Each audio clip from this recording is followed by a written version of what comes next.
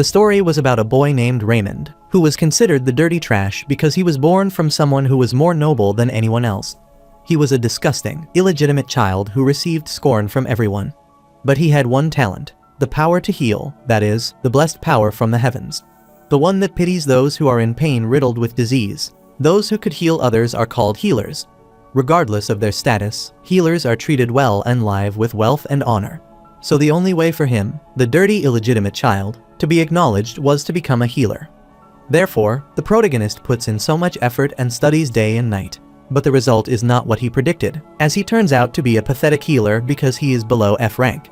One cannot break through the barrier of talent through effort and hard work alone. He couldn't surpass being an apprentice even after hard work of 5 years. Now, he was the person who did chores for other healers. If they instructed him to wipe the window, then he had to do it obediently without asking different questions. Everyone ridiculed him for being a pathetic, dirty, and stupid illegitimate child that he could clearly hear, but he didn't pay much attention. One of those apprentices threw a crumbled paper on his head and instructed him to throw it away, and his fellow apprentices started laughing at his action. The protagonist knelt to grab what appeared and heard them wondering why the protagonist was born as that person's son. But one day, while working, he was reading the book. Suddenly, a system window popped behind him that generated such a jerk that startled the protagonist, and he threw away the bucket of water. The system notified him that he had awakened as a player with the class surgeon. He was dumbfounded to see this notification, as it was like a miracle to him that he had never expected in this life. He wondered what this was and rubbed his eyes, assuming he might be hallucinating this because he was overworked. However, he still saw the class surgeon and asked what this was, as this was the first time he had heard of a class named surgeon. The protagonist jolted his head because he thought he was hallucinating anyone, so he wondered why the system wasn't showing him any way to earn money instead of showing this strange and anonymous class. The protagonist closed his eyes, and as soon as he opened them, he was startled as he was wearing the operation theater gown, cap, and mask and was in a strange place. He heard someone asking about the patient's vitals, but there was too much bleeding, so the doctor instructed the other doctor to hurry up and transfuse the blood. The protagonist was shocked, wondering what was happening. Soon, he went ahead and saw the doctor instructing his companion to double the amount of Levoft. His companion incurred and started filling the injection in the syringe. The doctor called his assistant and asked for Kelly, which startled the protagonist, and the person affirmed this to the professor and handed it to him. The protagonist lifted his hand and was shocked, as this was the first time he had heard this term, but he completely knew what it meant. He knew what vitals, Levoft and Kelly meant, and he also knew why both his hands needed to be held above his waist. He couldn't understand the reason for understanding all these strange terms that he was hearing for the first time. He was the healer then, but soon he corrected himself because it would be more precise to say he was the doctor. What he was currently seeing was the surgery being performed on a patient with a ruptured spleen, which is known as a splenectomy. The protagonist is certain that this patient is someone whom he couldn't save with the skilled healing that he had learned from his master. However, with the medical procedure he witnessed then, he could have the patient having the same problem. Suddenly, he opened his eyes and was so shocked that the book fell from his hand. He sat on the floor, wondering what it was. It is a surgery where the person cuts open the patient's stomach, and this was a treatment that he had never heard of before. This surgery was basically a savage pseudo-treatment. He laughed, was positive that it was just a dream, and was annoyed because he got the stupidest dream because of his overwork. But the truth was, it wasn't the dream. Although he didn't know the reason, his brain instinctively understood that procedure. This was a lot more incredible than healing, and it was also a reliable treatment method.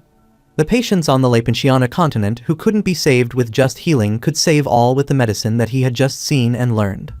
He held his head and wondered what had happened to him, but soon, the notification congratulated him on awakening as a player. He was informed that his player class was a surgeon, his job rank was SSS, and he was requested to check his window. The protagonist was stunned to learn about the status window, and he opened the status window showing the description of his stats and other details. Raymond was an SSS rank surgeon who was a rookie resident.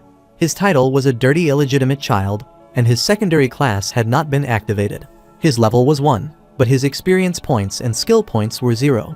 However, for his stats, his stamina was 3, his senses were 2, and his intelligence was 17, but his remaining stats points were 0. His academic skills include a D rank in surgery. General and basic surgery were both C ranks, medical botany was an S rank, and endemic pathology was an A rank. His attribute skill was Iron Heart, which was D-ranked, but he had no secondary skill. This all stunned the protagonist, and then he was notified that there were many limitations to the surgery ability because of the player's low level. So, he should treat patients and gain experience points because he could experience unlimited growth at his level. Raymond didn't know what was happening, but the one thing he was certain about was that an incredible and unbelievable miracle had happened. Soon, a healer entered the room and shouted at him, cursing him and calling him pathetic. He asked him when he was going to crawl there like that. The healer's sudden rage shocked the protagonist, and he turned white, apologized to him, and assured him that he was planning on leaving just now. However, the healer threw the dirty water on his head and remarked that he didn't need to go because he had to stay there with the dirty trash. With the talent below F rank, his master supposed this was all he could do in the prestigious Bell and Clinic. All of the students saw him and ridiculed him as he smelled rotten, and were amazed because that useless illegitimate child hadn't still left. They wondered when he was going to stay at their clinic and assumed he didn't even know his place. The student's companion, making a harsh remark, instructed him to be silent and inquired what he would do if that person heard him slandering. However, the student doesn't care even if Raymond hears him, as he supposed he couldn't do anything to him because he was an illegitimate child. Raymond was at such a prestigious and famous clinic because of that person, but that person also said that Raymond was his child publicly, but he didn't care about him. They wondered that they didn't even know he had that person who was hoping for Raymond to die somewhere, and their harsh, slandering and mocking remark disheartened the protagonist. He was crying about his fate, but suddenly, he was startled as a student shouted at him, calling him a lemon, and informed him that Chief Healer Lang was calling him. The protagonist was surprised to know that Chief Healer Lang was summoning him, so he quickly stood and went there. Later, in Chief Healer Lang's room, the chief welcomed his senior, and the protagonist bowed before him and greeted him. The chief healer drank the cup of tea and rambled that it had already been 5 years since his senior had become an apprentice. It usually took 2 years for others to finish, but for Raymond, it was 5. The protagonist was mortified but concurred because the chief healer was right. Chief Healer Lang then praised himself by saying that he, who came a year later than his senior, rose to a high B rank healer and has now become the chief healer. Although the protagonist was embarrassed, he praised his junior and clarified that it was because he had great talent. Chief Lang affirmed and explained that he and other official healers had decided that he could never become a healer with his pathetic talent. So, from that day onward, he revoked his qualification as an apprentice and requested that he quit being an apprentice and leave the clinic quietly. This shocked the protagonist, who knelt and bowed before the chief and requested that he rethink this one more time. However, Chief Lang puts the cup of tea on the table and clarifies that they came to this conclusion after thinking about it enough. If it weren't for Raymond's parents, then someone as talentless as him would have been kicked out in less than a year, and 5 years would still be more for him to stay there. The protagonist wondered what he should do now because the whaler was the most successful job that he could do as an illegitimate child. He knew that if he got kicked out of this clinic, then he wouldn't be considered and acknowledged as an official healer. Soon, the system window appeared before him, which shocked him, and he was notified that he could treat the patients through surgery. This sparkles the protagonist's eyes as he realizes that he could treat the patient using the surgery as a method. He thought for a while and affirmed that this was also possible, and then he assured the chief that he would prove that he could treat patients. The chief mocked him and asked how, but Raymond was confident and rambled that if he assigned him a patient, then he would treat that patient, so he requested the chief to give him a chance to prove his worth. Although his heal is F-ranked, and he is the least talented with the knowledge of medicine in his head, he can become a healer too. Chief Lang supposed Raymond might have thought that treating patients is child's play. He closed the book and agreed with him as they had the perfect patient for him. The chief handed the document to him and assured him he wouldn't chase him out if he successfully treated this patient. The protagonist grabbed the document, embraced it with happiness, and left. Later, at Rankin Street, the protagonist is holding the document and is wondering if he can do it. He was a bit anxious as this was his first time treating the patient personally, and if he failed, then he would definitely be chosen. Then, he wouldn't be able to finish his time as an apprentice and would lose his chance to take the exam certification exam and become an authorized doctor who would be recognized for the rest of his life. He knew that he would be sent to prison if he got reported while treating the patient. Then Raymond would have to hear the gossip and harsh words of people committing him that not only is he an illegitimate child, but he also committed a crime. The people would wonder just how much Raymond intended to sully that person's name. They would assume that if they were in Raymond's place, then they would have hidden in some unknown place and died quietly. But Raymond was too shameless to show himself after committing the crime. Even those horrible thoughts scared Raymond, and he unintentionally got hit by the door as the kid inside opened it. The kid looked at Raymond, who fell on the ground, and inquired who he was. The protagonist greeted him and introduced himself, but the kid's eyes filled with water joy, and she rushed toward him and asked if he had come from Belland Clinic. She gladly called her mother and informed her that the doctor had arrived. This startled her mother, and she went out of the house and approached Raymond. She was delighted that the doctor had really arrived. The protagonist stood and greeted her, and the lady thanked him for coming and requested him to come in quickly by accosting him as a healer. The protagonist clarified that he is not a healer but an apprentice. However, the lady grabbed his hand and clarified that she didn't care whether Raymond was an apprentice or a healer, but requested him to treat her husband. The lady explained that the clinic said they couldn't pay the fees for the required treatment, so they wouldn't do anything for him. Currently, she is in a situation where she has to watch her husband die without being able to do anything. The protagonist read the patient's history, which says he has a gluteal infection. Because the patient's buttock has several infections, it was a difficult illness that needed at least B-ranked healing. There was no way a low-income family would have the money to hire such a high-rank healer. So, his family would probably have to see him dying without even getting proper treatment. Just like when Raymond was young, he also went to the clinic requesting them to help him. Although he assures them that he will do whatever it takes to earn the money to repay what he is lacking, he requests them to save his mother. Similarly, the kid of the patient was requesting Raymond to treat and save her father. He looked at her teary eyes and asked where the patient, and the lady led him inside. He was suddenly notified that he had volunteered to treat the patient, which was why he was given a special bonus. He obtained 5 skill points, which makes the protagonist wonder what those skill points are. Another notification appeared explaining that he would receive skill points when he obtained a special achievement and completed a quest. He could gather those skill points and purchase the skills that could help him treat patients. The protagonist was amazed, as he didn't know there would be an explanation, and suddenly, he received his first quest, which was that he had to treat his first patient. Raymond's current medical treatment rank was half scalpel, the difficulty was low, and it was clear that his condition was that he had to treat the patients. After treating the patient and successfully completing his quest, he would receive the reward of a bonus level up and skill points. The protagonist was startled to read the clear condition, which was he had to treat his first patient, and he enthusiastically clenched his fist and agreed that he had to treat his first patient at all costs. Even though he came there because he didn't want to be chased out of the clinic, he still wanted to be treated at all costs. Suddenly, the child rushed inside the room, accosting her dad and telling him that he would be alright now because with healer had arrived. Raymond thought he might be able to do this since not only did he have the healing skills, but he also had surgeon knowledge. He looked at his stats, which show he was an academic-level surgeon with proficiency in D. He had specialized knowledge about performing surgeries for patients and could treat them via surgery. Since his knowledge level was low, there will be restrictions when performing difficult surgeries. His current experience points and skill points were 0, and he would gain experience points whenever he treated the patient. The number of experience points required to level up was 50. He knew that his level was currently low and there were some restrictions, but if he leveled up, he could get even better skills. Furthermore, if he treats the patient, he will also become an exceptional healer and proudly receive others' recognition.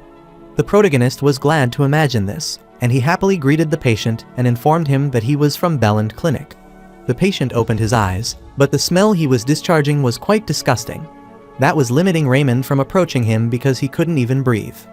The lady called the healer, and Raymond was dumbfounded, wondering what he had to do when he first met the patient. He couldn't remember anything and worriedly closed his eyes. He didn't want this to continue as he needed to pull himself together. His determination activated his passive legendary skill, whose proficiency was D rank, the Heart of Steel. With a steel-like determination, he could optimize situations regarding patients.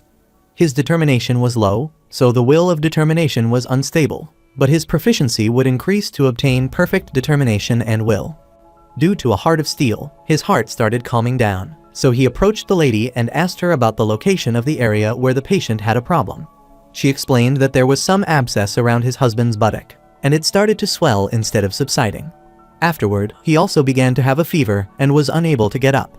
Raymond knew he had to speedrun, so all the work had been halted, and he had to check the patient's blood pressure, heart rate, and breathing rate. He decided to take a look, started measuring the patient's pulse, and became a bit relaxed since he wasn't septic yet. So, if he could treat the patient quickly, he would be able to save him. After checking the patient's vital, he requested the lady to inspect the area where the abscess was, and she concurred with his request and changed her husband's position. The protagonist looked at the hip abscess, and although it was very troublesome to use heal for this was one of the basic illnesses from a medical point of view. The lady worriedly asked Raymond if her husband could be treated. She inquired because the clinic said that her husband was severely ill, so only a high-ranking healer would give him any chance of survival. The protagonist affirmed and assured her that her husband could be treated, which delighted her. Raymond explained that for him to be treated, he needed both of their help. The lady gladly requested Raymond to tell her what he needed, as she would help him with whatever he needed. Raymond instructed her to bring clean water that has been thoroughly boiled and needs to be cooled down after being boiled for as long as possible. She affirmed and assured him that she would prepare it immediately. But she was startled as Raymond instructed her to prepare a clean and sharp knife. She asked him again if he demanded a knife, and Raymond affirmed and ordered her to heat it over a fire. She wonders what kind of treatment he is doing, and the protagonist explains that he will perform surgery. The child wondered what it was, but the lady was unaware of this medical term since she had never heard it before. Soon, she brought the clean water and sterilized knife, and Raymond placed the knife above the abscess, which worried her, and she immediately grabbed Raymond's hand and inquired what he was doing. The protagonist explained that he is treating her husband, but she couldn't understand why the healer would use a knife to cut into his flesh because he should use healing instead. Raymond assured her that he would save her husband, so he requested her to trust and follow him because he would make sure he could laugh again with her daughter. This builds a little bit of trust and peace of mind in her, and she releases the healer's hand and stays behind quietly. Meanwhile, the protagonist gets worried as he wants to make sure not to make any mistakes and that he must succeed. He recalled the time he spent in the operation theater and recalled how the surgeons were calm throughout the process. Even though the patient's artery started bleeding, they calmly stopped the bleeding and made sure to see the area clearly because the patient would go into cardiac arrest if they didn't hurry up. Those surgeons have a cool head but a compassionate heart. In common medical knowledge, that was the type of mindset that a healer should have. With the surgery knowledge that Raymond has something like an abscess, exclusion of this level is so simple that one would be embarrassed to call it surgery. Soon, he excised the abscess and the area started releasing pus, which worried Raymond, and the child worriedly called her dad. Raymond wanted to pull himself together and wanted to follow his surgery knowledge. He used the clean cloth to clean off the pus, then used the sterilized water that had been boiled to cleanse the inside of the abscess until no more pus was seen. After that, he had to cut out all the dead tissue using the knife, and soon he was done. He gladly put the knife down as he was done with the inside that the pus was rotting away in. Lastly, he decided to use the potion made with herbs that possess natural antibiotic properties on the wound. Finally, the procedure was over, which pleased both the child and her mother, and she asked him if it went well. The protagonist gladly instructed her to look after the patient, and she went to her husband and held his hand. After some time, the patient was awake, which filled both of their eyes with tears of joy as he was awake. Raymond approached the patient and decided to check his fever, so his family agreed and stepped back. After checking the fever, Raymond was glad it was completely gone, so he hoped the patient would fully recover in a few days. The lady's eyes filled with tears, expressing her unlimited gratitude toward the healer. She didn't even have appropriate words to describe how thankful she was. However, Raymond explains that he did what he should. However, the lady explained that was not all she did because no one did what Raymond did for her husband. She knew the healer might not know how many clinics she had gowned so far, but all of them only told them off by saying they didn't have enough money, so they wouldn't even take a good look at him. However, thanks to Raymond, she doesn't have to lose her husband, so he is the savior of her family. The protagonist was answering her, but the child rushed at him and hugged him. This was the first time that he heard someone saying thanks to him. They were treated. He hugged the child and supposed this might be the joy of treating the patient. After some time, he went to Chief Lang's office, where he was shocked that Raymond had cured the patient.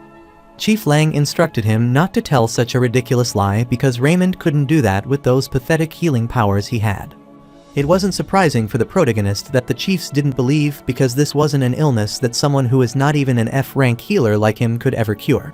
Heal isn't an omnipotent power that can heal all diseases just by placing one's hand on the patient. On Leipentiana, healing was the one that boosted vitality. Raymond boosts vitality, and several useful healing effects will occur against various illnesses, but it is also useless against many other illnesses. The pus that the protagonist had treated would be useless no matter how much healing boosts one vitality. It wouldn't be treated unless the pus inside the abscess were extracted. It was not just the pus in the buttock, but there were too many problems with the Leibniziana treatment method. It was because they didn't research the treatment properly due to their over-reliance on heal. While he was indulged in his thoughts, the chief healer shouted that he would go himself and check the patient, which gave goosebumps to Raymond. On his way to check on the patient, Chief Lang looked back and clarified that if the protagonist lied, he would ensure he prepared the price for it, so he wanted him to be ready for it. After the chief left, the protagonist tried to calm himself because he didn't want to be scared since he didn't do anything wrong. Soon, several notifications appeared before him. Since completing his quest, he received 10 skill points and leveled up. He was notified that he would level up when he obtained the required skill points. Furthermore, as he leveled up, he could increase his stats, and after reaching level 40, he could upgrade his rank. Currently, his rank was Rookie Resident, and the protagonist wondered if his rank would go up the more he leveled up, which would be from Rookie to Trained Resident. In that case, since he was a resident at the time, he would level up a lot in the future, and could even become a specialist and professor. He wondered if he could level up in this manner. To commemorate the treatment of Raymond's first patient, he was given a special bonus, and his level was increased. Currently, he is on level 3. Suddenly, he looked at the remaining stat points and wondered if he got one more stat every time he leveled up. But he wondered what kind of numbers those were. He looked at the sense and supposed this might be something that helps with surgery, and intelligence seems to be an ability that uses the brain. Stamina is the ability that includes overall physical abilities like endurance, muscle strength, etc. If he possessed strong stamina, then it would be helpful and more advantageous when he treated the patient. Sense is the intricate ability that controls the physical body, so if he were more sensitive, he could perform the movements more delicately. Intelligence was the ability that allowed him to utilize his knowledge better, and the last ability wasn't revealed because he didn't fulfill the requirement. The protagonist was startled to look at the question marks, but he ignored it and put 2 stats points on his senses.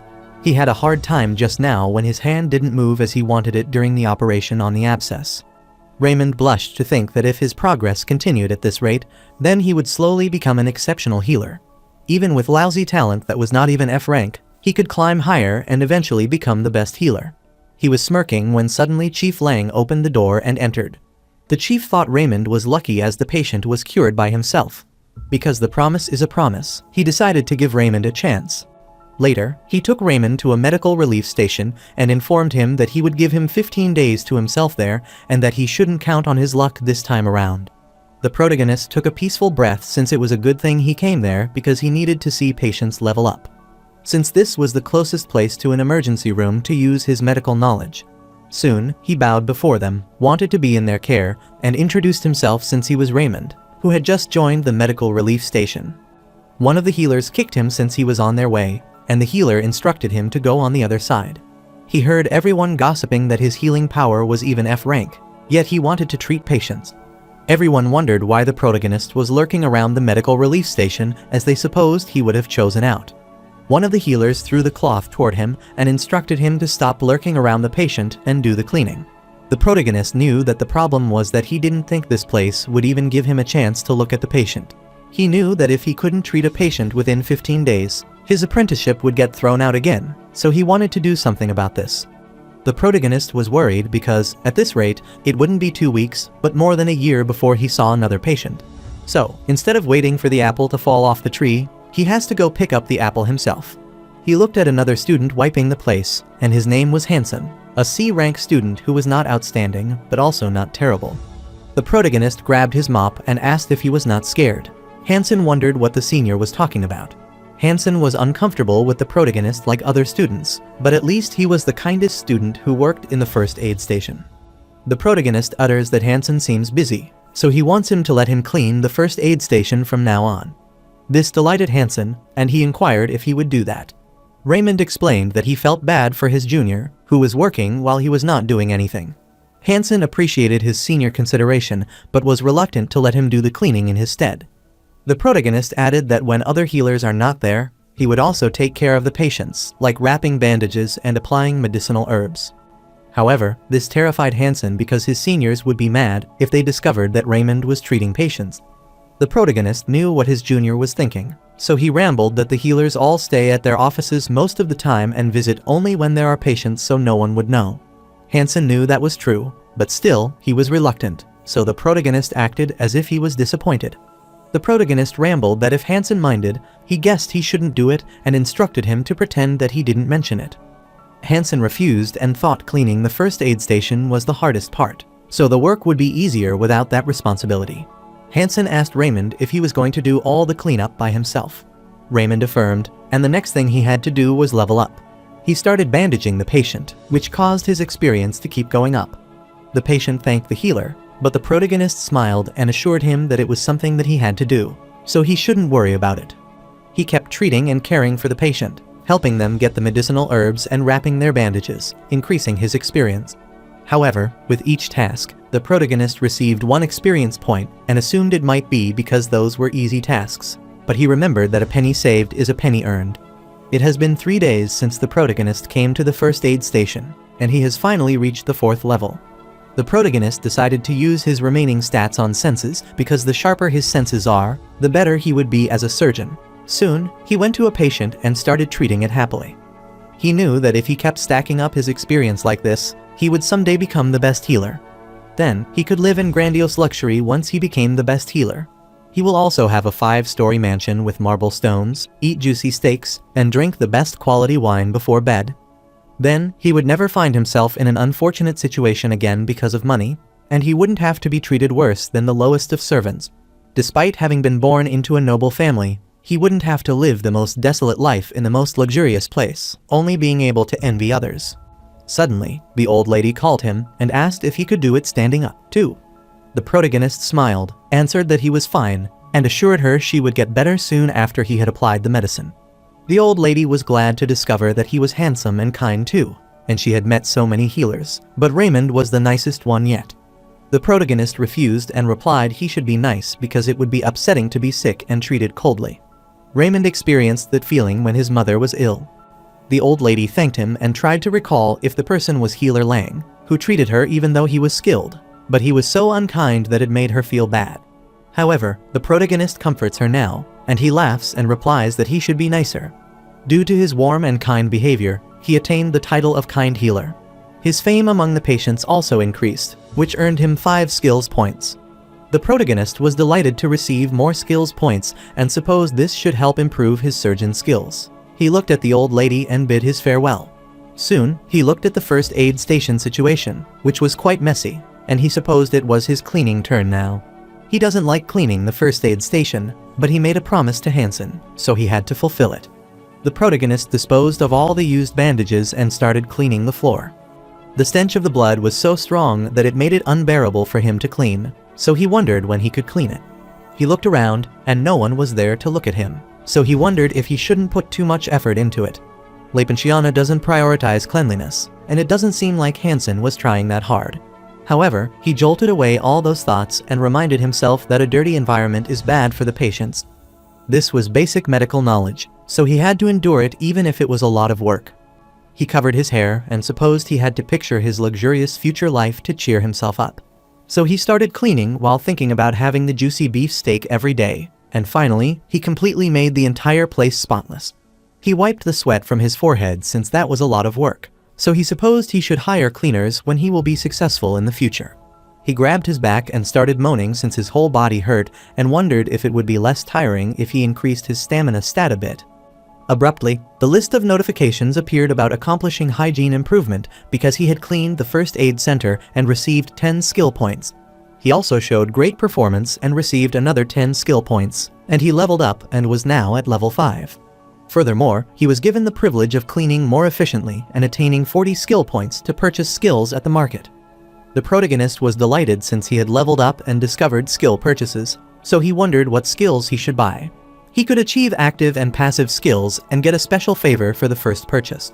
Unique skills currently available for purchase are Iron Man Strength, Surgeon Nimble Hands, and Wise Man Eyes. The protagonist was impressed, but soon, he was instructed to choose wisely because a special opportunity like this wouldn't come too often. They were all unique ranks, so the protagonist wanted to have all, but he had no other choice than to choose one from them. Suddenly, Hansen worriedly opened the door and announced it was an emergency case because the patient was throwing up blood. Hansen instructed the healers to hurry up and use heal because the patient's condition wasn't looking good. The protagonist was worried about the patient throwing up blood, as this was a bad condition because treating him with a healer of at least a rank would require a healer. Heal is a power that stimulates the life force, and stimulating the life force activates coagulation. However, effectiveness decreases in this situation where the bleeding is severe. Only Director Bucks has the A-rank healing power in Belland Clinic, and they only have a few B-rank healers there, so the protagonist is worried because the patient would die at this rate. However, the protagonist soon refuses it because, with medical technique and according to surgical knowledge, there is a method to operate surgery on this kind of patient. However, he can't do it as a beginner resident, so he thought it would be possible if he were a skilled resident. Soon, Chief Lang arrived and looked at the patient, who was again throwing up blood. Hansen affirmed and explained that Director Buck was treating the patient in the countryside. The patient again threw blood on Chief Lang, which pissed him off, and he instructed Hansen to send this patient back because there was nothing they could do right now. This worried the protagonist, and he rushed at the chief and thought they should at least use heal on him. Healer Lang inquired if he couldn't see that a heal wouldn't do much. But the protagonist thought with Healer Lang B's rank healing power, and it might be possible. Healer Lang furiously stared at him and inquired if he was trying to teach him right now. The protagonist was speechless, and Chief Lang reminded him that he was a failed student who couldn't even graduate as an apprentice after 5 years. Healer Lang pointed at the protagonist's shoulder and instructed him to treat the patient if he was worried about his illness. The protagonist wondered what he should do as there was a high chance of failure even if he stepped up. He would be blamed if something goes wrong with the patient, and if he gets kicked out of his apprentice position, it might create problems for him. Suddenly, a quest appeared to make him a compassionate healer. Its difficulty was high. He had to treat the patient with a condition above his skill level with a fierce will, and as a reward, his bonus level was up to double the normal, and he would receive 30 skill points. The protagonist smiled at the appearance of the sudden quest to treat this patient. He refused because he was trying to hold to this point with his teeth and nails, and it would be the end of something going wrong. Suddenly, the patient started coughing blood, and they asked him for help. However, Raymond ignored him because he could do nothing. This was beyond his abilities, but if no one stepped up, that patient would die. The protagonist wanted to think rationally about it because he couldn't save that patient even if he tried. So, it was smarter to care for patients more easily in the next 2 weeks and find another opportunity. However, the patient started coughing blood again, which made the protagonist curse his fate. Soon, he was notified that he had manifested a skillful iron heart, due to which he possessed an iron-like mind and strong heart. After this, suddenly, someone's voice entered his ear, and the man requested that he receive his request to practice medicine, and he solemnly pledged to consecrate his life to the services of humanity. The protagonist agreed as that was right, though it might be impossible, but he can't walk away from a dying patient. The protagonist inquired the chief healer if he could treat that patient. This shocked Chief Lang, and he asked what the protagonist had said. The protagonist clarified that if Lang permits him, he will try to treat this patient. Chief Lang supposed it seemed like he had gone crazy, so he should do as he pleased. However, he wanted Raymond to take responsibility for the result, and wanted to see if his luck would help him this time, too. The protagonist wonders if he can do this, as performing the surgery alone is already hard enough. While he was indulged in his world, Hansen accosted him and inquired if he could help him with something. Hansen explained that he also didn't want to see this patient die. This relieved the protagonist because he also needed an assistant, and he grabbed Hansen's hands and thanked him for his help. However, Hansen wondered how his senior would treat this patient because it was impossible to heal at their level. The protagonist explained that he would save him through a different method instead of using his healing. Hansen wondered what kind of different method his senior was talking about. The protagonist answered that the situation was urgent, so he wanted to explain it later. But firstly, he wanted Hansen to prepare some things. Soon, Hansen explained that he boiled the knife in clean water and sanitized it with fire just like he told him, and he also brought thin thread that he sanitized with medicinal herbs. However, he wondered what Raymond was planning to do with these things. The protagonist assured him that he would find it when he saw it himself. Hansen explained that the patient was unconscious, though by using the hallucinogen, he put the patient to sleep and anesthetized him. The protagonist looked at the material and was glad he had prepared the catgut in advance. It was easy to get because it was the material used by the mages from the Magician Tower. The protagonist first sanitized the area, which startled Hansen, who inquired what his senior was trying to perform on that patient. The protagonist explained that this procedure is surgery, which starts with Hansen, as this term was new to him. When the protagonist incised the patient's abdomen, Hansen was shocked and worried, wondering what the senior was doing. The protagonist was also worried and could see fat, muscle, and blood. He only knew about cutting the abdomen open in his head, but seeing it personally, his mind went blank, and he wondered what he needed to do now. Suddenly, an iron heart was activated, which made his mind stronger, and Raymond kept motivating himself to do it and to be the best healer. He was neither a trash nor an insect, so he would become someone who received the awe of everyone one day. So, the protagonist decided to think about the wealth and honor he would obtain and started laughing cunningly. His mind became clear, so he knew that it was a median incision, and he needed to follow the knowledge of surgery. Meanwhile, Hansen felt nauseous and wondered what his senior was doing to the patient and if he should stop him right now. The protagonist hardly worked on the patient's recovery and wanted to do it at any cost. Hansen was stunned because this was his first time seeing Raymond's eyes like this, and he thought his senior was a meek and easy person.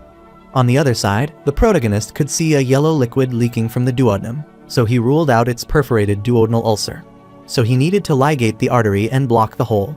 Suddenly, he called Hansen and instructed him to lift the red orange, which worried him. He got scared at the thought of lifting it, and he started crying while lifting it. At the same time, the protagonist knows that he needs to cut out that perforated part with the knife. Suddenly, his hand movement was slightly restrained, and he cursed his fate. Although he knew what he needed to do in his head, his hand couldn't follow along, which worried him because, at this rate, the surgery would fail.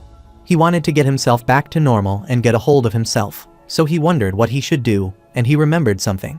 He supposed he should buy the skill he was putting off, which was the surgeon's nimble hand. Although good stamina and amazing intelligence were important, the most important thing in the end was the ability to save the patient. So he purchased the skilled surgeon's nimble hand, and the bonus was also applied to it, so the minimum amount of points was consumed. The surgeon's nimble hand was a unique skill with proficiency D, and with this, he could obtain surgical skills that were beyond his abilities once a week, and the sense's stats will also be increased by 10. However, when the protagonist's proficiency increases, the cooldown effect is reduced, and his sense stats increase exponentially. Soon, he activated the skill, his senses increased, and his movement became finer. The protagonist was glad because the tips of his fingers had become sensitive. Although it is still awkward and unfamiliar, his hands have become more refined, and it feels like what Raymond lacks has now been given. The protagonist instructed Hansen to provide him with a thread, and he obediently concurred. The protagonist needs to tie the artery and stop the bleeding, and he is delighted because his fingers have become nimbler, so it's not hard. He just needed to close the hole in the duodenum wall, bring the omentum that connects to the stomach, and use the Graham patch to block the perforation. Then, he needed to sever the vagus nerve, which is related to gastric acid production. After wiping the gastric juice that contaminated the peritoneum with clean water, he finally closed the incision. He was notified that his first open abdominal surgery was successful, and it was the first ever surgery in the Lapensiana continent. With this, Raymond attained the achievement of the father of surgery, and he would be recorded as a pioneer by future generations. His attained achievement was high compared to his rank, but the acquired skill points had restrictions, and he received 100 skill points. His level was also up, and he achieved the status of a passionate healer, and 30 skill points were given again. His level was up again twice, and he was informed that he would obtain additional courage when he treated a patient beyond his abilities. The protagonist laughed, knelt, and started crying, which worried Hansen, and he inquired if Raymond was all right. The protagonist gladly rambles that he did it, and Hansen stands beside him and is surprised. Later, one of the healers informed Chief Lang that Raymond treated 2 patients who were vomiting blood. He furiously slammed the table and wondered how this was possible, but the healer assured him it was true. He didn't know what Raymond did, but the patient was no longer in critical condition and was now recovering. However, Chief Lang couldn't believe his word, so he rushed out to go there and confirm it himself. There was no way the person could treat patients with vomiting blood with the heels, which wasn't even F rank. Chief Lang opened the room door and saw the patient gladly conversing with Raymond, making him wonder how that was possible. The patient thanked the protagonist because he thanked him he was able to survive. The protagonist wants him not to worry and instructs him not to let his guard down and to be careful for the time being. Soon, Chief Healer entered the room and inquired if Director Bucks had healed him.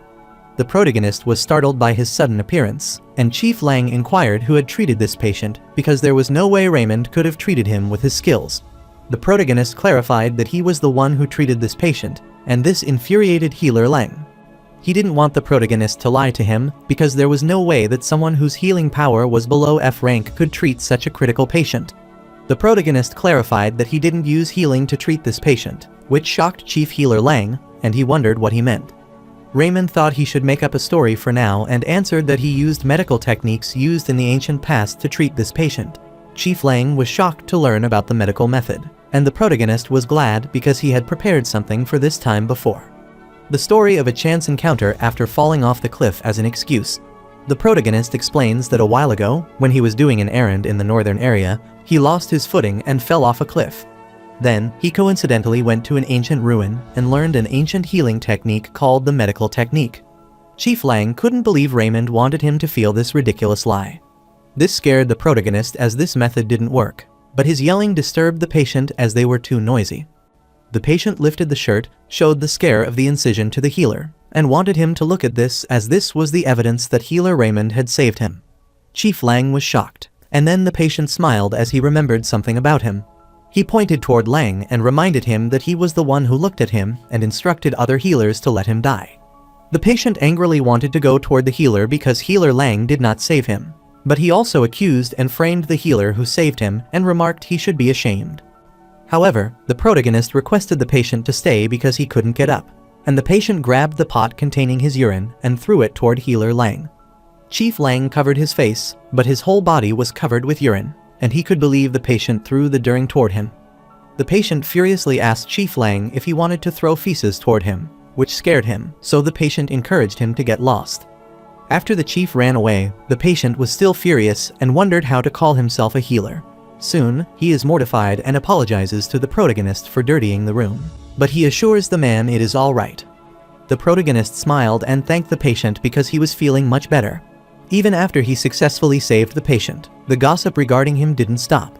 Everyone started ridiculing him about the secret medical techniques and wondering what nonsense this was, and they assumed Raymond might be lucky and stopped the bleeding. The protagonist is gloomy even though he knows people's view of him wouldn't change just because he cured a patient with medical techniques. While cleaning the area, Hansen looked at him, approached him, and accosted him. However, soon, he said it was nothing, grabbed the mop, and uttered that, from now on, he would be cleaning the area. The protagonist tries to stop him and explains that he is supposed to do it, but Hansen refuses, saying that he is the one who should do it. The protagonist wonders if he is overthinking because, from what he sees, the way Hansen looks at him now is different. Soon, he refuses and gets scared, then turns and sees Chief Lang and supposes the way Lang looks at him is different. From the sneering look to the glare that wanted to kill him now, which was quite terrifying. He supposed he would have been at a loss for what to do if people had done that to him in the past, but interestingly, he doesn't feel anything now. The protagonist wants them to wait and see that when he eventually becomes the best healer, he will abuse his power everywhere in the Belland clinic. Suddenly, Chief Lang approached the protagonist and wanted to talk to him about the medical technique he was talking about. The protagonist turned and wondered what it was, and he felt very uneasy about this. Chief Lang requested the protagonist to go to the Imperial Palace birthday festival, which will take place soon as a dispatch healer. The protagonist gets worried and wonders what he just said. Chief Lang clarified that he was asking him to go to an Imperial Palace festival and inquired what the matter was as this was something that he should be honored. The birthday festival was the banquet commemorating the birth of the founding king, a mega Imperial Palace festival where all the nobles in the capital would be. It is a huge festival, so not even the Imperial Palace healer would be enough. Therefore, each clinic would send a healer there to be sent to the Imperial Palace festival, which means one's abilities have been recognized, so it was a huge honor for a healer. Chief Lang explained that, more importantly, since she is just an apprentice, only a promising apprentice gets a chance like this. Since he has cured a patient who vomited blood, Raymond earned the right to participate. The protagonist cursed his senior because he wasn't giving him an opportunity there, but he just wanted to screw him over. Because the Imperial Palace was like hell to him.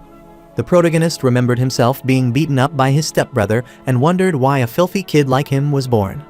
They wanted Raymond to die and wondered why he was not dying even with this. It was like hell compared to his time in the Imperial Palace.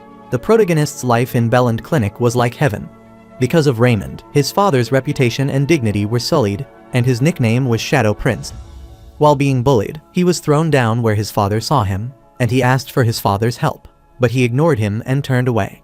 Houston Kingdom was a country of chivalry that didn't acknowledge illegitimate children, and the only mistake the respected king had ever made. In that place, the protagonist made a filthy mistake that shouldn't exist. A horrid filth that sullies the king's majesty, and healer Lang wanted to send him to the Imperial Palace Festival.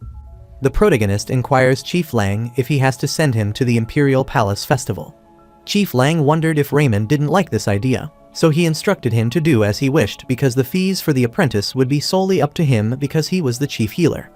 This left the protagonist in deep thought, and he truly wanted to hit him, so he wondered if he should do it. However, soon, he was assigned the medical technique quest, which was the guardian of the banquet. With the notification, the quest description was that many people would gather during a banquet. Since there is no way to know what type of emergency may occur, his role as a healer is to finish the banquet without any casualties. Its difficulty was high, and the clear condition was that he had to finish the banquet without any death. The reward was that their bonus level would triple, and he would receive 30 skill points. The benefits were that he would get some goodwill and some fame. The protagonist wondered why the reward was so high since it was 3 times the reward he received for treating his first patient. However, what truly bothered the protagonist was the difficulty, and he wondered if there would be a serious medical emergency at the banquet or something. Chief Lang wondered what the protagonist would do and was sure he would not refuse, and the protagonist agreed. However, the protagonist requests that he permit him to take the official healer qualification examination once the banquet is over. Even when they are ridiculously unfair and foul, he is still at the Belland Clinic because he wants to take the healer qualification examination. The protagonist didn't want to go empty-handed to the kingdom, so wanted to take the examination at least.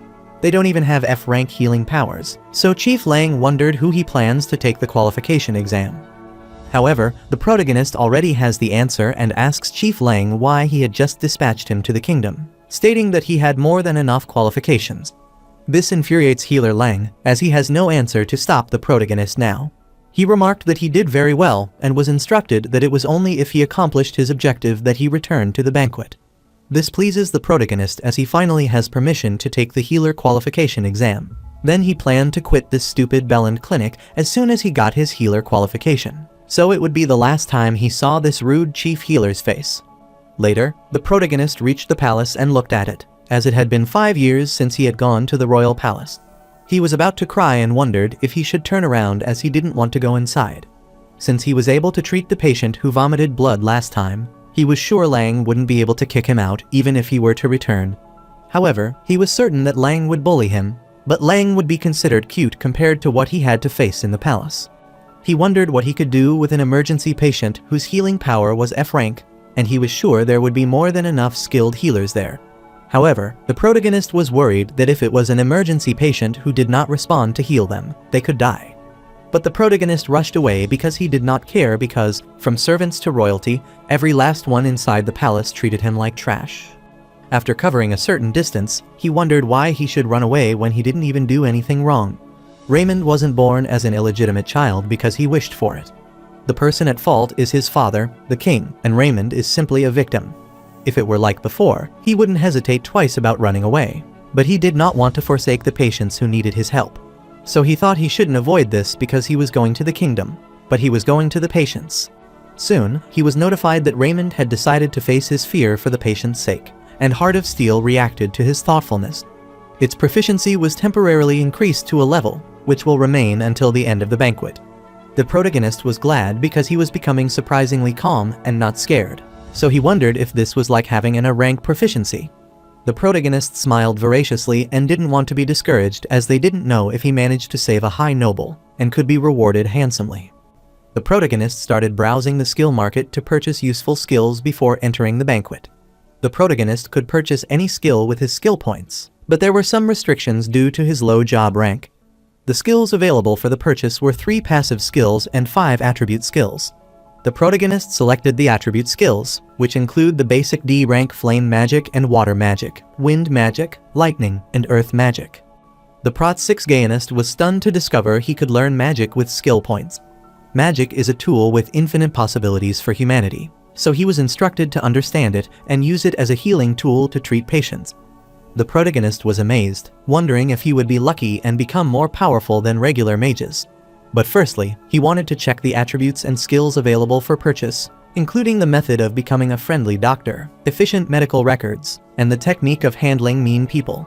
Because the protagonist was low level, nothing was outstanding, so he decided to purchase the method to handle mean people since there were a lot of them among nobles. He used 30 skill points, purchased that skill, and was notified that with this skill, he could handle mean people when he came across them easily. This delighted the protagonist. He excitedly thought of entering the banquet. Meanwhile, inside the banquet, the people were cheering. They lifted the Royal Majesty King's name on high and cheered for the King of the Knights. The people thought there was no one greater than the king, and it was all thanks to him that the Houghton Kingdom could become this advanced. The protagonist knew that everyone praised the king, an outstanding knight and commander in battle, and a politician who thought of his people. The king was the monarch who received the respect of the nobles, and no one could mock the great king, which is why they spoke badly of Raymond. If it weren't for that illegitimate child, the king would be flawless and wonder why such a kid was even born. The people were gossiping that it had been 5 years since the Shadow Prince had left the palace, and were pleased since it was a good thing that he had left on his own. The nobles were so happy they didn't have to see that trash child in the palace. They also heard that the Shadow Prince's healing power is useless, and he is still an apprentice. Suddenly, one of the nobles looked at the side and saw the protagonist, and then he inquired if the young man in the corner wasn't the Shadow Prince. Other nobles didn't agree and were sure it was someone else, but the first man was certain of Raymond and instructed them to look at his face. The protagonist didn't bother them and was happy because the rank Heart of Steel was effective. Raymond used to be discouraged just by receiving glances, but it didn't affect him at all that day. He looked in the mirror and thought his good looks exuded brilliance that day. The protagonist wanted to increase his Heart of Steel to a rank proficiency to face these remarks. Soon, he was at the center of all the healers, and he looked to the side and saw Princess Sophia. Her gaze as if she is looking at the bug still doesn't change, but compared to other princes, it's like a teenage girl being upset. Though she doesn't bully him atrociously, she doesn't do that because she doesn't have the strength to. Like the first queen, her health wasn't very good, and her complexion was still pale, so he guessed she was still unhealthy. However, suddenly, the protagonist was scared as he heard someone asking who he was, and if it was their rotten lemon. The protagonist recognized this voice and started trembling, as this was the fourth Prince Sadal, and he supposed it had been a long time since he had seen their lemon. He remembered Prince Sadal abusing him for being a lowly trash who didn't deserve to live. He kept hitting him and found it unbelievable that the protagonist was still alive. He wanted to see how long he would last. The remaining scars on his body still throb, and he can't move like a mouse before a serpent. Prince Sadal approached him and asked why he wasn't answering, and if he dared to ignore royalty now. This startled the protagonist, and Sadal remarks that he is such filthy trash that he dares to forget the prince. Suddenly, the Heart of Steel was activated, which enabled him to overcome unjust fear and have a sturdy will. Soon, his opponent was identified as a man, and a warning appeared. The opponent was recognized as a very high level, so the skilled method to handle mean people was activated. The protagonist fiercely stared at him, and soon, he greeted the Houston Kingdom's great fourth prince. Prince Sadal wondered why the protagonist was not scared. He used to be so frightened that he couldn't say anything to him. This infuriated the prince, and he grabbed the drink. But before he could speak, the protagonist asked what brought him there.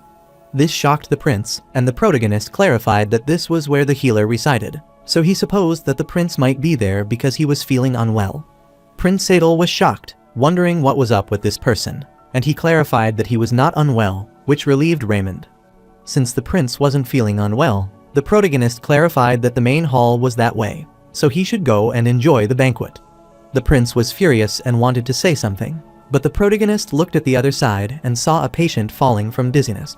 He rushed toward the count, grabbed his arm, and inquired if he was all right, which shocked Prince Sadal.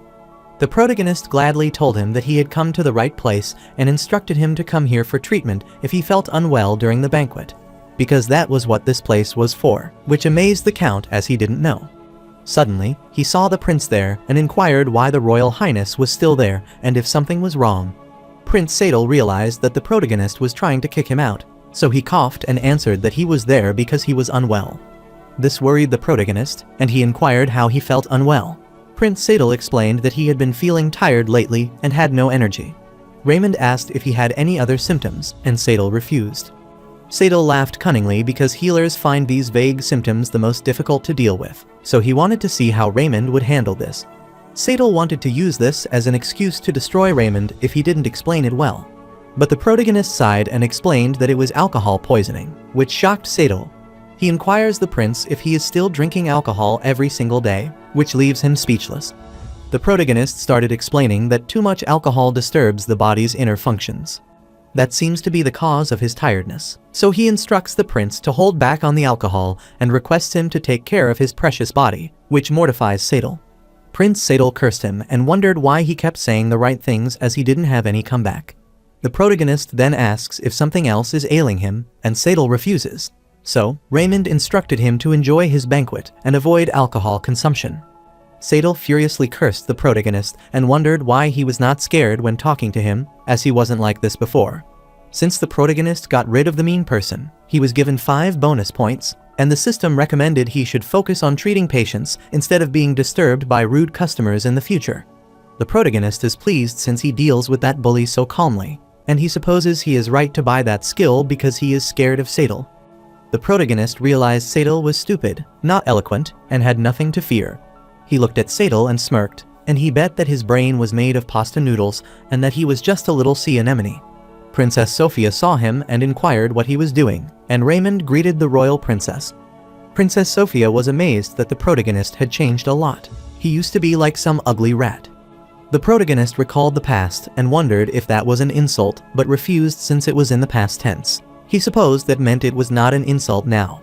The protagonist laughed and remarked that she was the same as before.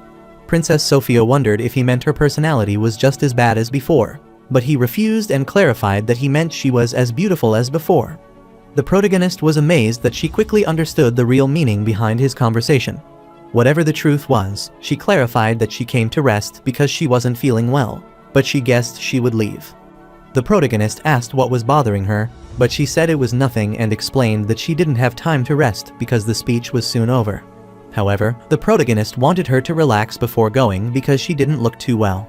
However, the princess uttered this was none of Raymond's business, as he is not even a proper healer yet, so she was sure he wouldn't know and left. The protagonist realizes she is just as mean and rude as ever, but it is tolerable because she is like that to everyone. Soon, she stepped on the stage, and everyone cheered for the royal princess. Princess Sophia expressed her deep gratitude to all of them there for her birthday celebration.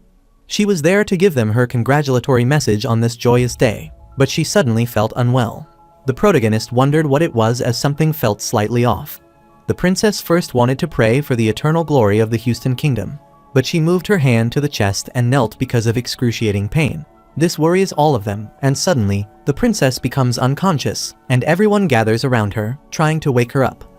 The count instructed the healers to hurry up and start treating the princess, and the protagonist was worried to see this all. He cursed it since Princess Sophia was the main character of the quest that he had to fulfill. The man again shouted and instructed the healers to use healing quickly, but none stepped in. Suddenly, one of the healers approached the princess and started using healing on her, but there was no improvement. The protagonist worries because even a rank healer is ineffective and wonders what to do. Things might be different if she were just a normal patient, but she is a princess, so if Raymond gets involved and fails to cure her, he will be punished terribly. He wonders if he should act like he doesn't see this, as it is not like he is in a good relationship with her. He affirms and thinks that if he just does nothing, then no one would make an apprentice like this take responsibility. He finally got a new ability and started to dream, so there was no need for him to let his life end unfairly. He recalled what the princess said that he had changed a lot and turned away, but he refused as he hadn't heard her apology properly, so he didn't want her to die like this. Even if she were to die, he tried to get her to apologize for all the wrongs she did to him before she died. He uttered that he would treat the princess, which gathered everyone's attention. The healer gets furious, wondering how dare an apprentice say that, and instructs him to get lost and not get in their way. The protagonist rushed toward the princess, apologized to them as they were out of time, and requested they step aside. He was notified that he had decided to treat an emergency patient despite being in a tough situation, strengthening the effect of the Heart of Steel. Everyone tried to stop him, but the protagonist pushed them and rushed toward the princess.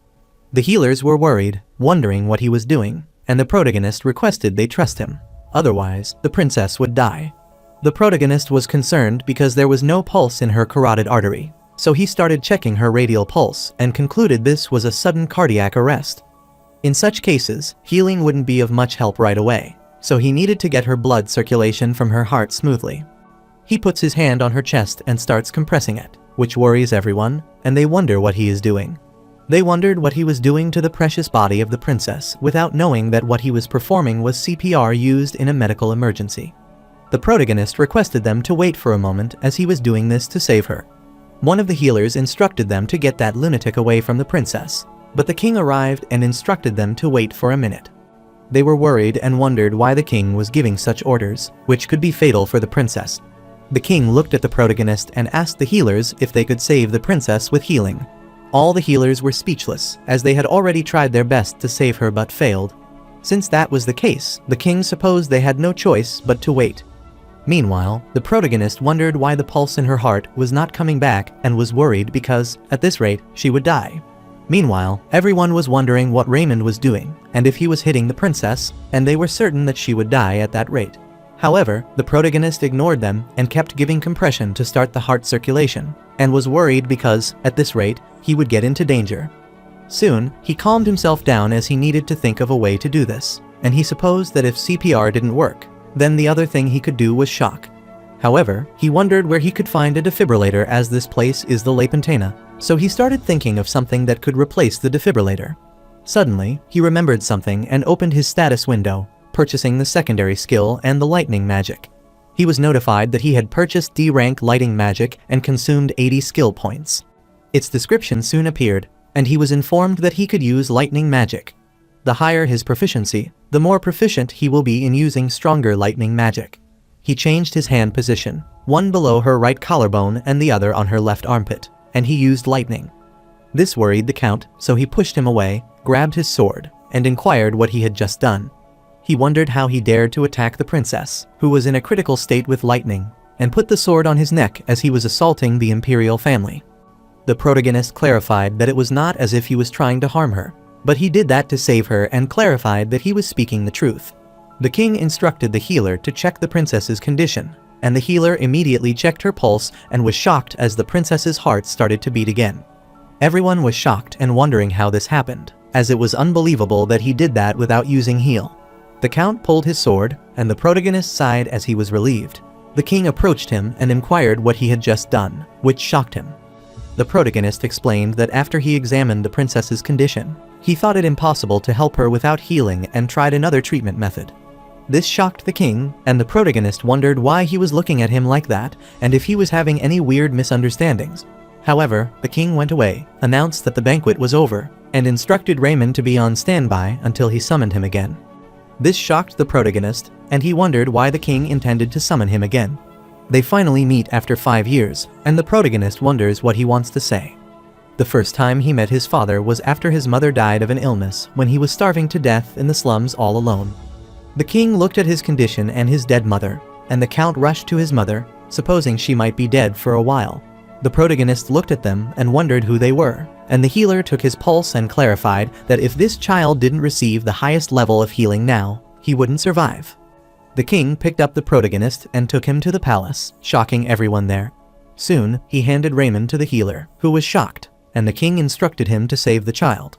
That was the first and last time he heard his father's warm voice, but after he survived, he could not talk to him at all before leaving the imperial palace.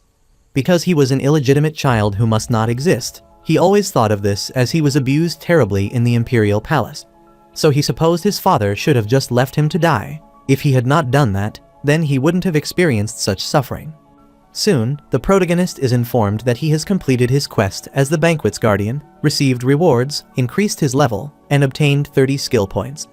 The protagonist is glad to receive the quest reward as he has forgotten all about it. Then, he achieved the title that he was the one who had saved a noble person and was given a bonus level, so he was given 30 bonus skill points. The special benefit that he received was that his reputation had increased. The protagonist was pleased that getting involved in this mess was worth it, as he leveled up 4 times and got 60 skill points. At that moment, he was not even worried about his father, but then he corrected himself as he wasn't his father and just a king, so he did not care what the king said. He was proud to be the one who saved Princess Sophia, so he wanted to get the best reward from the king for saving the princess. He tried to get everything out of the king to save his beloved daughter. Later, the king accosted him, and he greeted the king and introduced himself as Raymond, the king's lowly servant. The king inquired about the protagonist since he said he used a treatment method different from healing. The protagonist affirmed and clarified that it's a mysterious technique known as a medical technique. It was an ancient secret technique that he learned when he visited an ancient ruin, and this was the lie that Raymond prepared for such a time. There are many ancient ruins in the Lapentana continent, and people have often gained mysterious abilities while exploring them. Regarding ancient Lapentana, many techniques that are even more advanced than those of the modern world have yet to be discovered, so it wouldn't sound strange even if Raymond said there are other treatment methods besides healing. The man beside the king agreed that ancient ruins have ancient knowledge that was lost over time, but he thought for a while since he said it was a medical technique, and the protagonist affirmed. Whatever the method was, Princess Sophia was recovered because of it. So, the king recognized what Raymond did and rewarded him, which pleased the protagonist as that was what he was waiting for. The king asked him what he wanted and clarified that if he wished to treasures, he would bestow wealth upon him so he didn't have to worry about money for the rest of his life. The protagonist is amazed when the king thinks he has taken money as his reward because he can earn more than enough money after becoming a successful healer. So, he wanted a reward that only the king could give to do what he wanted. The protagonist utters that he is a healer, so the only thing important to him is to look after patients. He doesn't need treasure, which shocks everyone, and the healer is amazed to know that Raymond is an amazing young man. The healer never thought he would still be thinking of patients in front of such an amazing opportunity and assumed he was a true healer of this era. The count was shocked that an illegitimate child had such pure and noble thoughts. However, the protagonist thinks it is a pile of complete rubbish because money is king, so he needs to set this bait to get what he wants. However, he rambled that he needed something and explained that he wished to work hard for the rest of his life to save patients. So, he hoped the king could guarantee that he could do that for his patients. This stunned the king, who inquired if Raymond was asking him to guarantee that he could treat patients using medical techniques. The protagonist affirmed and requested the king recognize the medical technique as an official treatment method. The protagonist knew that the existing healers would eventually retaliate against him if he kept using medical techniques. In the worst case, they would say it was sorcery, and the healer tower might ban it. If he wants to use medical techniques without the healing tower getting in the way, he needed the king's recognition, so he tried to get it right now, and the king ultimately agreed to his request. The king clarified that he could not recognize the treatment method that saved the princess. In the name of Odin D. Houston, he recognized the medical technique as an official treatment method. This pleased the protagonist, but this wasn't enough. This was just an appetizer, as he still wanted one more thing. Then he explained that he had one more request, and he had said before that he didn't want gold or silver. However, he wanted to live with the honor of being a healer. The king wondered what Raymond meant by the honor of the healer. The protagonist explained that if His Majesty allowed it, he should bestow him the Medal of the Bringer. The king was shocked, and everyone started gossiping about Raymond, talking about that Medal of Bringer, which is the order given to those who achieve imperial merit. What shocked them was that it was just the Medal of Honor without any reward. They never thought Raymond would demand only the Medal of Honor and decline other rewards when he treated the princess. The count was shocked because he thought Raymond was just a dirty, illegitimate child. But as a healer, he was a very innocent and amazing person. The protagonist is notified that his fame is increased because people are touched by his heart toward the sick. The protagonist laughed to know that everyone was feeling touched because, in reality, that all was a misunderstanding. The protagonist was amazed that everyone thought he would want a reward with no value. However, they didn't realize that if he got the Medal of Bringer, then he could get an honorary knighthood. Although it's a signal win with no authority, he could also become noble, and becoming noble was the sweetest and best reward he could receive through this opportunity. The king inquired if the medal would be enough for him as he could demand more. The protagonist affirmed and explained that he did what he should do as a healer, so he doesn't need any other reward because the medal is more than enough. All the nobles were pleased to hear his decision and were praising him, so he was notified that his fame had increased. The king agreed to bestow Raymond with the Medal of Bringer. Raymond thanked the king. While leaving, the protagonist is delighted, and the king looks at him from the castle. The king man remarked that Raymond had changed a lot and that he was unrecognizable.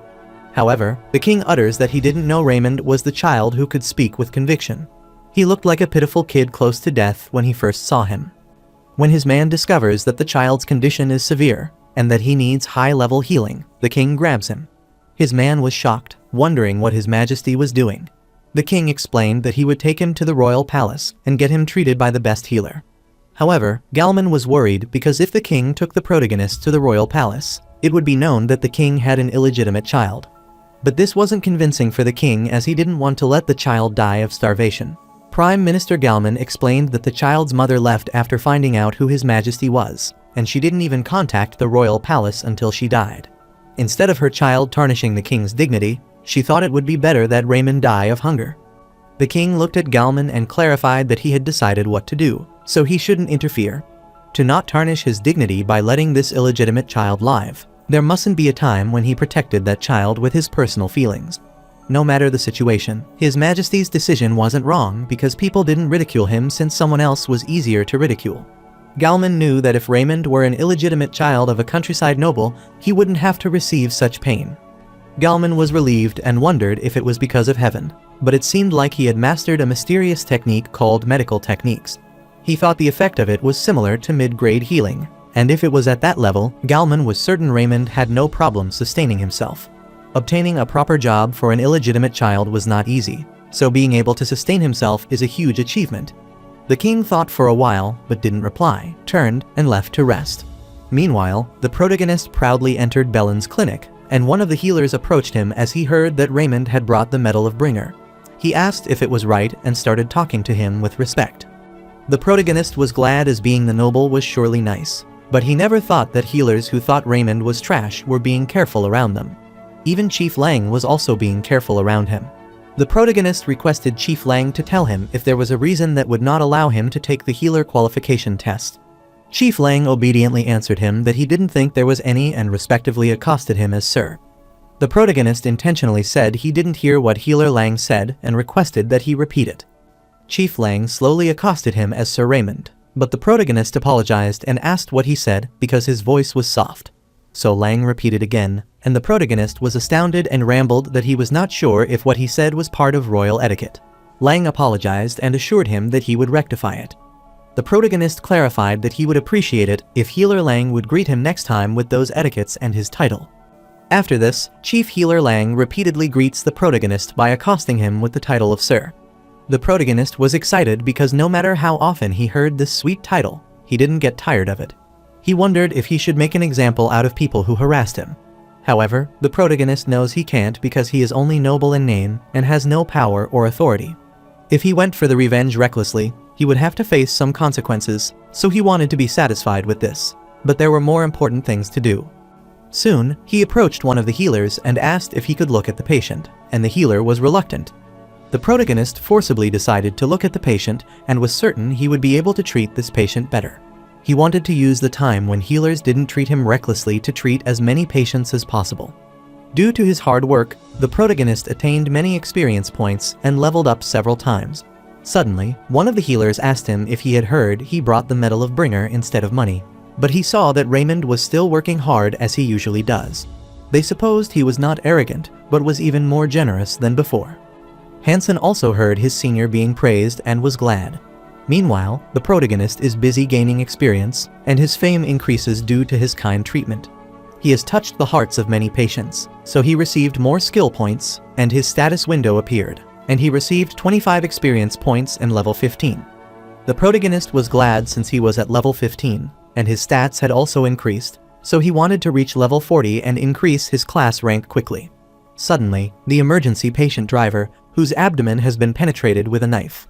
This worried the protagonist, and he went where the patient was and wondered if it were a pierced abdomen. Even though it would take some time, even if the patient received a B-ranked heal, he would live. The protagonist supposed that Lang had to work hard for a couple of days, but he was startled as Lang stared at the patient.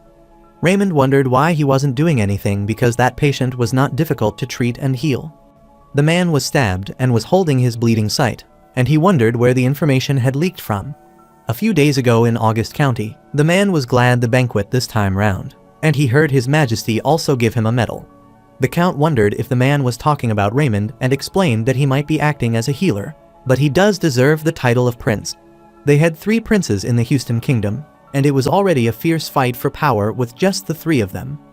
Count August, a loyal supporter of the 3rd Prince Limerton, and his companion discussed the political situation. They agreed that the second prince, Kyan, was the most likely candidate to ascend the throne. This was why they deemed their mission to deliver this crucial information to the third prince of utmost importance. Aware that the second prince was keeping a close watch, they emphasized the need for Clearin to disguise himself and reach the designated location undetected. This was not just a simple robbery, as the man who attacked Clearin in disguise was an assassin sent by the second prince. He barely lost him, but he was bleeding too much. Fortunately, the Belland clinic was nearby. He supposed that Director Bucks and a rank healer should be able to treat his wound. Finally, he arrived. The Belland clinic was delighted as he did it, and he survived the worst time. All the healers were shocked to see him, and Clearin requested everyone help him. The healers announced that an emergency patient with a pierced abdomen had arrived, so they wanted to tell Chief Lang about this. Clearin sighed and supposed he was not fated to die there, as the chief healer would save him. Later, Chief Lang arrived and stared at him, wondering why he was a beggar there. He clarified to the healers that they couldn't have a beggar like him coming into their clinic. He needs to stick by the side of a patient like this for a few days to help him recover from an injury like this. The healers were trying to heal him, and Lang instructed them that they would only lose money treating him, so he wanted them to send him to the white clinic that treats poor commoners. This startled the healer and Clearin, who was lying injured. He furiously sat despite his worst condition and wanted him to wait a minute and explain who he was. However, soon, he started coughing, and he explained that he was August's family. Before he could reveal his true identity, he started coughing again, which disgusted Chief Lang. He couldn't believe that a beggar like him dared to think of coming to the Belland clinic. The protagonist accosted healer Lang and wanted him to wait for a minute. He explained that there weren't any healers at the white clinic capable of helping him, so if they send him away, then he will die. This indulges Chief Lang in the thought, and he remarked that if Raymond was worried about him, he should treat this patient himself. He mocked and remarked that if Raymond were skilled enough to solve the problem, this would be a piece of cake for him. After hearing this, all the healers started gossiping about how Raymond had acted up after receiving a medal. They wondered why he was so quiet this time and assumed that Raymond might be just lucky. Everyone thought that medical technique was just something that only works in certain cases. The protagonist was reluctant because his current rank, Rookie's Residence, wasn't good enough to save this patient.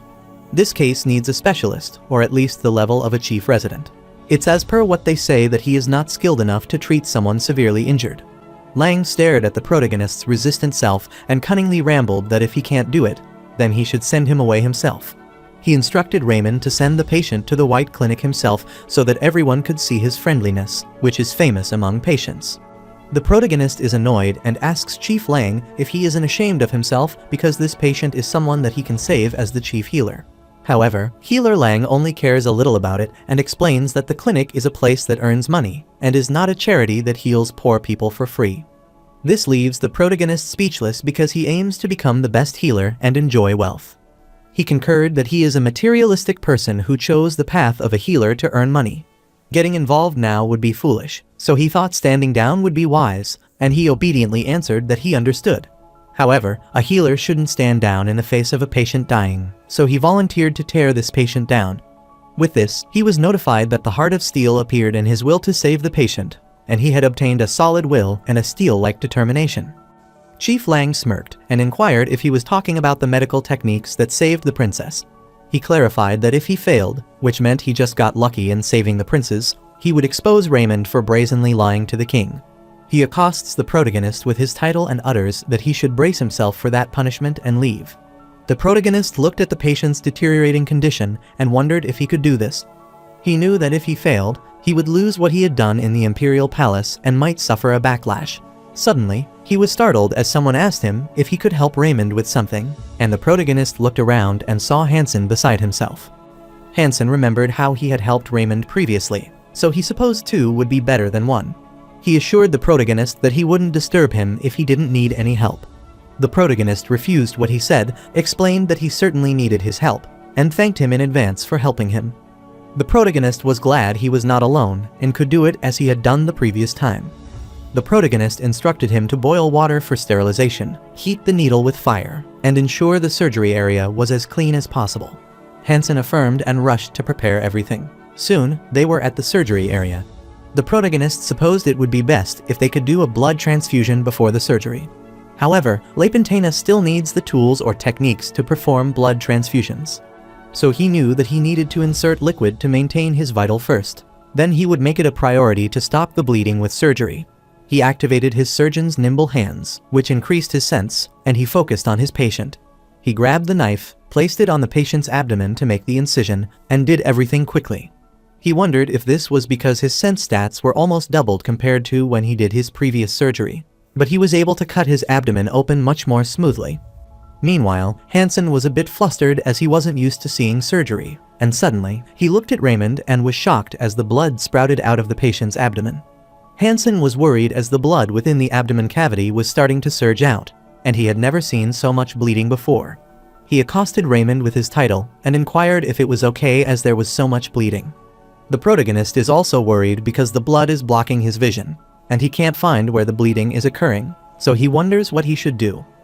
Hansen approached him, but the protagonist didn't hear, so he got close to him, called him again, and inquired what he should do and if there was anything he could assist with. The protagonist got back to his senses and realized that he had Hansen there, and he instructed Hansen to wipe the blood away with the clothes they disinfected earlier. This worried Hansen, but he obediently affirmed, grabbed the cloth, and started wiping the blood.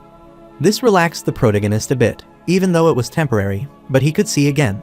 He finally found the cause as he saw the mesentery and concluded that the blade was passing through the mesentery and causing bleeding from behind within.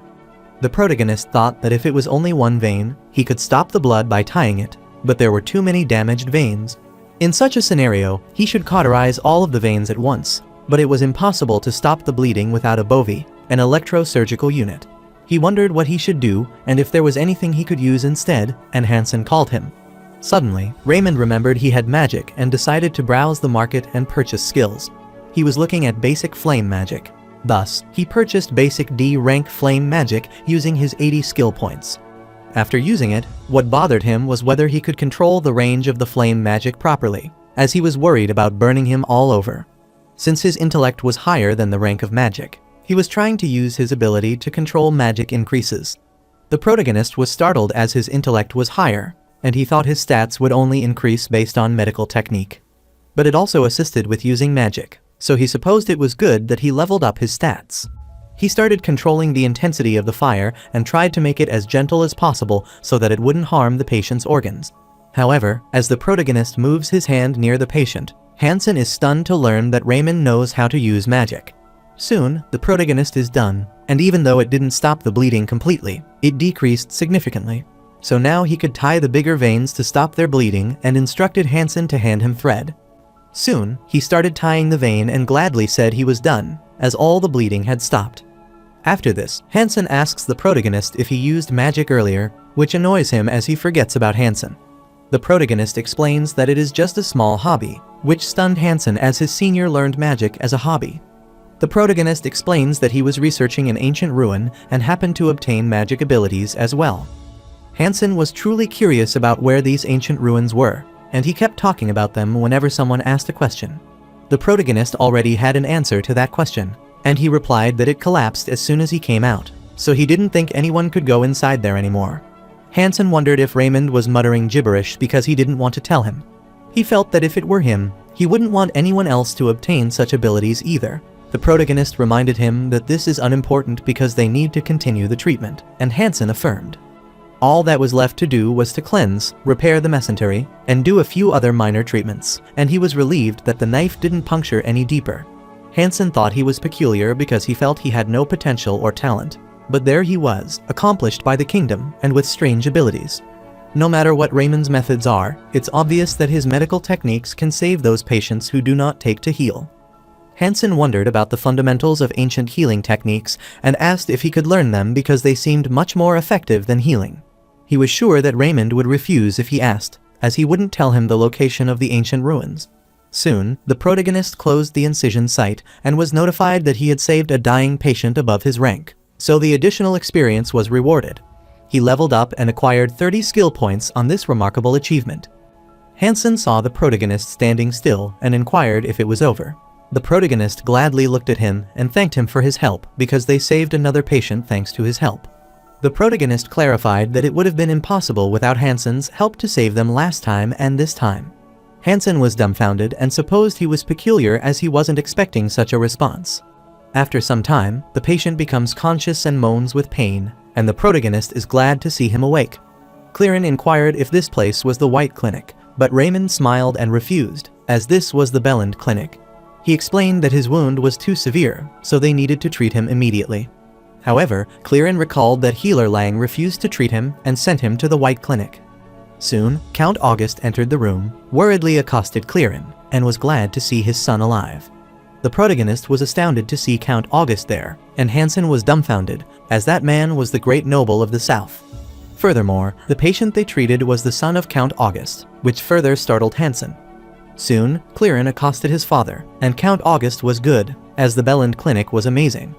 Even though their fees were expensive, their skills were guaranteed. He excitedly asked his son if Director Buck had saved him or Chief Healer Lang, but whoever he was, he wanted to reward them handsomely.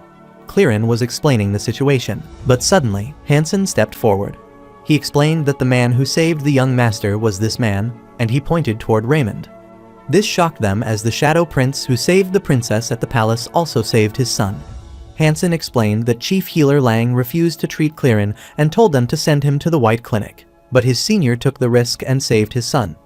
Count August was stunned to know the Chief Healer refused to treat his son and wondered why he would do that. Clearin explained that Lang might have assumed he was a homeless man judging from his appearance, and he probably thought he couldn't afford to pay the treatment fees. This annoyed Count August, and he furiously wondered how that mere Chief Healer could do that. Meanwhile, the Chief Healer was delighted to learn that Count August had arrived at their clinic. He asked the healer why he hadn't told him earlier and rushed out because such a great noble was visiting their clinic. Then, it was obvious that the Chief Healer should go and greet them. On his way, he wondered why there was such a great noble at their clinic and if he had someone he knew among their patient. He believes they admitted any nobles recently, and he finally reached the place. He entered the room, apologized for his lateness, and greeted his precious guest. He gladly informed them that his name was Lang, the chief healer of the Belland Clinic, but he was shocked to see Raymond there. Count August was strange furiously at Lang and asked if he was the Lang who left his son to die, which left him speechless. Chief Lang wondered what kind of nonsense this was as to why he would let the Count's son die. Then he looked at the person next to the Count whom he misjudged as the beggar, and was shocked to know that man was his son.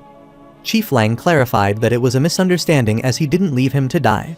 He thought Sir Raymond, who cured the princess, should treat him, so he let him do it. This enraged Clearin, who didn't let him do it, and he saw the situation with his own eyes. Clearin repeated his words, saying it was a waste to treat beggars without money. He also heard Chief Nag getting angry that beggars showed up at the Belland Clinic. This anger counts to August because he not only neglected his son to die, but also thought of trying to trick a noble by lying. This worried Chief Lang, and he knelt and apologized to him as he made a big mistake in not recognizing a noble. Count August was amazed to learn that it was a mistake and inquired if he was saying that if they weren't noble, he was right to let them die. Lang didn't have an answer, and Count August couldn't believe that someone like this deals with people's lives and is respected as a self-proclaimed doctor. He found him disgusting, so he instructed his man to take him away, as he wanted to put him on trial for scorning a noble and make him pay. His man affirmed, which worried Chief Healer Lang, and he requested the Count for mercy. However, the Count doesn't have any mercy for him since he, as a healer, doesn't offer mercy to people experiencing poverty, so he shouldn't expect mercy. On the name of Count August, he banishes Lang as a doctor in Houston Kingdom and then corrects himself as he banishes him in the entire Cross Alliance Empire. This worried Chief Lang, and while being dragged away, he kept calling the Count for mercy. The protagonist sees this all and doesn't feel bad because he deserves worse for not treating his patient. Then the Count looked at the protagonist, which startled him, and he explained that he was greeting him late because of the situation at hand, and he thanked Raymond so much for saving his son. The protagonist was glad because Noble was bowing to him, and he clarified that it was nothing. He requested the Count to raise his head because he only did what he should do. He liked this sight to receive gratitude from the depth of a noble heart. However, Count August explained that if it hadn't been for Raymond, they would have lost the heir to the Count August family and inquired how he could repay for this favor. This delighted the protagonist, and he wondered if this meant it was a rewarding time for a noble, too, and he imagined himself playing in gold. Count August was certain that Raymond was a doctor with integrity, as he said he didn't want gold and silver treasures from the kingdom. So this was hard for the Count, and he wondered what he should repay him to satisfy him. This broke the protagonist's heart as that was an act because money is the best, and he asked what he should do. Then Count August utters what he thinks about his family, considering Raymond a friend. The protagonist wonders what being a friend means, and Count August explains that just like he has the medal, the bringer hut still doesn't have the level to have a say, so their family will support him. This pleased the protagonist because if he became a friend of a noble, others wouldn't be able to talk rashly about him anymore, at least to people who don't want to get on the bad side of the Count August family. So he agreed and was thankful for his generosity. Count August laughed and clarified that there was no need for thanks, and he again sincerely thanked him for saving his son and requested Raymond to feel free to say if there was anything else he wanted. The protagonist laughed and reminded the Count that he still has to pay the medical fee even as a friend. He explained that he didn't want silver or gold, but it was a doctor's policy that he still had to pay, even as a friend. The protagonist handed him the bill and was glad as he thought the patient was a beggar who didn't have money but was relieved it was not true.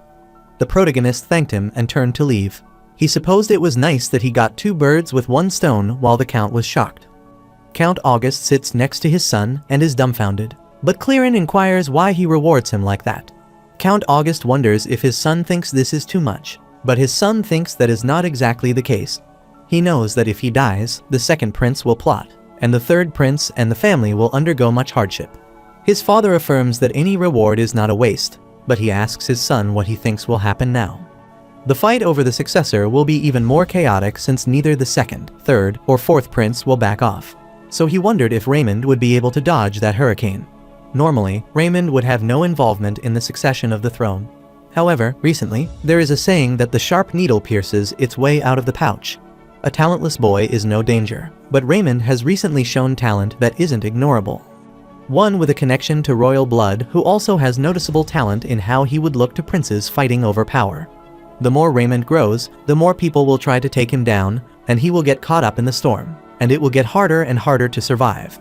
Count August just wanted to see Raymond blossom as a doctor, hoping their family could be like a shield for him. Meanwhile, second Prince Kyan's man informed him that Raymond had saved Clearin, and his assassin apologized for failing. The man was sure that Clearin had a critical wound, and the Belland Clinic is known for not taking in empty-handed people, so they didn't know he would survive. The price found Raymond interesting, as the last time he cured Sophia, he thought he would be unskilled at healing. The prince wanted to cancel this plan since Raymond, that puppy-like guy, ruined his plan as he was a puppy that was cute to him. From now on, he wanted to watch him. He stared out the window and rambled that their boring puppy had been trying to change recently. Meanwhile, the protagonist is examining a child and is glad because, finally, the day has come. The reason why he survived working 5 long years and why he stayed at this ridiculous and gross Belland clinic. The healer qualification exam was finally approaching, and he could escape being an apprentice and become a proper doctor. Later, all the healers were gossiping about how Chief Healer Lang was kicked out, and they supposed it was all because of Raymond. Raymond treats the princess in the Imperial Palace and heals Count August's successor, and they all think it might be just by luck. However, one of the healers disagreed because for it to be luck, this was already the 3rd time. The healer supposed that medical technique might differ from healing, but it works and is more effective. This annoyed those healers, and they yelled at him and clarified that it was not true, but just some pseudoscience. Another healer thought that cutting flesh open and sewing it back up was savage. However, the healer with golden hair was reluctant to think of it merely as luck because the Imperial King himself acknowledged medical techniques. However, the healer supposed that the king might be swayed because the healer was his son. The other healer agreed with him, and he didn't think that the king was that kind of person, but he supposed he did it because of that. Either way, the healer heard the protagonist would apply for the healer license once again, and his result will prove how trifling that medical technique is. They wondered if Raymond would even pass, and another healer wanted to bet that he would fail with an F rank. Hansen was cleaning the area, thinking for a while, and wondering what the result of that day's examination would be. Meanwhile, all the healers were gathered at the place for their examination. The protagonist was thrilled because he had finally applied for an advancement exam after 5 years and had waited so long. Abruptly, 2 healers pointed toward the protagonist and inquired if he was that Shadow Prince. They wondered how he applied because Raymond was below F rank. They supposed he might have gotten a special privilege to apply for saving Her Royal Highness. The healer thought it might be funny if Raymond, who had saved the princess, would fail in the examination. They laughed and supposed then it would be a shame for the king who gave him the Medal of Bringer. The protagonist hears all this gossip and worries about what he will do if he fails the examination. He wondered if he would earn another chance to apply, wondering what people would say about him, as they would say that they knew he was useless. Hansen saw the protagonist worried and inquired what he would do if he passed, which startled him. Hansen explained that he had dealt with being an apprentice for 5 years to take this exam, and he wondered if there was something that he wanted to do when he became a healer. The protagonist started thinking about something he wanted to do and explained that he wanted to eat meat, beef steak, tenderloin, sirloin, etc. His mouth filled with water, and he clarified that he couldn't say about it. Something he wanted to do when he was an apprentice, and he remembered the healers treating the patient and answered that he wanted to treat the patient. The protagonist responded that he was going to treat patients confidentially, and he remembered treating patients and seeing their faces and wanted to experience that feeling. His heart of steel was activated due to his considerate thought for patients, giving him a sturdy will and steel-like determination. The protagonist was glad because his anxiety was subsiding, and he was astounded since his heart of steel activated in this situation, too. The protagonist guessed the heart of steel activated whenever he thinks about the patient, even if it's not during the treatment. Hansen found him a great person and hoped he would pass, and Raymond affirmed and assured them that he would pass for sure. Abruptly, the golden-haired healer Lyndon looked at the protagonist and was astounded because he was not nervous. He wondered if he was confident in his medical technique and treatment. Soon, the lady announced and instructed application number 39 Raymond to enter, and he affirmed. The protagonist was sitting before the panel, and the examiner asked others that Raymond, whose healing power was below F rank, and asked if he was correct. The protagonist affirmed, and the other examiner smiled and instructed him to show them his power. The protagonist affirmed and started displaying his healing power, but soon it vanished. All the examiners began laughing and asked him if he could even call that healing power, which embarrassed them even to watch. They supposed it wasn't worth taking this advancement test and asked Raymond what he thought when he applied for this test. The protagonist answered that he knew he was lacking, but was explaining them, but the examiner instructed him to leave if he was aware of it. The protagonist requests them to wait and give him another chance, but the examiner is furious and instructs him to waste their time and leave. The protagonist expected this reaction and wondered why he prepared something. He decided to activate the skill of eloquence, which he found and bought in advance at the market. His skill eloquence was activated, and his proficiency was D, but he could tell better stories and had a synergistic effect with Heart of Steel when acting for the sake of a patient. The protagonist asked them if they were saying the healing tower would go against the words of His Majesty, the King. The examiner was shocked, and the protagonist answered that he knows his healing ability may be lacking. However, his medical technique is the treatment method officially acknowledged by the King, Odin de Houston himself. So Raymond inquired if he should take this as the healing power, publicly ignoring the will of the King. Everyone was shocked, and the examiner wondered what this was and if he was always this eloquent. The healer refused but clarified that the Cross-Federation Empire healers were all affiliated with the healing tower. The healing tower doesn't acknowledge any other treatment than healing, so if they acknowledged his medical technique, it would go against the healing tower. The protagonist answered that if he acknowledged it without testing him, the healing tower in the Houston region would respect the Houston King. Then, they should allow him to prove that his treatment method works. One of the examiners agreed that Raymond was right, because if they kicked him out without even testing him, it might be understood as disobeying the King's orders. So the examiners agreed to give him a chance and wanted him to treat a patient, and if he healed him, they would acknowledge it. This excited the protagonist, so he finally got a chance, grabbed the documents, and wondered if he had to heal this patient. He retrieved the document from the envelope, and after seeing the details, he was startled because this patient was easy to treat. Prior to the promotion exam in the Houston Kingdom Healing Tower branch, the lady was shocked that they wanted to assign this patient to Sir Raymond for an exam, and he agreed. But she was worried because this patient was someone even B+ rank healer Tras failed to cure. But this was perfect for a promotion exam. They asked them if they didn't see what medical techniques Sir Raymond used. Raymond used lightning magic to harm the princess and used a knife to cut up someone's flesh and sewed it with the needle at the clinic. So, the examiner asked if they intended to leave someone using such a low treatment method alone. The examiner assumed that he wanted to make Raymond fail intentionally, and he affirmed that.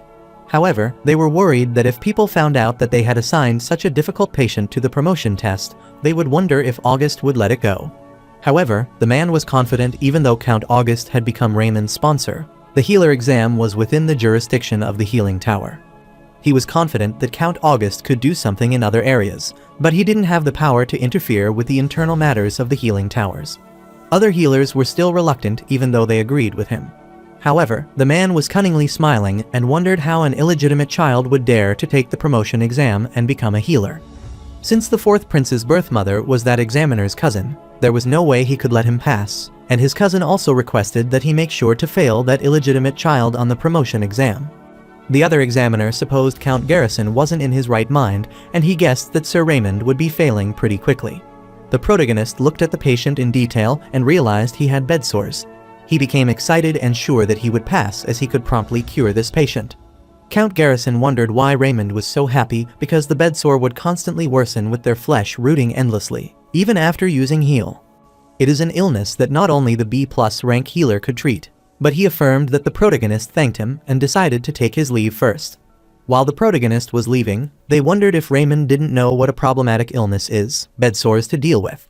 He asked if Raymond could have gone crazy after being in deep despair he is in. Later, the protagonist deals with the patient's family, and the man inquires if his father can improve. The protagonist first wanted to look at his father, and the man affirmed and requested him to come that way, and he concurred. Soon, the protagonist goes to where the man is lying, and he can smell something smoky, his first time smelling it. The patient's son apologized as he knew this place might smell bad, but the protagonist was okay since he is in poor health, so this was expected, and he supposed he might have suffered a lot. The man explained that his father was hanging in there, and he was impressed because all the other healers frowned as soon as they entered the room. Raymond explained that his father is unable to move at all.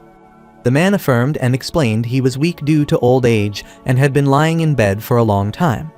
The protagonist knew this was the typical situation for a person with bedsores, so he wanted to take a look at his wound. The man informed his father that he would turn him around to show Raymond his father's wounds. The protagonist is worried because the old man is in a terrible state, but fortunately, his bone hasn't been exposed, so it is still his responsibility to treat him. The man inquired how the wound looked, and the protagonist told him not to worry because he would cut out the part that was not good and help new flesh grow instead. The man explained that other healers also said they would help new flesh grow using heal, but his father's situation worsened shortly after that. However, the protagonist wasn't surprised since this was a pressure ulcer, because if the patient who cannot change his position by himself keeps lying, the wound would occur because of pressure. The protagonist gladly informs the man that this will not happen this time because there is a simple way to solve that problem. The man was glad, but he was soon startled. Raymond explained that before, he needed to perform surgery to cut off dead tissue and expose the infection. The man wondered what surgery was, and the protagonist smiled and asked him to trust him. Soon, all the materials required to perform the surgery were prepared, and he looked at his stats window and was surprised because his senses had increased to 18 without him realizing. With these stats, he knew he was pretty impressive considering that he was a rookie resident, and if he also used Surgeon Nimble Hand, it would be a piece of cake to deal with this dead tissue. He wanted to expose the black rotten tissue, extract the yellow discharge, and lastly, he will use herbs that have a natural antibiotic effect to sterilize it thoroughly. Soon, he was done and turned around, so the patient's son inquired if it was over. The protagonist affirmed that the first round of treatment went well, so he instructed the man to follow what he had been taught from now on carefully. The man affirmed, and the protagonist instructed him to occasionally change the patient's position. This confused him, and Raymond explained that bedsores could be prevented just by changing position, which shocked him. Furthermore, the infection still needed more treatment, so he assured the man that he would stay there and help with the infection until he had recovered. The man thanked him, so Raymond stayed there while treating the infection and repeatedly changing the patient's position. The patient was conscious, and the protagonist guided him in changing his position. Soon, he was congratulated because he had completely recovered. The patient and his son thanked Raymond, bowed before him, and explained that even a B+ rank healer failed to cure his father, so he thought he might have to give up because they couldn't afford healers who were higher ranked than them. The man thanked and expressed his heartiest gratitude for curing his father so warmly. However, the protagonist refused because it was nothing doing what he should do as a healer, and he instructed him that if he did what he had guided him, then his father wouldn't experience bedsores from now on. Later, Count Garrison was shocked to discover Raymond had treated bedsores and wondered how he did that. The lady wanted him to see it himself because the patient had fully recovered with new flesh. They found this fascinating, and they supposed this meant they had no justification for disqualifying Raymond. Count Garrison wondered what he should do and how he should explain this to the fourth queen. However, it was essential to discuss the rank they should allot Raymond. His heal wasn't even F rank, but since he could cure bed sores that are hard to cure even for a B+ rank healer, he wondered what they should rank him. Since Raymond cured the disease in the B+ category, they wanted to give him a B+ rank or asked if they should allot him an A. However, this was ridiculous, and he wondered how they could provide a B+ with rank to the healer whose heal was not even an F rank. But they couldn't even give him an F rank. They inquired Count Garrison for his opinion, and this left him speechless. Count Garrison roughly thought D rank was suitable, which shocked another healer because this rank was so low. However, Count already had an explanation for this. Even though Raymond cured the complex illness using ancient methods, but his healing is F rank or lower. So even with extra points he can't even give anything above D rank. However, other healers disagreed because a B+ rank disease was cured, so there was too little justification for that low of a rank. The healers were worried that Raymond's sponsor, Count August, wouldn't be happy with this result. However, Count Garrison gets furious because the doctor's exam is solely under the healing tower, so Count August has no right to intervene. The healer thought this was just for Count August, but wondered what he would do for the princess and the king. Raymond saved a princess whom even a rank healer wasn't able to save, so if they find out that they gave him a D rank intentionally, the king would think of it strange and ask them for the reason what they would say. Count Garrison was worried because he wanted to look good to the fourth queen, but he also couldn't look harmful to the king, so he wondered what he should do. So Count Garrison suggested they should contact the capital of the empire and ask them. This worried them as he was talking about the headquarters of the healing tower. The Cross Alliance Empire is an alliance across 10 lands, and the representative empire of the 10 lands stays in the capital, and the headquarters of the healing tower is also there. Count Garrison supposed that if it were their decision, then even the king wouldn't be able to say anything. All of them agreed because this was the safest option to make a proper decision. Soon after, they received a response from the capital and were shocked as this was U rank. The healer was worried, wondering what this rank meant as he had never heard of that before. He asked if this meant undetermined and supposed that even capital had a hard time with this. This delighted Count Garrison because he considered both the king and the fourth queen wouldn't be able to say anything against this. So he wondered if this meant that while Raymond would pass as a doctor, the healing tower wouldn't officially accept his method. So Count Garrison supposed this would be the best solution and instructed other healers to announce Raymond as U rank healer. For the first U rank was made in history, which initiated another wave of gossip, and everyone wondered what his U rank was as they never heard of this and if it was new. Some of them mocked this rank as they supposed it means this is short of unvalued. They thought because Raymond got the certificate with tricks, he wasn't even worth of a rank. They all make fun of him as they think this is the rank befitting of him. From that day, U was the letter that was basically Raymond's symbol. But as time passed, people started to think of U with a different meaning. This means untouchable or ultimate on the top of the S rank and SSS rank. This was an ultimate rank that even beat the transcendent rank, but this was still the story for the far future. Later, the protagonist received his result and was glad because he passed the exam. He started crying with joy as he finally did it, and he became an official doctor. His dull apprentice life was over, which meant there would be no more vegetable soup and bread, but only steak in the future. He ignited the matchstick and was glad because he wouldn't have to see that dull-bellied clinic ever again as a doctor, so he wanted to burn it down. Suddenly, Hansen appeared and inquired what he was doing. This startled Raymond, and he clarified it was nothing, and that he was feeling cold. However, Hansen couldn't understand this as it was summer, and Raymond decided to change the topic and remembered that he passed too. Hansen concurred and explained its C rank, so Raymond wondered what he would do from now on, and if he would get a job as a real doctor. Hansen wasn't sure and explained that Maple Clinic called him to join. Maple Clinic was one of the top 3 in the capital, which is basically the main clinic for regular commoners. The protagonist appreciated Hansen as he did well and congratulated him.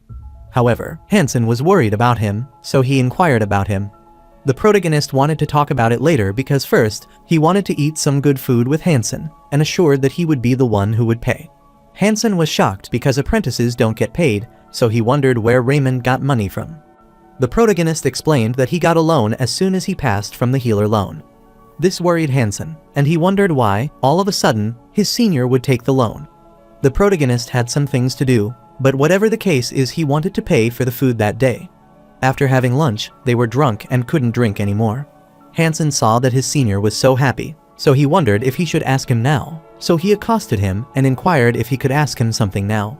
Raymond permitted him to ask immediately. So Hansen questioned whether he could tell him about the ruin from where he got the medical technique. This startled Raymond, but Hansen thought that no one would know that even if he had collapsed, then if he searched around, he would be able to find some knowledge left. The protagonist thinks about that, which excites Hansen, and he promises that he won't tell anyone, so he should tell him. The protagonist explained that ruin doesn't exist as he just got the power one day. This shocked Hansen. Hansen wondered what this meant, and the protagonist explained that he was cleaning, and the knowledge that he had never seen before just flowed into his head like a miracle. However, Hansen doesn't believe him and rambles that if he doesn't want to tell him, it surprises Raymond. He knew as well how much others had looked down upon him and was sure that he wouldn't want to say to people when he got a talent like that. But he could have just said so. So he became gloomy and wondered if he had to lie to him. But the protagonist tried to clarify that he wasn't lying. Hansen congratulated the protagonist on passing the exam and immediately rushed out, telling him that he would leave first. A few days later, at Maple Clinic, Hansen was working when he heard two students gossiping about the rumors circulating that Raymond had been contacted by Reborn Clinic. This amazed the other healer because, besides Helion's clinic, which only takes nobles, Raoul is the best in the capital. They thought this was an honor for Raymond because he succeeded despite his past. Hansen was amazed because his senior had gone to a better place than him because Raoul's clinic was the second out of the big three. But soon, he heard the healer gossiping that the funny thing was that Raymond declined this offer. Hansen was shocked to know this and wondered why his senior would have declined such a prestigious offer. Later, Hansen goes to Raymond, the protagonist, and inquires whether he turned down Raoul's clinic. The protagonist was sleeping, but his noises disrupted his sleep, and Hansen inquired why he would do that because Raoul is way better than Maple, and it even has its facility. The protagonist smiled and clarified that he intended to open his clinic as he already informed him that he had received the loan from the healer loan, and with that money, he was going to start up his clinic. Hansen was shocked, wondering what kind of nonsense it was that he was going to open his clinic. He furiously asked his senior if he thought it would be easy to set up his clinic because he should at least gain some experience from Raoul's clinic. The protagonist knew it would be difficult, but he was going to do it anyway, as he was planning to become independent as soon as he became an official healer. The protagonist's class rank was now a beginner resident, so he needed to treat as many patients as he could to advance further. If he went to Raoul's clinic or any other big platform, then he would be just shoved aside by his senior healers and would get to see fewer patients. Since his medical technique has been looked at by the healing tower, which was why he needed to become independent so he could treat patients without anyone judging him. Hansen inquired where he was going to set up his clinic because large clinics occupied the region around there, so there was no room for Raymond there. However, there was one region that was in his mind, which was the Bay region, but Hansen knew it was a poor region. The protagonist affirmed that he was right because he planned to set up a clinic in a poor region. Hansen wondered why he was doing this because he would struggle so hard and not even make money. The protagonist thinks he is going to see endless patients, and that is how he is going to build up his experience and eventually become a more excellent healer and become filthy rich, which astounded him. Meanwhile, the third prince, Limerton, is surprised to learn that Raymond has declined the Raoul clinic proposal and is going to set up his clinic. This was quite an unexpected decision since he was thinking for sure that Raymond would accept the proposal from the Raoul clinic. His man agreed because the prince had already paid a lot of attention to Raymond. Limerton was going to provide Raymond with a great opportunity as thanks for taking care of the matter with Count August, but he didn't know his half-brother would kick his own blessing away. He remembered his last meeting with Count August when he promised him that since Raymond had saved his son, who was passing the information on him, he will gently nudge Raymond to become employed at Raoul Clinic as a way to repay him. Limerton wondered if Raymond would become practical enough after being taught at Raoul's clinic, as he wanted to have him serve by his side. His man inquired if he acknowledged Sir Raymond's medical techniques, and Limerton explained that as long as a doctor saves his patient, no one cares what kind of treatment they use. However, since that illegitimate child gave up this opportunity, the third prince thought their relationship also ended there. He couldn't believe Raymond was still too foolish, and he inquired his man where he was planning to set up his clinic. The man explained that Raymond said that he was going to set it up in the Bay region, which shocked the prince. The Bay region was the poor region located on the outskirts of the Northwest, which was the utterly lawless region where not even a single noble dared to visit this area. About 100 years ago, Houston's kingdom lost its war with its sworn enemy, the Drotten Kingdom, and a significant territory in the south was lost. The refugees from this incident who had lost their homes during the war were relocated to the outskirts, and they formed a considerable town in the Bay region. The kingdom wasn't able to take proper care of that region because the whole nation was staggered by the loss of the war. After 100 years, this is deformed into a malicious abscess that cannot be removed. King Odin tried to step in one time after such a long time, and he even promised the person who would stabilize the Bay region to reward them with anything they desire. Not even the second prince, Tyan, who was highly charismatic, nor the cold and intelligent prince, Limerton, nor did the fourth prince, Sadal, who was absolutely gifted in swordsmanship, fail to stabilize the Bay region. In the end, they all suggest this is not the region the king should attempt to stabilize. Instead, he needs to wipe it off the map. However, the king disagreed because the resident of Bay was also a citizen of the Houston Kingdom. All the princes wondered why their fathers were so obsessed with those poor people, as they were like an irritable rash to the kingdom. In the Bay region, where all the princes failed, the Shadow Prince is making his appearance. Limerton wondered how things would play out for the Shadow Prince. Meanwhile, some of the healers were shocked to know Raymond was going to the Bay region. They wondered if he really thought Raymond was really something, and they supposed a messy poor village like that so suitable for an illegitimate child like him. They felt it would really suit him, as this was totally disgusting. Meanwhile, when the protagonist is about to leave, many civilians gather and inquire why he is going to the poor region, as it is too dangerous. The lady supposed he might not know what would happen to him there. The protagonist assures her that he will be careful so she doesn't need to worry, and assures her that he will succeed and branch out there, so wanted her to be sure to use his services. She wanted him to be careful and don't get hurt. Hansen arrived and accosted Raymond as his letter had arrived, and he wondered what sort of letter is this. Raymond bid his farewell to everyone and instructed Hansen to hand him that letter as he would read it on his way. Hansen affirmed and handed him the letter. Raymond was amazed because Princess Sophia sent him a letter. He opened the letter to read it and was mortified, as the princess said he was a fool for going to the Bay region, and she supposed she was still a spoiled brat. He furiously crumpled the paper to throw it away. Hansen wanted Raymond to reconsider this decision one last time, because it was not something that he should do just because he wanted to see more patients. Hansen supposed he might not know this, but that place is perilous. But the protagonist refused because he knew that well, because he lived there before. This shocked Hansen, and the protagonist laughed, as he was aware he might not know that he was from a poor village. Now Hansen remembers that there were rumors that the Shadow Prince grew up in a poor place before coming to the palace. The protagonist explained that he used to live there before his mother passed away, and he had to come to live in the palace, so it was no different from his home.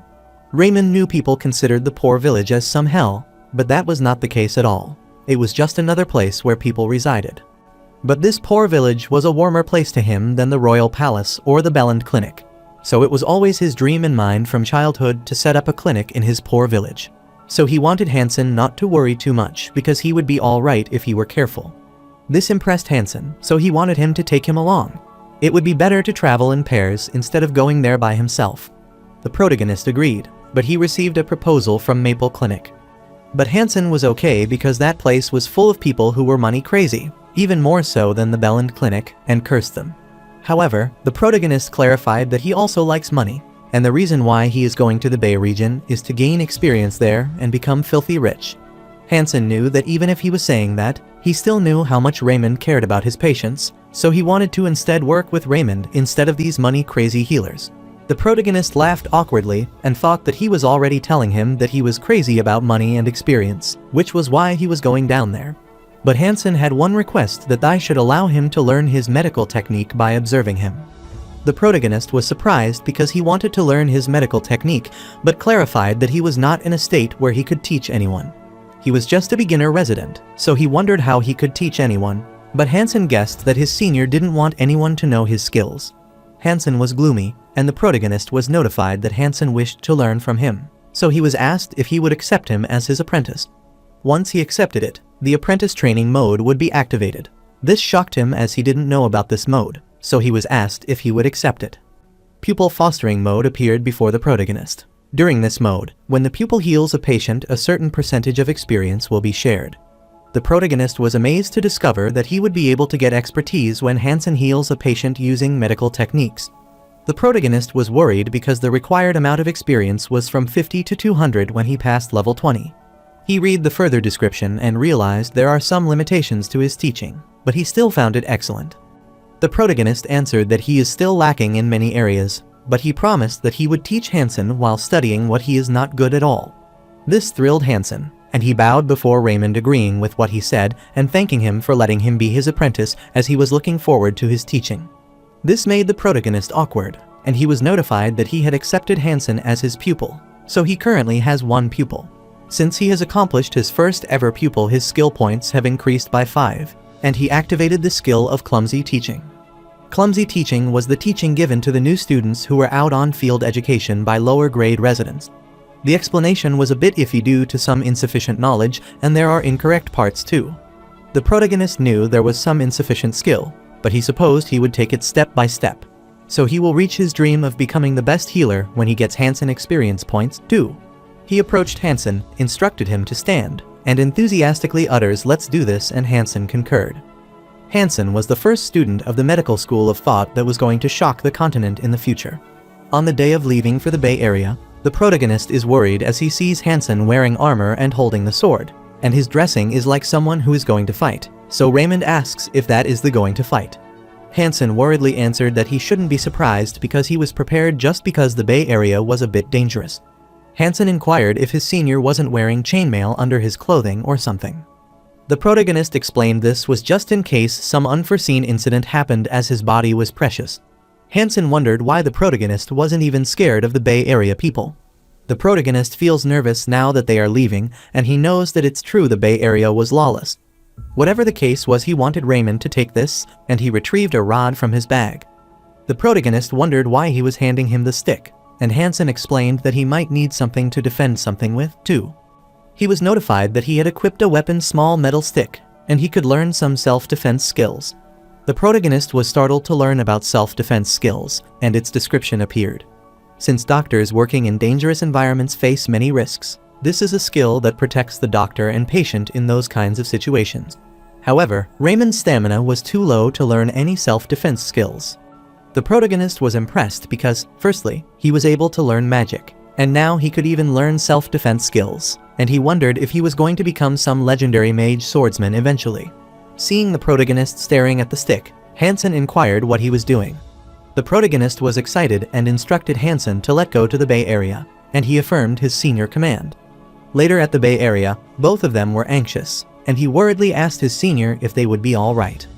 The protagonist assured him that he didn't need to worry so much because he used to live among these kinds of people, so once they saw him, they would be polite. He saw a lady and a child peeking at them from the window, so he looked back and was startled by their sight of hatred, and all of the area was evacuated. Raymond instructed his pupil to attend the clinic first because it was already prepared, and his junior agreed. Soon, they set up their clinic and wondered why the patient wasn't coming to it. Hansen supposed it might be because of their first day, and the protagonist agreed as that might be right, so he wanted to wait a little bit. Half of the day passed, then another day passed, and soon 2 days passed, but no one came to their clinic. This worried Raymond, who wondered why no one was coming to their clinic for treatment. Hansen thought they might not know there was a clinic, but Raymond disagreed because there was a giant healer mark on the entrance. Furthermore, the news spread faster in the slums, so by now, even deaf people would know they were there to open a clinic. Suddenly, someone threw a rock and broke the window, which worried them, and they wondered what this was and who was there. Hansen rushed toward the gate to see who he was, but his eyes spread with shock, and he requested his senior to come there and see this. The protagonist rushed there wondering what the matter was, and soon he saw someone write on the wall that this was not a playground for the kids and instructed them to leave if they didn't want to die. Later, inside the clinic, Hansen was worried, and he requested his senior to let him go to this place immediately as it was dangerous. The protagonist knew that the people's reactions were more hostile than he had imagined, and they might run into a dangerous situation for real at this rate. But he can't leave this place because he borrowed too much money from a healer loan to set up this place, so he would be ruined if they left this place. He cursed his fate because too much money was used to buy and remodel this place, which couldn't be made up just by selling medicinal herbs. The interest was even added up even now as they speak, and he knew that the healer loan people do everything they could to make the healers pay back the money. So Raymond didn't even know what they would do, so he wanted to succeed in paying back them. Abruptly, a quest was given to him for the crisis that he had to change the mindset of people in slums. The hearts of the slum people have long since frozen because of outsiders' evil intentions, so he had to change their minds. Raymond had a reasonable will rate, and the quest difficulty was intermediate. He had to make slum people like him, and its reward was 30 skill points and a level up. The protagonist thought that even if it weren't for the quest, he wouldn't give up like this. He accosted Hansen and clarified that he was going to stay behind because he couldn't give up just because of one threat, and permitted him that he could leave as he would stay behind. This impressed Hansen because his senior was willing to stay behind for the people of the slums without knowing that Raymond was thinking about paying back his loan somehow. He grabbed his senior hand and clarified that he would also stay with him. This makes Raymond wonder why he is doing that, and Hansen explains that he can't shame himself in front of noble goodness. The protagonist clarified that he had a reason for staying there, but Hansen supposed he was making some excuse and he knew his senior feels better than anyone else. This shocked Raymond, and he supposed Hansen had misunderstood something. However, he explained that either way, they can't do anything by staying still and need to do something before the situation worsens. Hansen wondered what they should do, and Raymond's eyes sparkled as he had an idea to deal with this matter. Later, Raymond and Hansen went to the slum's center plaza. Hansen thought it would be dangerous in the plaza because there were too many people there. The protagonist asked him if he had worn the chainmail and thought it was better to have more people than alleyways that didn't have many people around. The protagonist approached two men as it was a long time no see and asked them if they were fine and told them he was Raymond. Those men remembered him as Raymond, the kid who went to the Imperial Palace. The protagonist thought it was great.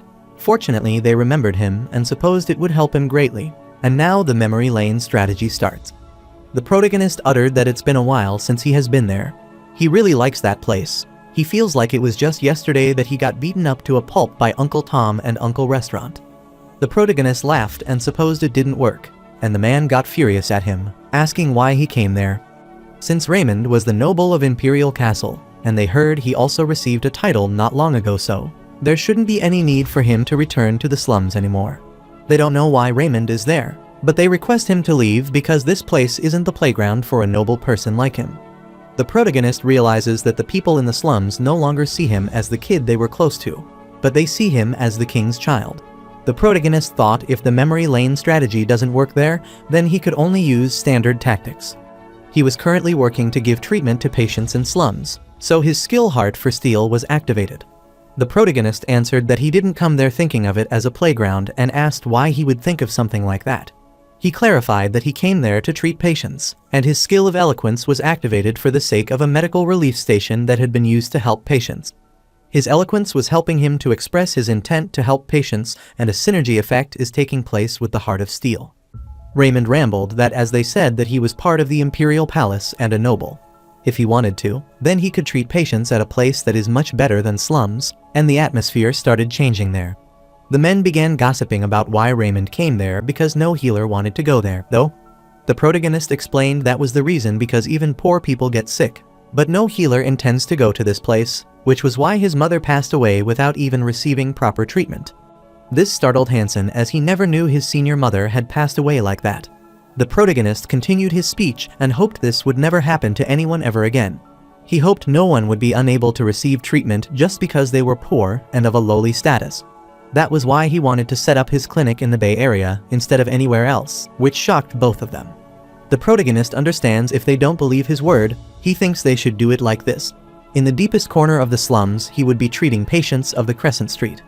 They were shocked and inquired if what he was saying was true, because even the people of the slums avoided going to that place.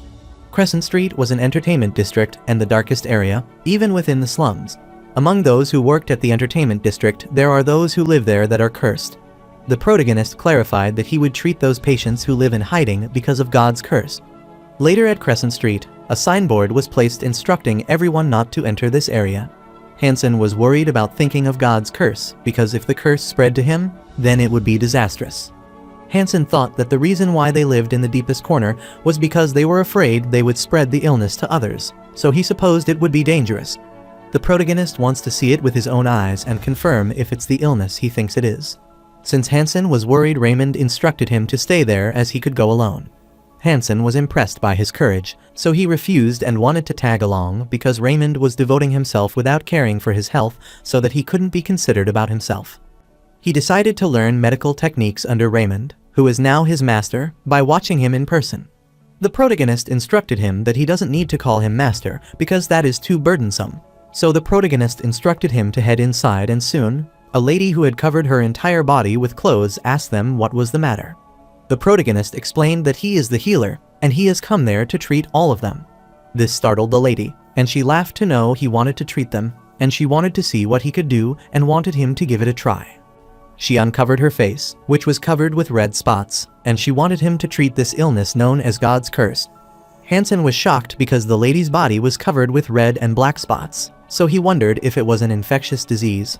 The protagonist asked her if he could take a closer look at her face, and he wore the gloves to check her, but Hansen was worried. This shocked her because Raymond was approaching her fearlessly, even though this was a cursed illness. Spots accompany the known characteristics of ulcers, and there was a high chance it would be the disease he thought of. With standard medical knowledge, this wasn't a curse, but it's just a type of skin disease. Then, the protagonist looked at others and asked if he could look at the rest of them. He asked them if it was alright, then he wanted to take a good look at the deepest corners of their body. They don't really care about it since they made a living by selling their bodies, and they don't want him to blame them if the curse spreads to him. The protagonist answered that if what he is thinking is correct, then this disease wouldn't spread just by contact, so he doesn't need to worry about it, and he doesn't want them to worry about him. He explained that what they all have isn't God's curse, but it's just a typical disease, which shocked all of them. Later, one of them asked the protagonist if they really don't have God's curse. The protagonist affirmed and informed them that what they have is called syphilis. This shocked all of them as they had never heard of any disease named syphilis, and they asked him if this was curable. After a specific time has passed, the spots will disappear and remain dormant, rent to syphilis on Earth. It was just a variant of it. Different from ordinary people whose condition wouldn't get worse with the help of healing. The symptoms of patients in slums that can't get treated worsened, and that was why they probably thought of it as God's curse. While it might be somewhat different, the essential character of bacteria that causes it should be the same, so the treatment method should also be the same. Hansen noted down about the disease syphilis, and he supposed that ancient knowledge was indeed excellent. They inquired if there was a way to cure it, and he affirmed and explained it was a straightforward treatment method. The protagonist looked at the rotten bread and oranges and asked them if they could get those if she were not eating them. This shocked her, and the protagonist rambled that the bread was whole of mold and couldn't be eaten, though. She wondered what he wanted to do with it, and the protagonist answered that he's so going to make a magic pill with it. Hansen noted down this detail, too, that bread with mold could be used to make magic pills. He wondered what Raymond was trying to do now. Raymond took the rotten bread and left. The pills of the Magic Tower are the legendary medicine that changed all of the medical history, which is penicillin. But there was no need to prepare penicillin to treat syphilis because it's possible to treat syphilis with the herbs that grew in Lipenchiana as well.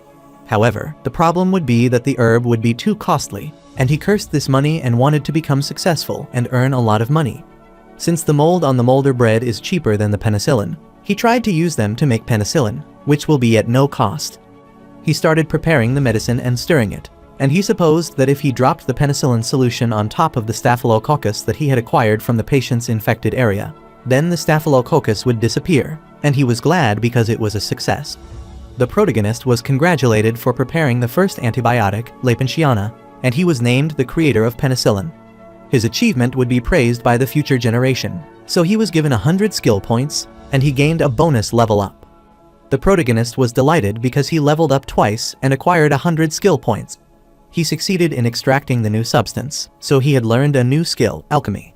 The protagonist clicked on alchemy, and its description opened, saying it's the knowledge that allows the person to create a new substance from existing substances. With the knowledge of alchemy, he could extract more ingredients that he wanted more proficiently and was alerted because his proficiency was low.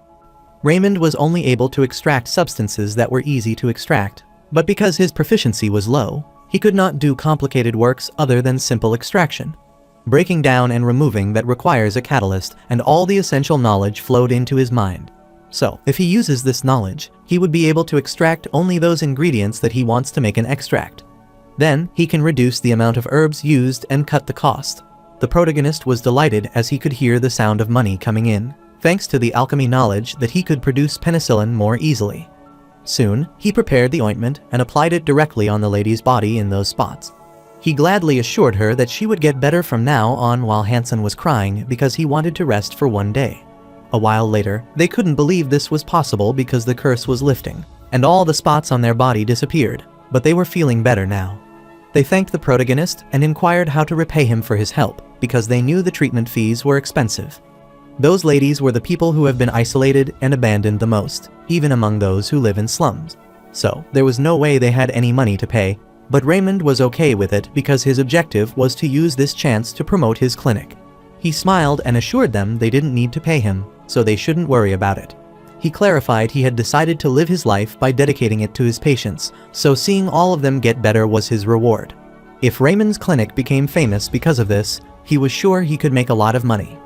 He instructed them that if there were any patients with similar symptoms, they should feel free to ask them to come to his clinic because he would treat them like he did for all of them.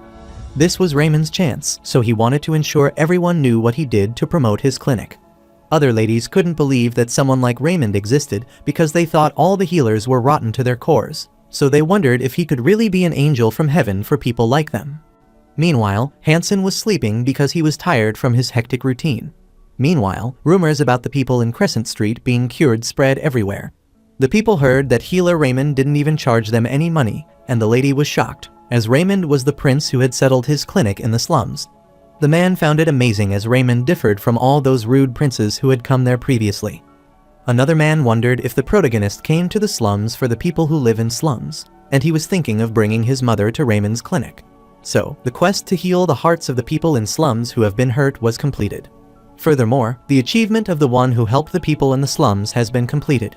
So Raymond gained a bonus of level up and 30 skills points, and the people of the slums were now friendly toward him to some extent.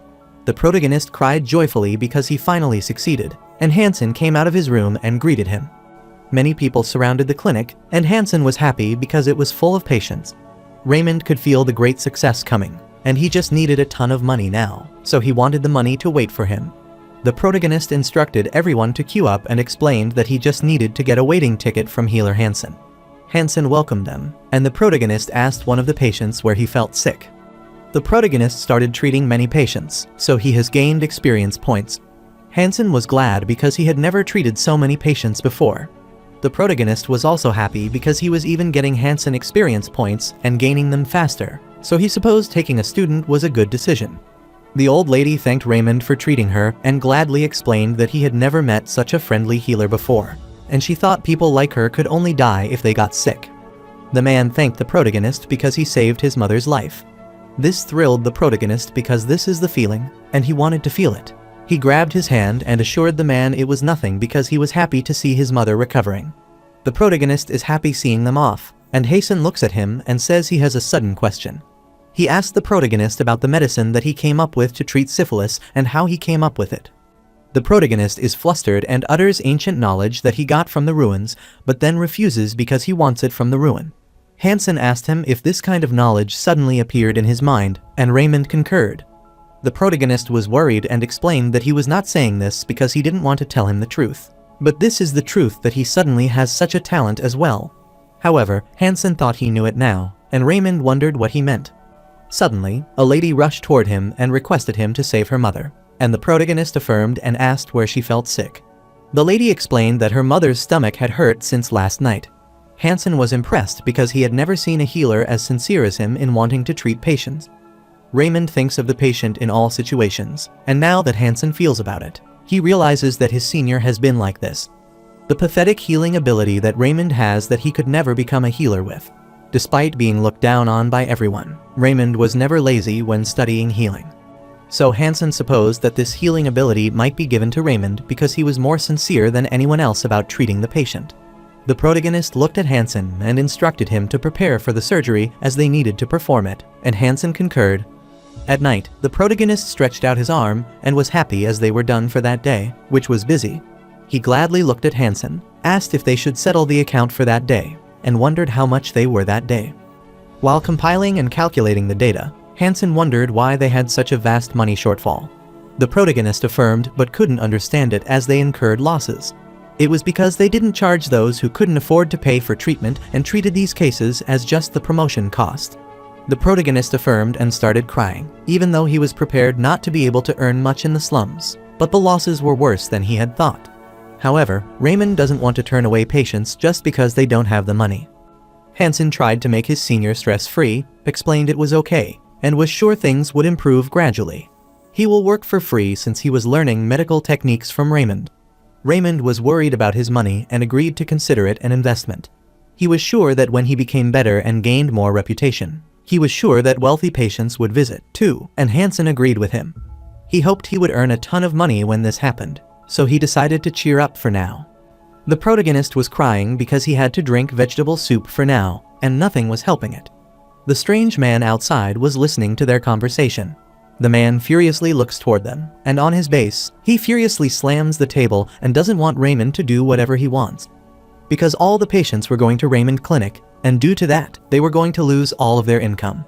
The chubby man thought that illegal healers like them could only make a living off the backs of desperate people in the slums.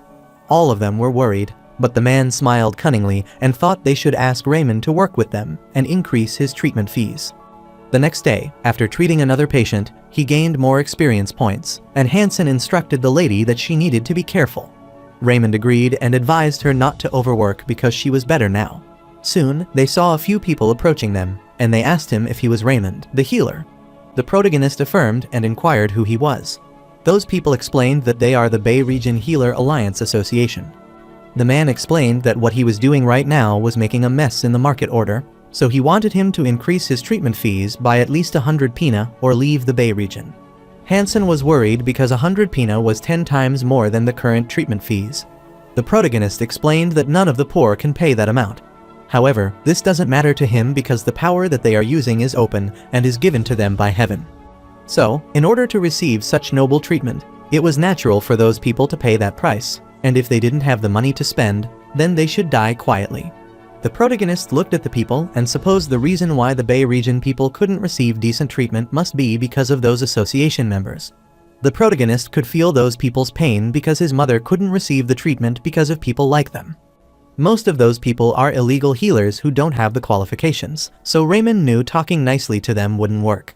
The protagonist rambled that he understood what they said, and the man was glad because the new healer quickly understood this. The protagonist knew that the only thing that would work for those people was to show them who is the boss. The protagonist furiously asks them why they are talking to him so informally when he is a noble. He furiously asked Hansen if he saw these criminals trying to threaten a noble as they dared to threaten him, who Count August supported. Hansen affirmed as he heard this and asked his senior if he should report them to the guards. The man was worried but asked them if they thought the guards would come to a place like this because there was something even scarier than the authorities in the slums. The protagonist knew that the guards who they bribed wouldn't come. But he furiously asked them if they dared to use gangsters to harm them. Then the guards of Count August would let it slide. The lady started whispering as she heard Count August had Raymond back, so it would be painful for them if they mess with a noble that has power. The man clarified that he shouldn't think they will stand down just because of this. Hansen was worried, wondering if they would be okay, but the protagonist smiled and explained that these people only picked on the weak so that they wouldn't do anything against people stronger than them. After they left, he apologized to his patients for the commotion around the area and wanted to continue with the treatment. Meanwhile, those illegal healers were furious because they didn't want to leave Raymond that easily. However, they knew if they mess with someone who is backed by Count August, they would definitely incur his anger. They knew that Raymond was a noble in name, but he was still a noble, so that they could end up in a court because of noble contempt. He looked at Healer Lang and asked him if there was no way around this. Healer Lang thinks for a while, and he can't believe that Raymond appeared in an area like the Bay region. After the last incident, because he decided and showed contempt toward a noble, his healer qualification was taken away, and he was banished. He had no choice but to hide in the slums and become an illegal healer. He cursed Raymond because this all happened because of him. He suggested it's easy to get rid of Raymond because they need to spread the rumors that Raymond's treatment method is sham. The chubby man wondered how they could do that because there were already rumors saying that Raymond's treatment was very effective. However, Lang confidently asked them if the poor people there weren't crazy even for the 10 pina, so they just needed to bribe the patients that he treated. After spreading rumors that there is something wrong with Raymond's treatment and worsening the public opinion of him, they will chase those who are capitalizing on the poor way. If that happens, then even Count August wouldn't have the qualification to pin any crime on them. All of them agreed that that was right, and it was a great idea, so Lang instructed them to let's get into it right away. He cursed Raymond and wanted to make him pay back for what he did to him. Later, a man entered their clinic crying and explained there was a problem. Lang wondered what was wrong with his face. The man explained that poor people got angry and attacked him when he asked them to scheme against Raymond. Those poor people said that they are finally getting back to those evil people who mooch off their backs. This shocked Lang, and the man explained that even though they had been acting obnoxious, they had left them alone without a choice. They were scared that they might need treatment, but that was no longer needed, so the people soon gathered there to beat them. They wondered what they should do now because they would be in danger themselves at this rate. Lang supposed that now this has come down to this, and it is all or nothing, so he wanted to hire Blue Moon Guild. The Blue Moon Guild is different from the evil group that sucks the poor hard-earned money. They are a vigilante group that protects the poor from evil people. However, the other healer wondered if the Blue Moon Guild would accept their request, as they already had a wrong impression of them. Up until now, that guild left them all alone because they also needed treatment, but they don't know if they also wanted to get rid of them like people in slums. Lang smiled and wanted them not to worry because he had an idea to get their help. Blue Moon Guild was made to go up against the criminals that exploit the slums known as Dark Blade. It currently operates on donations, volunteered by merchants. The master of the Blue Moon Guild, Kanseer, is a straightforward man with a sense of justice, but he has one shot coming.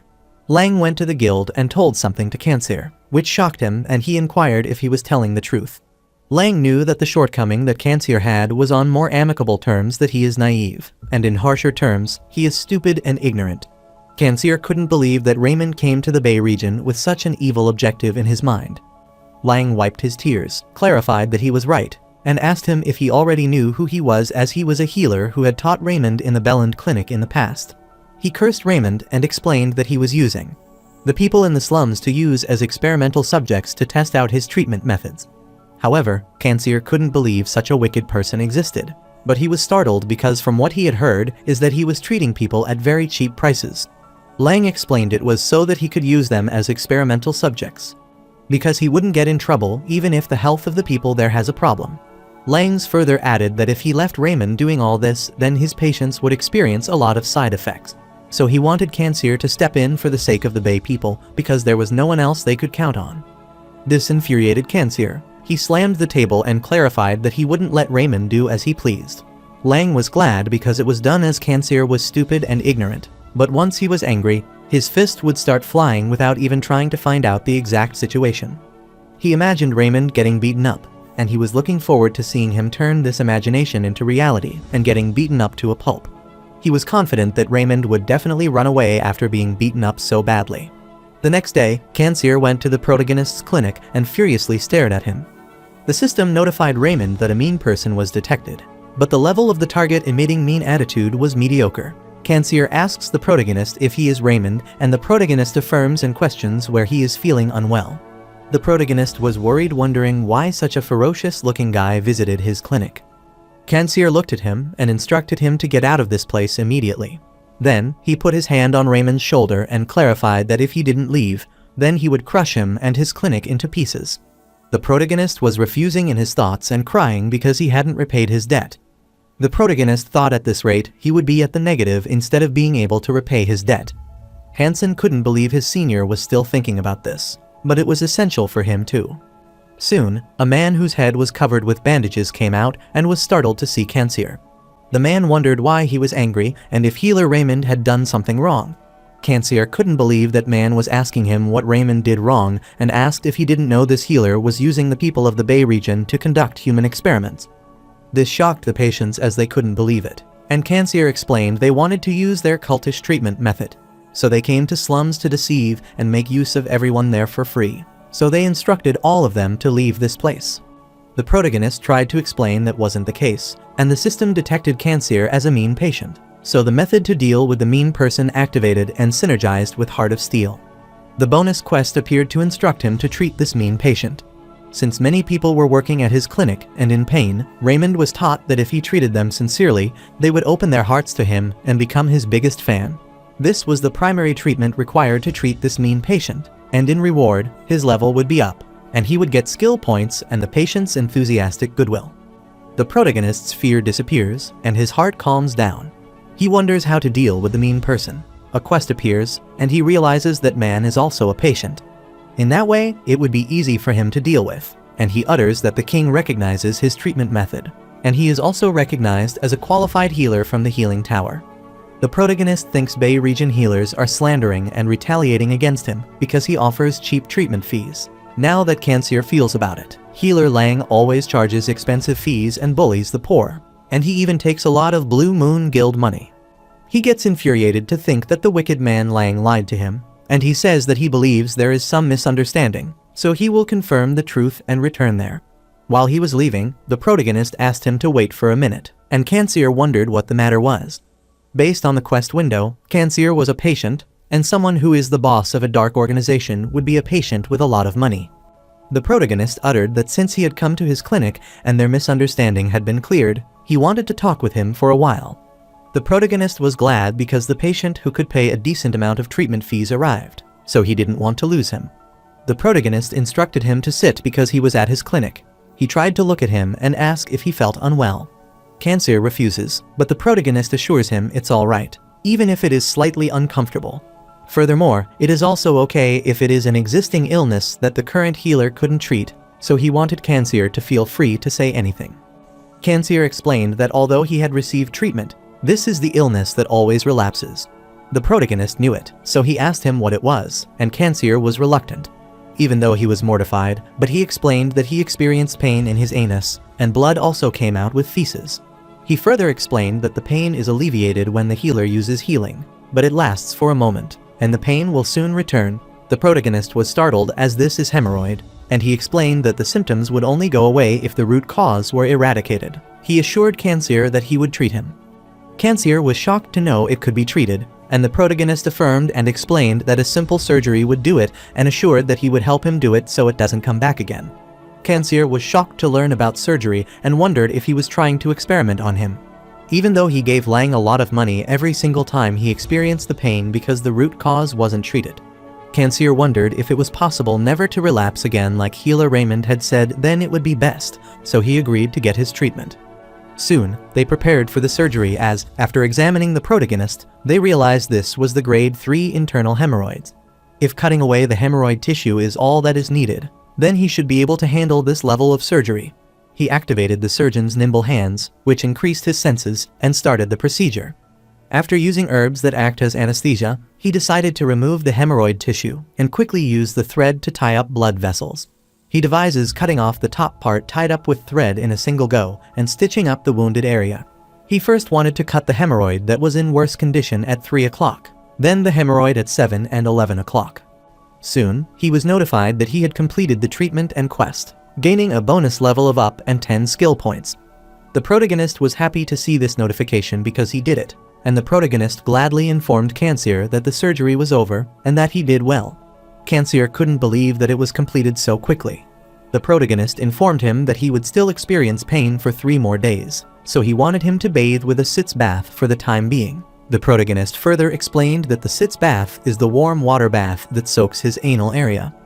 Kanseer was glad and thanked the protagonist because he had suffered so much from this illness for the past few years, and he couldn't believe that Raymond treated it so quickly.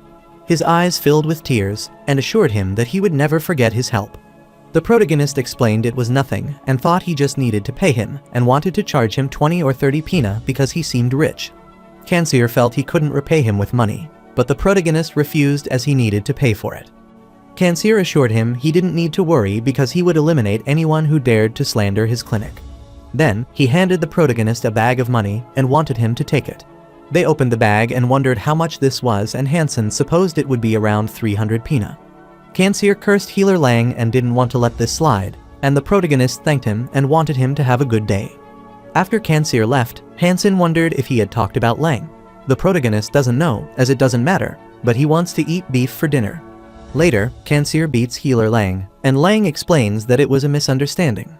Kanseer hated the sight of them from the moment they mooched off the backs of people in the slums, but he left them alone because no healer would come there. However, they dared to slander someone as great as healer Raymond, and he started beating them. They apologized to him and wanted him to spare him as they wouldn't do it again. Kanseer beats Lang, and he coughs out blood because one of his teeth is broken, and he asks for help. Kanseer warned them that if they dared to show their face again in the Bay region, he would pluck out their teeth so they could only eat porridge for the rest of their lives. So, the illegal healer, including Lang, was kicked out, and they were never seen in the kingdom's capital again. After that, Raymond's clinic became very successful, and they all were thankful to him. One of the citizens' wounds was healed entirely because of his treatment, and another who didn't dare to visit a healer in the past is now visiting his clinic. They never thought such a great person exists in the world who could even treat patients without the greed of money. Meanwhile, the protagonist was busy gaining experience, and he leveled up and gladly instructed the patient to have a great day. He then requested that he take care of himself. The protagonist opened his status window and was delighted to know that his level was 28. He wanted to keep this pace up and go to level 40. It has been tiring because of the influx of patients lately, and he needs to invest in stamina instead of senses now. Once he hits a certain amount of stamina, he will need to increase his intelligence, and if he keeps leveling up like this, he will become the best healer in a short time. While he was still thinking, Kanseer entered his clinic, informing him that there was a big problem, which surprised him. The protagonist wondered what Kanseer was talking about, and Kanseer instructed him to run away quickly because someone had an infectious disease. He explained it's the Grim Reaper of Death, so he was sure that if Raymond stayed there, he would get infected and die, which worried Hansen as he knew what Kanseer was talking about. Grim Reaper of the Death is the term that Leibniziana uses for smallpox, one of the worst infectious diseases. The protagonist knew that the fatality of smallpox, along with the Black Death, was more than 30%, so it was one of the worst infectious diseases. He was sure that he might be able to save a few people if he did his best, but there was no way to stop hundreds and thousands of people dying. Hansen wanted his senior to run away quickly, but the protagonist was wondering what he should do and if he should run away. One must run immediately when the Grim Reaper of Death, smallpox, and the Fog of Death, the Black Death, runs rampant.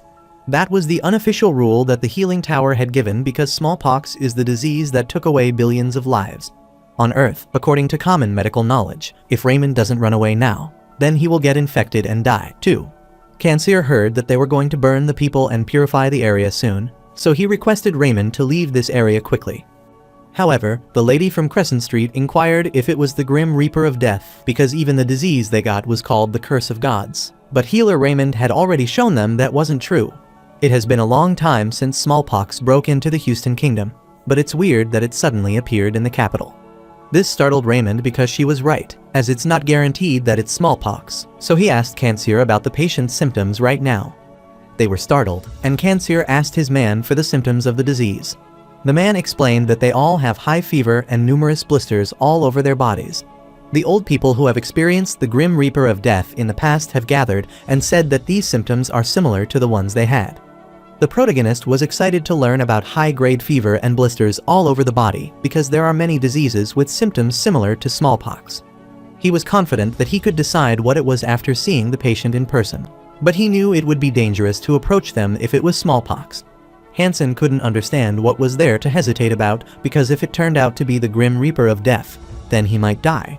However, the protagonist thought if it's not, then the patient they could save would be burned to death. Hansen was worried because he knew if this went on, then they would catch the disease and burn to death. The protagonist was flustered, wondering what he should do if someone could give him certainty and then save them. Abruptly, the system screen appeared, allotting a new quest to save the people facing unjust death. This requires medium-grade treatment, and its difficulty was also intermediate. Numerous patients infected by the infectious disease are in danger of being burned to death, which can't be considered the correct treatment method, so Raymond was instructed to use his knowledge to stop unfair death. The protagonist supposed that since it's an unjust death, it means it's not smallpox, and he clarified that he wouldn't leave this place. Kanseer and Hansen were worried to hear this, but Raymond knew those people were not infected with smallpox, so that he could save them with his knowledge. In common medical knowledge, numerous infectious diseases, including smallpox, spread through droplet transmission. They spread through patient saliva, nasal discharge, or cough, so if it's spread via droplets, they need a way to stop it physically. So, for now, he instructed Hansen to bring him thick clothes that could be used as a mask, glove, and robe that could cover his whole body. Hansen was worried, wondering what his senior was trying to do, and Raymond explained that he would meet the patient in person and check them. Later at night, noise from a house was coming, and a lady was requesting some people to leave her kids alone as she didn't even care if she died, and the kids were crying, asking their mother for help. The man apologized to her because he didn't want to die because of them, but they were requested to stop. As the man looked behind, he was startled to see a man covered with bandages and wondered who he was. The protagonist asks them to calm down because he is the healer, Raymond. They were shocked to know he was the prince and wondered why he was dressed like this. They informed them that it was dangerous because this family was infected with the Grim Reaper of Death, so it must be purified. However, the protagonist requested them to wait for a moment and inquired how they concluded that they were infected with the Grim Reaper of Death without having a look. This startled them, and they asked if the high-grade fever and blisters all over the body weren't the symptoms of the Grim Reaper of Death. Raymond explained that some other pox diseases also have similar symptoms, so they are unsure. So he wanted to go in and check himself, but those men were startled, wondering if he would get infected. Raymond smiled and clarified that they didn't need to worry because he got a way around this. He made the makeshift space suit to wear, but he knew this wouldn't be safe enough, so he opened the market to acquire some skills. Soon, he found the shield, which required 100 points, and purchased the skill.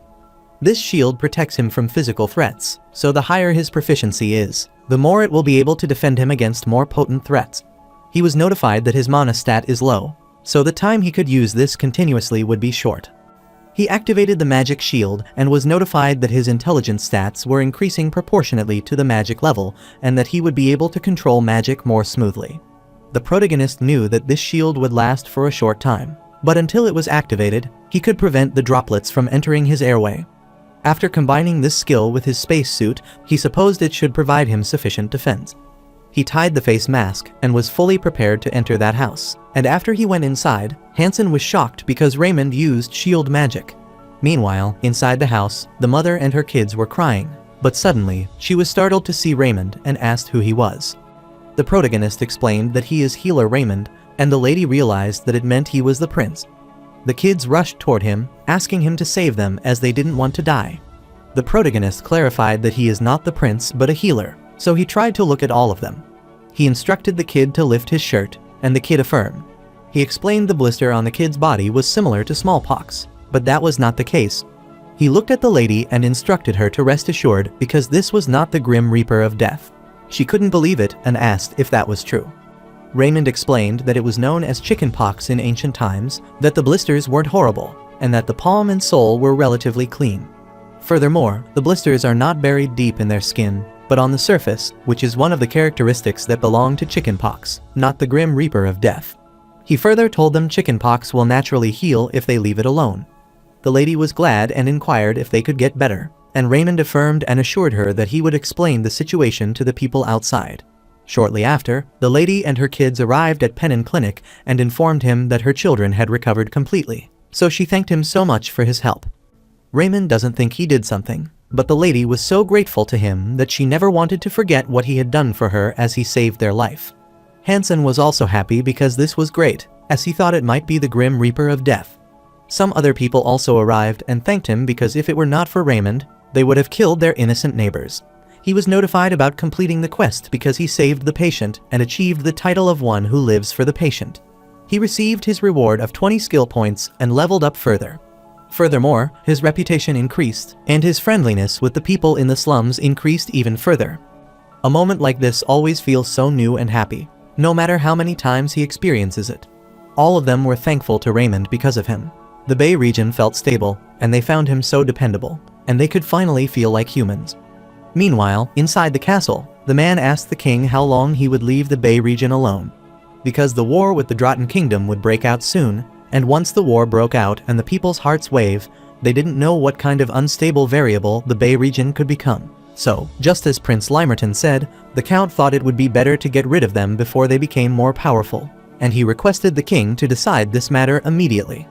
Meanwhile, Hansen was grilling meat in the Bay region, and its smell attracted Raymond.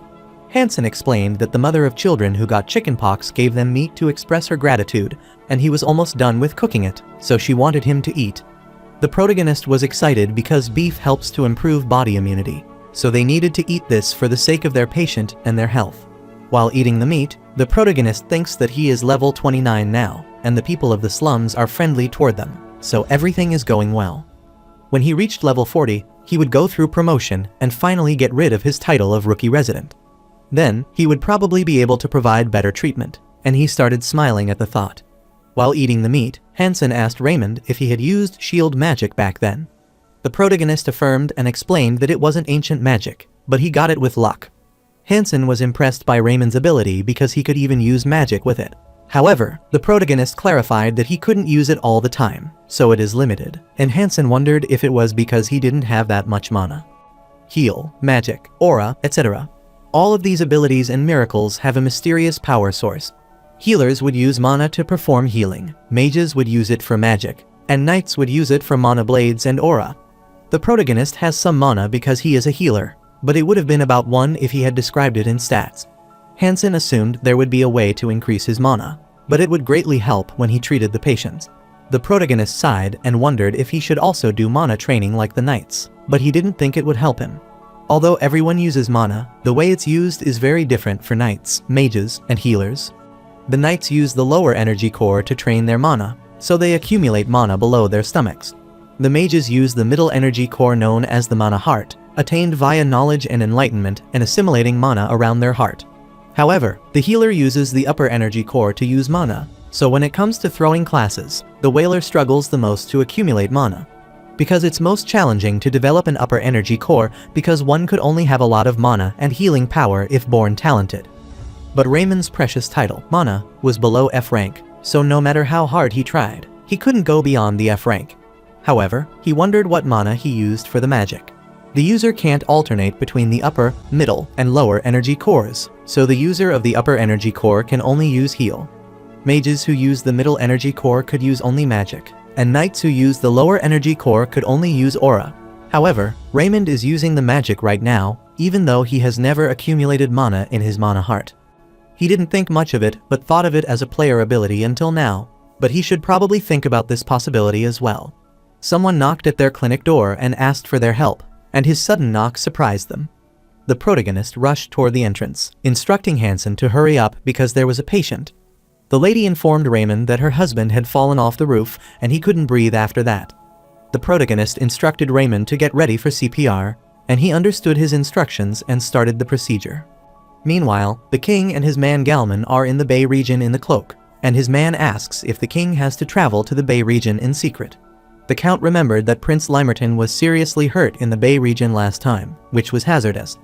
The king clarified that he was a sword master, so he would be alright if the military didn't appear. Galman agreed, but he still thought the king should be careful. The king explained that this is where people live, so he can't just get rid of this based on assumptions without checking it out personally. He instructed Galman to head to the Traven and see what was going on. While having lunch, they heard people gossiping that someone had died at Raymond's clinic. The man affirmed and explained that it seemed like he couldn't save that person even though he had done CPR for an hour. But in the end, the person still died, and they guessed that not even Raymond was that powerful. They started gossiping about the rumors that were circulating that Raymond was treating patients for free to use them as human experiments. They supposed Raymond was also there like other princes to treat the Bay region as the playground. The man thought that people of high status thought of people in the slums as huge sores while the king listened to their conversation. However, the lady stood up and explained that healer Raymond was different because she had seen it herself that day. All the other healers would have ignored that patient because they wouldn't have been able to save him and would think it would be a waste of time. But Raymond worked so hard to save that hopeless patient, and in the end, he cried so much when the patient stopped breathing. He was crying because he lost a patient and could not save that hopeless patient. A doctor must grow from learning through patient loss, which modern medicine teaches. He went out and informed the family about the patient's death, who started crying so much, and Raymond apologized to them as he was genuinely apologetic to them for their loss and was crying. Raymond never wanted to face something like that again, so the lady started crying and explained that she had never seen someone so sincere toward their patient. She thought he might be someone sent by heaven to the Bay region and the prince they should serve. Another man gladly added that because of healer Raymond, his son was alive, and his companion said he also cured his wife's long-time illness. The other healer took a ridiculous amount of money, but they couldn't do anything about his wife. They all cheered and wanted the prince of the slums to live long, and the king was shocked to see this. Meanwhile, the protagonist is notified that his reputation has exceeded the criteria. Hence, he obtains the new title of the one who helps the slums and gets additional buffs along with the title.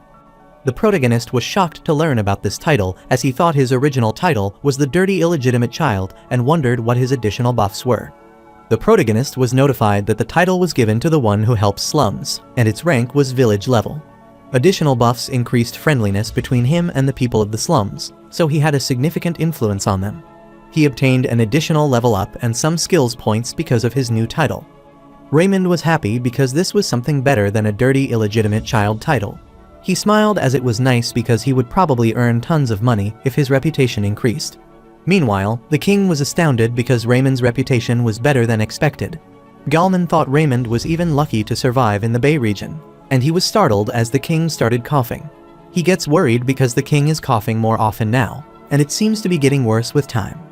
The king thought it might be a slight cough and instructed Galman that they should return to the palace for now. Galman agreed as he thought it would be the best decision rather than staying in a dangerous place. Suddenly, the king was shocked as he heard someone asking for help, and they followed the voice. Two men have captured a girl, and they asked them what they are looking at, and the other instructed them not to be busybody and head on their way. The girl was crying, asking them if they were knights and asking them to help her. The king unsheathed his sword and instructed Galman to step aside, and Galman obediently listened to him. As soon as the king's sword came out of the sheath, the mana surrounded it and shocked those thugs as it was sword energy, and they instructed the king not to come closer.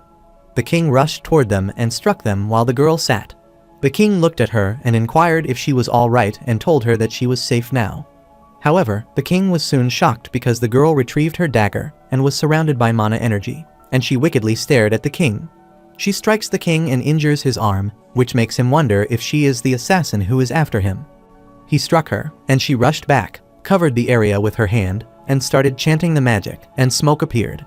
The king realized that she might be using sunscreen to block his vision.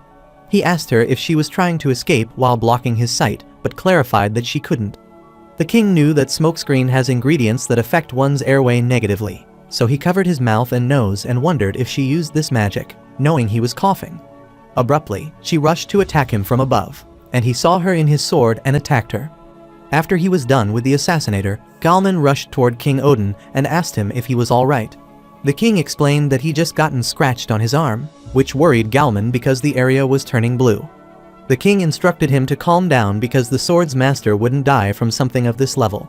However, Galman disagrees because he knows that if the king doesn't get treated quickly, he might have to lose his arm.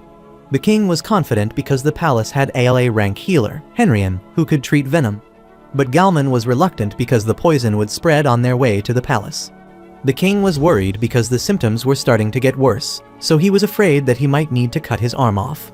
Suddenly, Galman remembered that Raymond's clinic was nearby, which shocked the king, and he wondered if Galman was asking him to get treated by Raymond.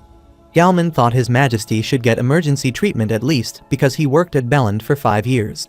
He was sure that Raymond should be able to perform emergency treatment even if he could not cure it entirely, and the king agreed with him. Later, the protagonist greeted them at the Raymond clinic and asked where he felt unwell. Both the king and Galman have covered their face with masks.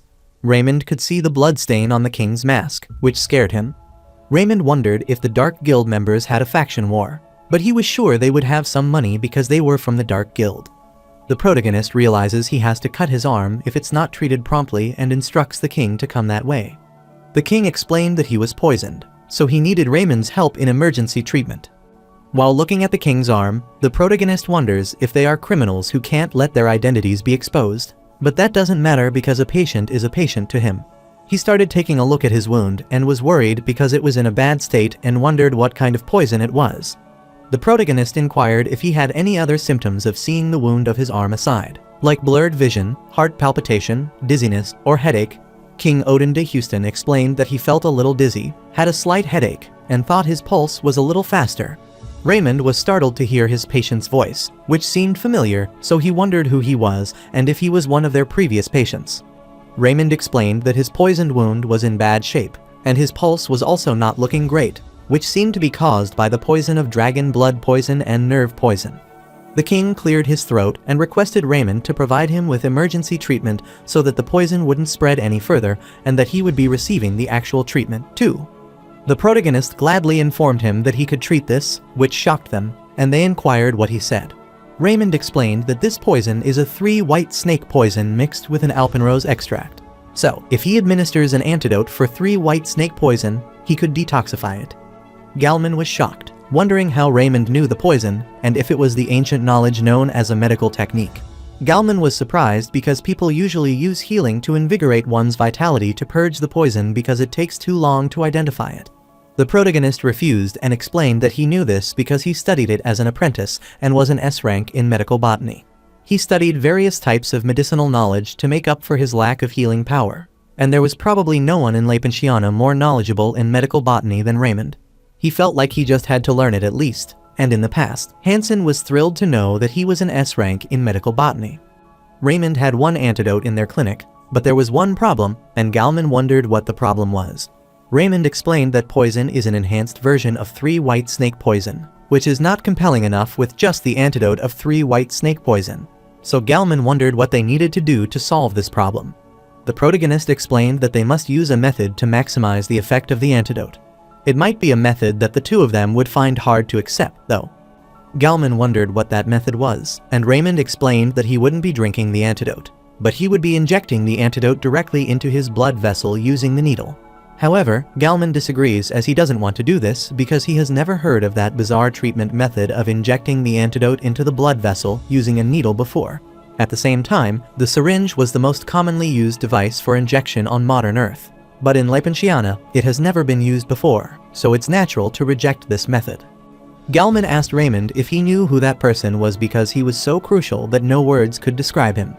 The king instructed him to wait, and he rambled that he heard that a patient had recently died in this place, which startled the protagonist. The king recalled the gossip of people thinking that Raymond was conducting experiments on the people of the slums. He furiously approached Raymond and clarified that he was doing some weird experiment because the people came to the slums for treatment. The protagonist thinks of the Heart of Steel activation, which activated. Thus, he could withstand patient intimidation and calm down. Galman was astounded because he was not scared of His Majesty's aura. Unjust intimidation was directed at a healer trying to treat his patient, so the target was detected as mean. So, the method of treating mean patients was activated, and Raymond was amazed to learn that he was a mean person. Then he thought about it and realized that no one genuinely great would say some third-rate thing like he does. He knew who that person was. The way of dealing with such a mean person was to be full of confidence while smiling constantly. The protagonist understands their worries but explains that his method is a secret ancient technique, a standard method used in an ancient, flourishing civilization. Galman couldn't believe he was that friendly even though they tried to intimidate him. Raymond grabbed his patient hand, and he swore upon his family name, Pennon, that he inherited from his mother, and that there was no other way besides this to treat the poison that he had. He requested that he trust him. King Odin was astounded because Raymond swore upon Pennon's family name, so he agreed. The protagonist fills the antidote in the syringe and brings it close to his patient's arm, and King Odin inquires what this is. Raymond explained that it was just a syringe that he ordered to be made in a dwarf workshop, and he would be using this to inject the medicine into his blood vessels. The protagonist explained that it would sting slightly, so he shouldn't be surprised and soon injected the antidote. Galman inquired His Majesty if he was all right and if he felt strange anywhere. The king explained that he didn't feel strange, but suddenly he grabbed his head. This worried Raymond, and he wondered what was wrong and what happened. He was worried because this was his first time using the syringe there, and he asked if there could be any side effects. The king explained that his dizziness and headache had improved, which startled Galman. The king looked at his arm and knew that he was not fully recovered yet, but it was better than before, and he couldn't understand why his symptoms were getting better that quickly. Even antidotes usually only show effects after being consumed for a certain amount of time, so he couldn't understand why there were already immediate effects. The protagonist is happy because the effects are better than expected, so he assumes he can eat meat the following day. Since that was the case, the king inquired if the wound on his arm would improve over time. The protagonist rambled that the strange symptoms had been stopped completely, and the damaged skin would recover naturally as time passed. Furthermore, any side effects should not affect his arm movements either.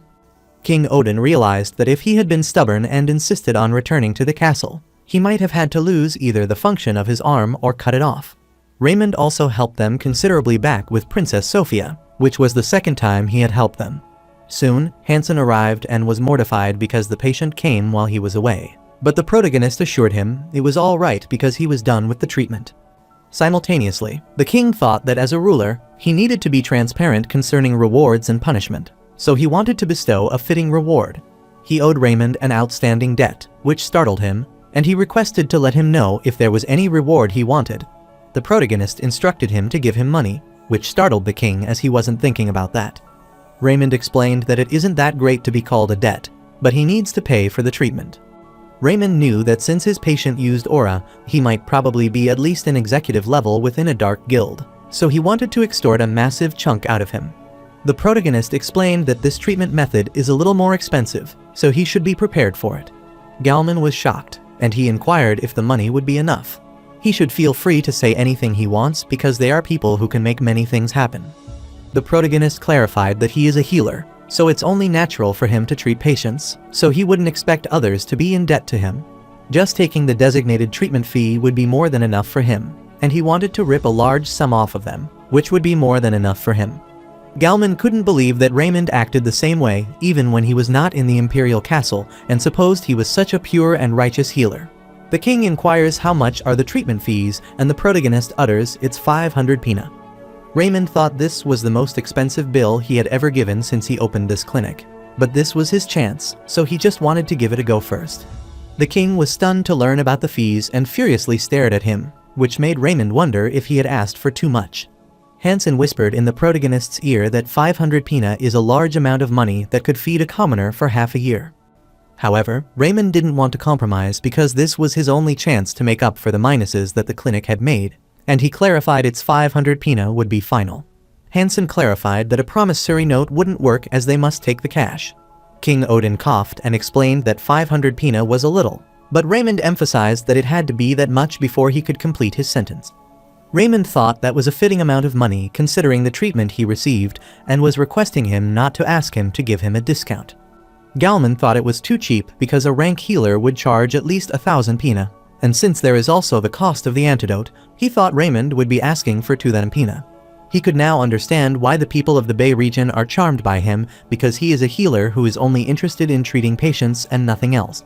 However, King Odin was confused, so he wanted to ask Raymond a question and permitted him to ask whatever he wanted. However, Raymond doesn't want him to ask about the cost price because he is trying to rip him off. King Odin inquired why he was putting himself through so much hardship there when he was such a competent healer. He was confident that Raymond would have earned much more money if he opened his clinic elsewhere. Raymond took a peaceful breath because his patient was curious about the cost price and explained that it was because he had a greater goal in mind. The king wondered what kind of greater goal he could have to come to such a poor region. He wondered if his goal was to live a life purely for the sake of his patient, and he thought he was incredible. Meanwhile, Galman couldn't believe that an illegitimate child who was mistreated would be able to grow up to be so incredible and wondered what His Majesty was thinking. King Odin de Houston understood everything, so he stood to leave, and Galman inquired how he was currently feeling. He felt much better now, so he instructed his man to let go but explained that he had no cash in return. This shocked Raymond, and he wondered what his patient said. He refused and wanted him to give him money, so he handed Raymond a ring and instructed him to sell it and use the cash. The protagonist is thrilled to see the ring because it looks expensive, and Hansen recognizes it as the Pearl of the Mermaid's Tear. This jewel was worth more than 10,000 pina, which was exciting. While leaving, the king looked back and thought it wouldn't be enough for the payment, which startled the protagonist. The king explained that he would come back there later and was looking forward to what this clinic would look like when he was back there again. Raymond was confused, wondering what to look forward to. Whatever the reason, he was excited because he had earned tons of money. He excitedly told Hansen they would eat beef tonight, which made him happy. Galman guessed King Odin was looking forward to how Raymond's clinic would grow from there. He was the first son to work in the Bay region and stabilize it, and no other prince could do it. While leaving, the king rambled that it was time to find the perpetrator, but Galman couldn't understand. So, he clarified that he was talking about the preparator who planned his assassination. Since that person knew where he was, they must have an informant within the castle. He instructed Galman to track down the informant in the castle. Galman understood his task and was worried because the bloodbath would be taking place within the castle. Meanwhile, the man explained to his master that he had failed to assassinate King Odin in the Bay region. The man sitting near the magic globe thought that they could make at least one of the king's limbs since the 3 white snake poisons were used. His man explained that it was unfortunate, but it was all right. He supposed they still had a lot of chance, and he grabbed the dagger and threw it on the map. He couldn't believe that he recovered without any side effects after being poisoned by 3 white snake poisons and wondered if there was such a competent healer in the Bay region. The man thought that if there were any powerful healers, that person might hinder their plans. His man inquired if he should find who it was and get rid of that healer. But the mastermind refused as he supposed there was no need to worry about that. Because the next plan can't be stopped, no matter how powerful the healer is. He gave his man 1 month and wanted him to make sure not to fall this time, and his man affirmed. After their conversation ended, the man in the veil laughed because the day the Houston Kingdom was brazed to the ground was nearing. On the contrary, the protagonist grills the meat and instructs Hansen to eat a lot of it. Hansen affirmed and assured his senior that he would eat a lot to build up his immunity. The protagonist wondered why there was a sudden talk about immunity, and Hansen reminded him that he had also said the same thing. He said that beef builds up immunity, so patients and healers should eat it for their health. The protagonist was only eating it because it's delicious, but it was not exactly wrong to say that beef builds up one's immunity. So he affirmed that it was right and wanted to eat tons of it for the sake of their health. Raymond was glad he became a healer since the meat was so juicy and delicious. The protagonist instructed him that it tasted even better when freshly grilled steak was dipped in a bit of salt, and Hansen agreed as it became more delicious. Suddenly, someone knocked on the door, asked if anyone was in there, and requested they open it. They got scared, and Hansen worriedly called his senior name, and he inquired who that was. He opened the door slightly, saw many people gathered outside, and asked them why they were there. The man stretches his arm, and scarily, they inquire if he is Raymond. The protagonist was worried, wondering why the Dark Guild was there, and if something terrible happened to that patient. Raymond affirmed that he was the person they were searching for and inquired what they were there for. Suddenly, a man behind those scary-looking guys appeared and instructed them that they were scaring the healer Raymond with their tone. The man steps forward and asks him to forgive his men for their rudeness. He introduces himself as Toms, a small business owner in Lang Tram. The protagonist wonders if he is the Toms, the tyrant lord of the entertainment district. His guild was the most prominent dark guild in the Bay region, and he was the master of the vicious Dark Blade Guild. Toms gazed at him and explained that he was there because he had something to tell him. He wanted to go inside for a while, and Raymond asked him what business he had with him. The man came inside and realized they were amidst of eating their meal, and Raymond affirmed. The man remarked that it was the meat that dogs would eat, though Raymond was someone who did a good deed, so he couldn't believe he ate such nasty food. The man touched the plate, and it broke, which startled Raymond as it exploded with just the touch of his finger. Hansen whispered that Toms come from a knight family of the highest-ranking mana users. Tom instructed his man to throw away all the nasty meat for them, which scared Raymond, and he wondered why he was doing this to him. Since the hooligan entered the clinic, his heart of steel was activated, and the target has been confirmed as the mean person. The level of this mean hooligan was too high, so the method of handling the man person was activated. The protagonist's heart calms, and he thinks it's right as he shouldn't be trembling in fear, but he must resolve this. Raymond knew those from the underworld would only be crueler when they saw the weak, so he wanted to be bold. He inquired why he had come to his clinic, and if he was there because he was unwell, he should feel free to let him know because he would treat him. Tom was amazed to discover Raymond wasn't scared, and he wasn't expecting that he would have some guts. He looked back, smiled, and clarified that there had been a misunderstanding because he was there to greet the healer working hard for the Bay region. He instructed his man to bring out what they brought. The man instructed Raymond to take this, and he affirmed his decision and grabbed a bag. Raymond wondered if this was money, and Hansen was sure there would be around 1,000 pina inside this bag. The protagonist inquired why he was giving him this money, and Tom explained that it was his token of gratitude for him, who had worked hard for the Bay region and had a request. The protagonist wondered what he was there for and what his request was. From now on, Tom requested that he refrain from treating those who go against the Dark Blade Guild. The protagonist was shocked because he wanted him not to treat the patient. Tom sighed and explained that he didn't know what spot he had put him into, because if he healed everyone they beat up, how did he think they would look? Raymond explained that the patients are all the same to the healer, so he can't do that. Tom puts his hand inside his coat and rambles that in the Bay region, his life is not safe just because he is the king's illegitimate child, and he throws the dagger toward him. Raymond was startled by this sudden attack, and Tom appeared before him and clarified that if he wanted to live a long life as a healer, it would be better for the Shadow Prince to bear his word in mind. He pulled back the dagger from the wall and put it inside his coat. Then, he put his hand on Raymond's shoulder and hoped they would smile the next time they met again. He bid his farewell and left while the protagonist was frozen on his spot, and Hansen asked him if he was alright. Later, while cleaning, Hansen wondered what they would do because the Dark Blade Guild that Tom's leads is the scariest people in the Bay region. So if they ignored this warning, their life would be sniffed out without anyone realizing it. The protagonist thinks about it and wonders if it would help if he learned some self-defense skills. But he could only know this if his stamina stats are 15 or above. Unfortunately, he was a little short in stamina, and Tom's comes from a knight family of highest-ranking mana users. Even if he learned the skill, it wouldn't work on Tom, but he could continue treating his patient, so he wondered what he should do. Abruptly, a quest appeared, according to which he had to overcome the unfair threat.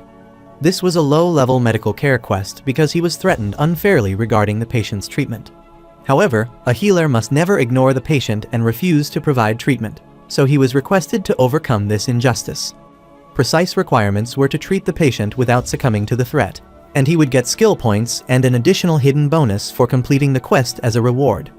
The protagonist cursed it as it was easy for the system to say that he had to overcome the unjust threat and wondered if it wanted him to die.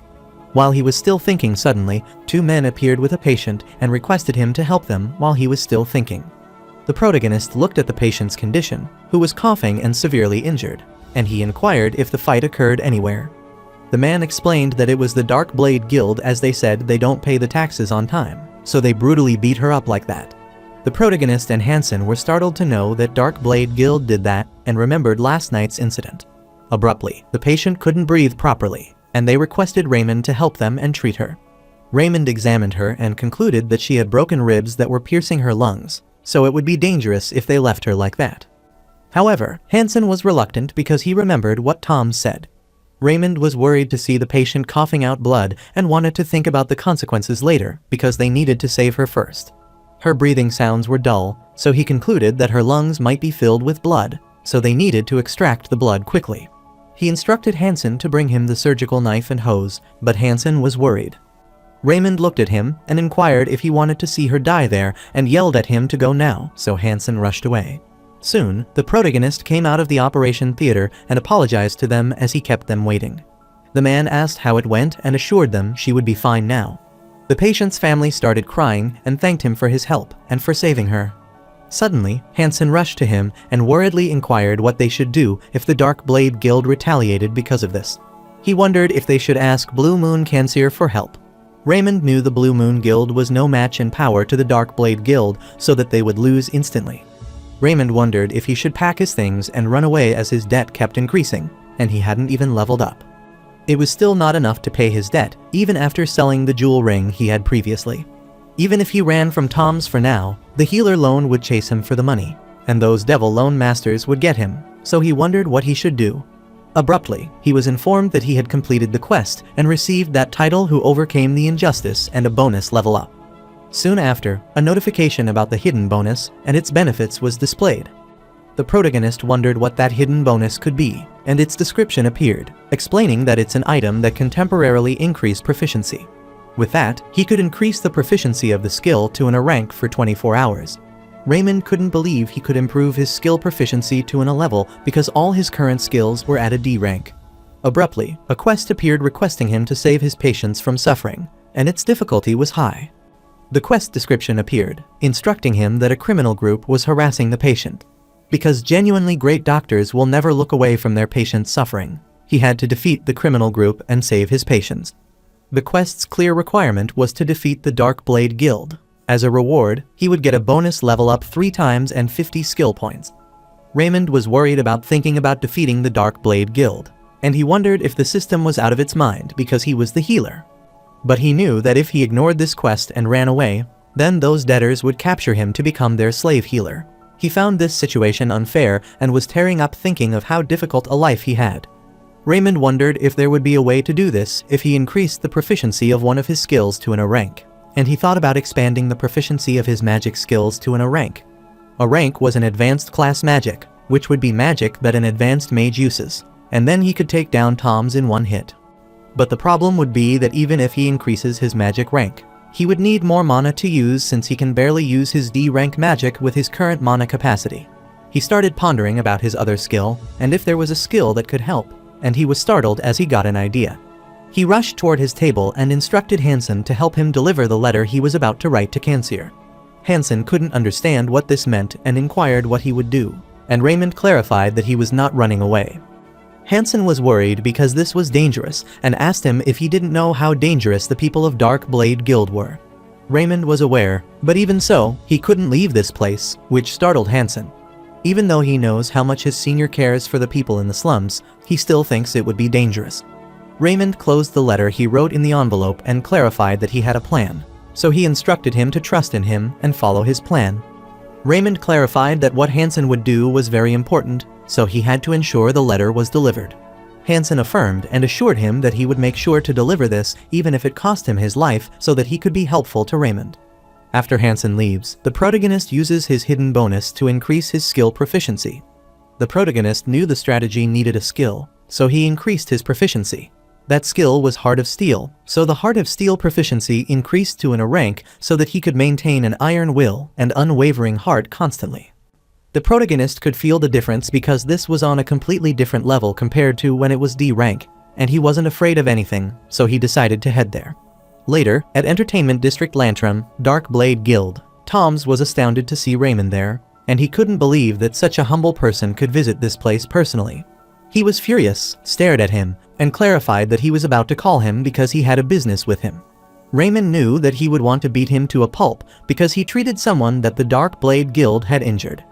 However, his Heart of Steel is a rank right now, and he is not scared. Raymond explained that he was there because he had something to say, and Tom instructed him to speak what he wanted to say. The protagonist bowed before him, apologizing and wanting him to forgive him just this once. Tom and his men were confused, and he asked him why he did something he would regret later. The protagonist assured him that he would repent sincerely and not repeat the same mistake. After going through this incident got him thinking for quite a while, and he realized that he was also tired of such foolish things in the Bay region. With teary eyes, he stared at Tom's and clarified that he wanted to offer his loyalty to him from that moment onward. So if the war breaks out between the Dark Blade and other guilds, then he would undoubtedly need a healer. Raymond is the healer who possesses exceptional healing techniques that the king recognizes, so he wants to be Tom's exclusive healer. Tom laughed, as this was quite different from what he had heard about Raymond. He thought he was the healer who wanted to serve the people of the slums. The protagonist knows what he says now is essential, so he rushes at him and whispers that his goal is to earn money because no one would hire him outside, so he has no choice but to come to the Bay region. But now that he had met someone as great as Tom's, he couldn't possibly hang around poor people and earn pennies. Raymond has endured mistreatment for 23 years, so bowing to others is his specialty, and because he had Heart of Steel a rank, he could bow before anyone without a problem. So he rambled that he wanted to offer his loyalty and life to him and requested Tom to accept it.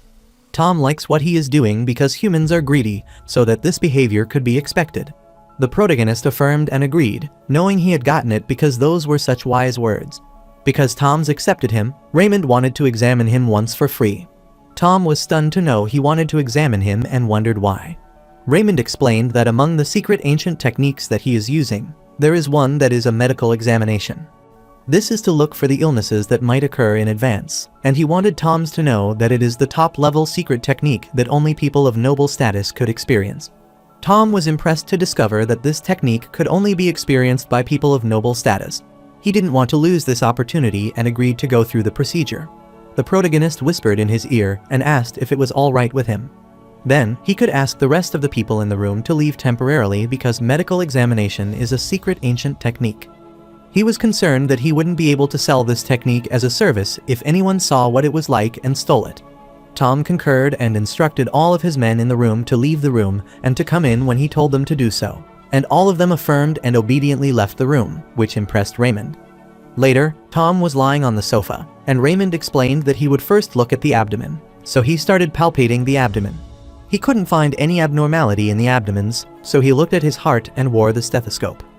Tom's wondered what that device was, and Raymond explained it was an ancient artifact known as a stethoscope, which tells him if the person's heart is abnormal. This was an item that he paid tons of money to those dwarf workshops that were daylight robbers to him, so he started auscultating Tom's heart and was startled as he found some abnormality. This worried Tom, and he wondered what was wrong, so Raymond explained that there was something strange in his heart. Tom couldn't understand this, but the protagonist assured him that he would not worry because it could be treated with a simple treatment. They relieved Tom, so he was utterly dependent on Raymond for his treatment, and he opened his shirt's upper few buttons to make the area visible to the healer. Raymond put his hand on his chest and was glad because until then, everything was going according to his plan, so he wanted to succeed in a single try now. He used lightning on Tom's, which electrocuted him because the rank of the magic he used was higher than his intelligence stats, and the magic effect became stronger. Tom was unconscious because of being electrocuted, and Raymond was notified that he stood up against the injustice and subdued the villain. So he has accomplished the achievement of those who overcome injustice and gained bonus level and skills points. Raymond was glad it was finally done, and he couldn't believe he had to act humbly to create this opportunity. Even though Tom is a strong knight, there is no way he could endure all the shock directly at his heart. However, there was a better time to be dazed as he had to hurry up, and he got the rope from his bag and tied Tom's. He was confident that as long as he held out there, Kanseer, to whom he had sent the letter, would come there to rescue him. Because he had the leader of the Dark Blade Guild, he was confident they could stand a chance against them. The reason that the Dark Blade Guild becomes more vital in the entertainment districts is solely due to Tom's. The most significant difference between them and other dark guilds is that they possess the most potent fighting force. Tom is a mana user, so once he is done, the rest are nothing. He heard from the door and supposed the people outside weren't aware of what happened there, so he wanted Kanseer to come on time. Raymond looked back and wondered if he was not feeling any fear because of Heart of Steel, but he kept thinking of other matters, like if there was a thing like Vault in there. Since this was the office of the Dark Blade Guild leader, he wondered if there could be a key to the vault, so he looked around and started searching for it. Finally, he found the keys and was sure he would hide tons of slush funds, so he looked everywhere to take it all. While searching around, something fell on his head, and he looked down and found a safe. He gladly lifted the box, and was happy to think his life was about to take a significant turn. He supposed he no longer needed to live with those devil debtors harassing him.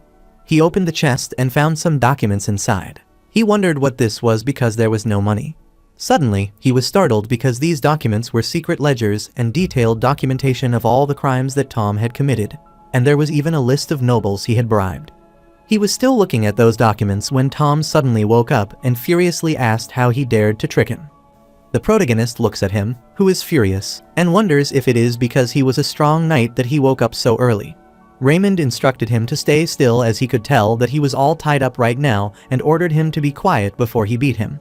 Because he has the Heart of Steel, he does not care for Tom, who is tied up. However, Tom looked at him, smiled cunningly, and inquired if he was talking about this rope as he quickly broke the rope.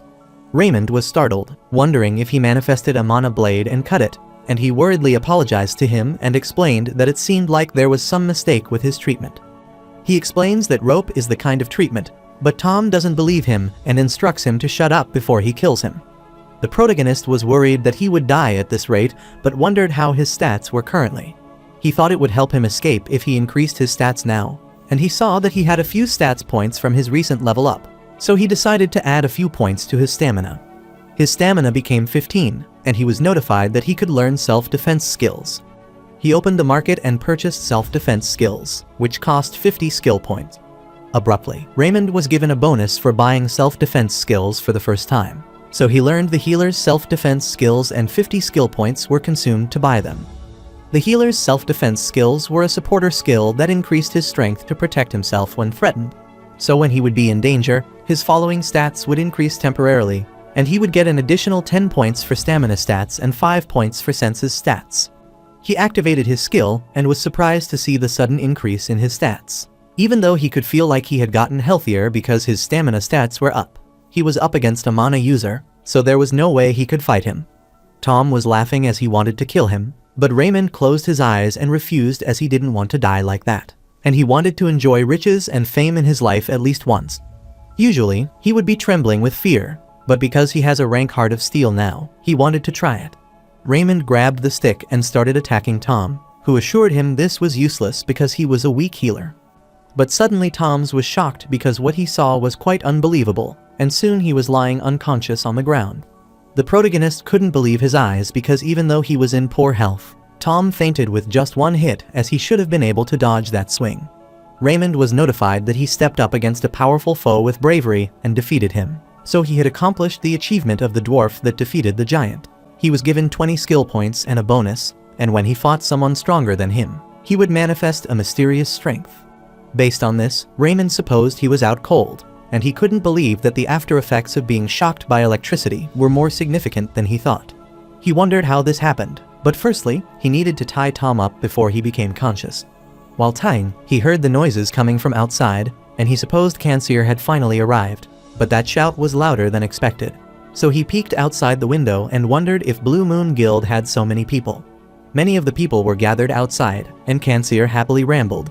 Since the prince stood up for them, they also wanted to stand against those dark guild jerks. Kanseer requested the Shadow Prince to wait for them because they would soon join his side.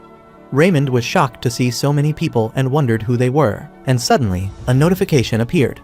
The Title One who helps the slums was currently in effect, so he has exerted a significant effect on the people of the slums and moved their hearts. An hour ago, Hansen was worried. Even though he had passed the letter to Kanseer just like Raymond asked him to do, he wondered if it would be enough. He couldn't believe Raymond went to the Dark Blade Guild alone and was confident he went there to warn them about using violence against the people of the slums. Hansen didn't want to sit still because he did so much for his patients, so he accosted the people of the slums and asked for their help because healer Raymond was fighting currently for their sake. They couldn't believe the prince was fighting for their sake, and their eyes filled with tears. They knew that Prince Raymond had gone to talk things out with the Dark Blade Guild because of them. The man informed his comrade who was working, and he was shocked. They supposed he would be in danger. They all grabbed their weapons as they couldn't stand idly. Even though the Dark Blade Guild was scary, they wanted to save him.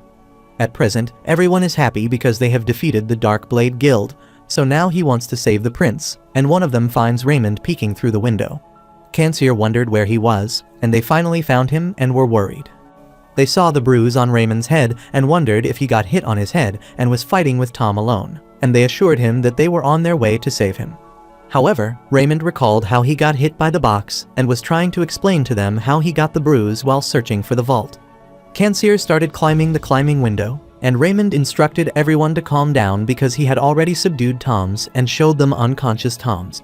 Kanseer was glad to know that he had already subdued him and wondered how he had subdued a mana user, and Hansen found it incredible. Raymond finally took a peaceful breath because they had finally calmed down and was startled to hear their thoughts. Kanseer couldn't believe he fought for the people of slums to the extent that he got injured. Everyone started praising him and remarked that he was the prince of the slums who risked his life to save them.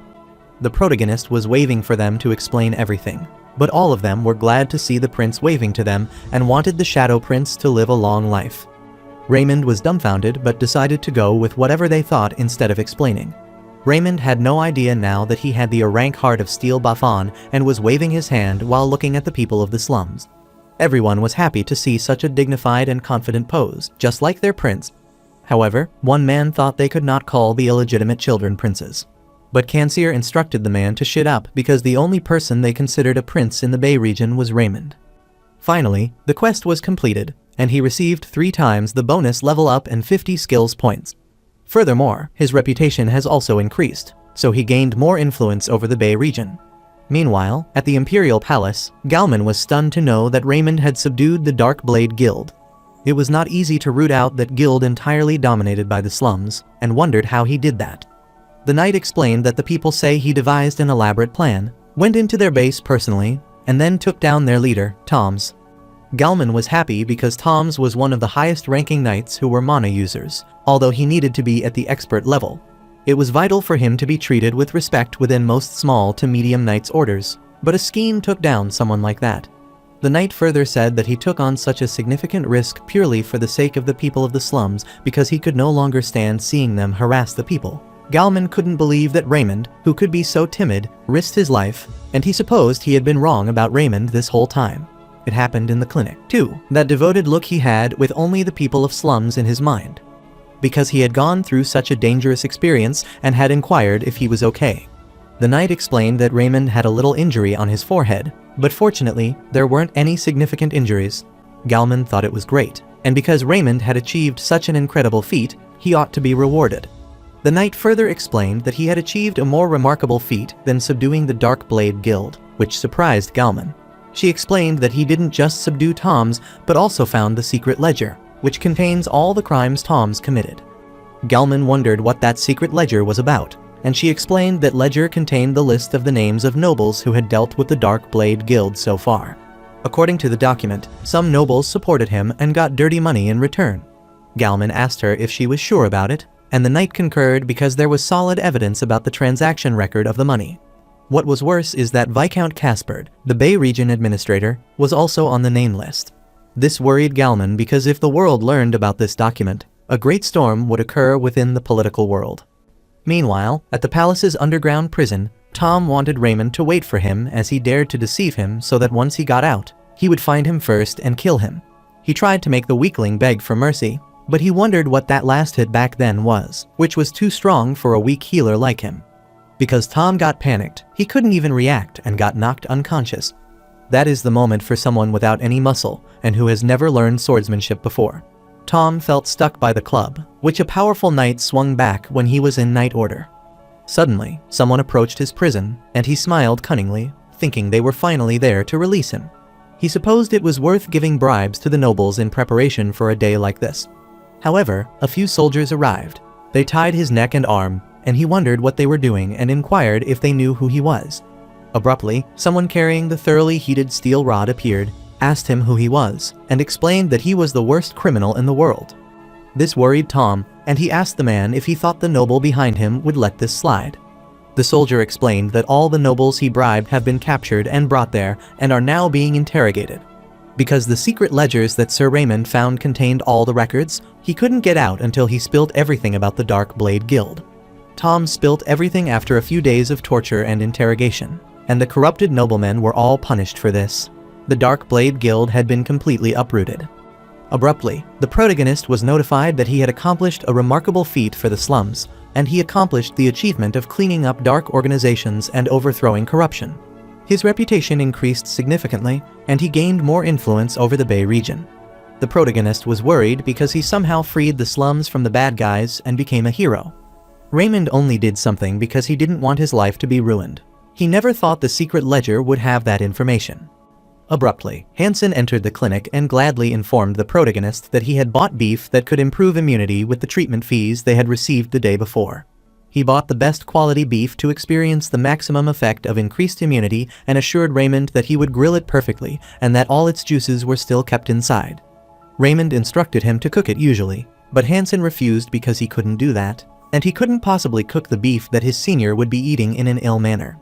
Because Raymond works non-stop day and night for the people of the slums, Hansen can't let him eat beef that is not of the highest quality either way. Raymond explained that it's not like he was doing it for them, but Hansen doesn't believe him because he knows how he feels, even though he is trying to act humble. Hansen wore the apron and assured Raymond that he would do his best to cook this beef in a way that would increase Raymond's immunity to maximum, and he wanted him to count on him for this. Raymond was surprised and worried because Hansen kept becoming a stranger slowly. But whatever the reason, this was a significant change for him. Hansen gave him a piece and asked if it was delicious, and he affirmed. In any case, if his reputation goes up, he will have more patience, too, and he has nothing to lose. With this incident, even the people outside of the slums have come to know of his name, so the image of the disgusting illegitimate child might have improved a little. Suddenly, Hansen remembered that he had heard Raymond would be getting a reward at the palace for what he had done this time and wondered what kind of reward he was asking for. Raymond wondered what to ask them and if he should demand the money. After some days, a royal carriage arrived, and the man respectively opened its door and informed Raymond that he would be taking him to the palace, so he requested him to get inside the horse carriage. The protagonist blushed as he couldn't believe that such a day arrived because he had never thought that a palace servant would be talking to him so politely, and he thanked him. To think that Raymond, who used to be treated as filthy trash, would be provided with luxury treatment and ride a palace horse carriage. When he lived in the palace, the princes were not the only ones who despised and bullied him because even the male and female servants also did it.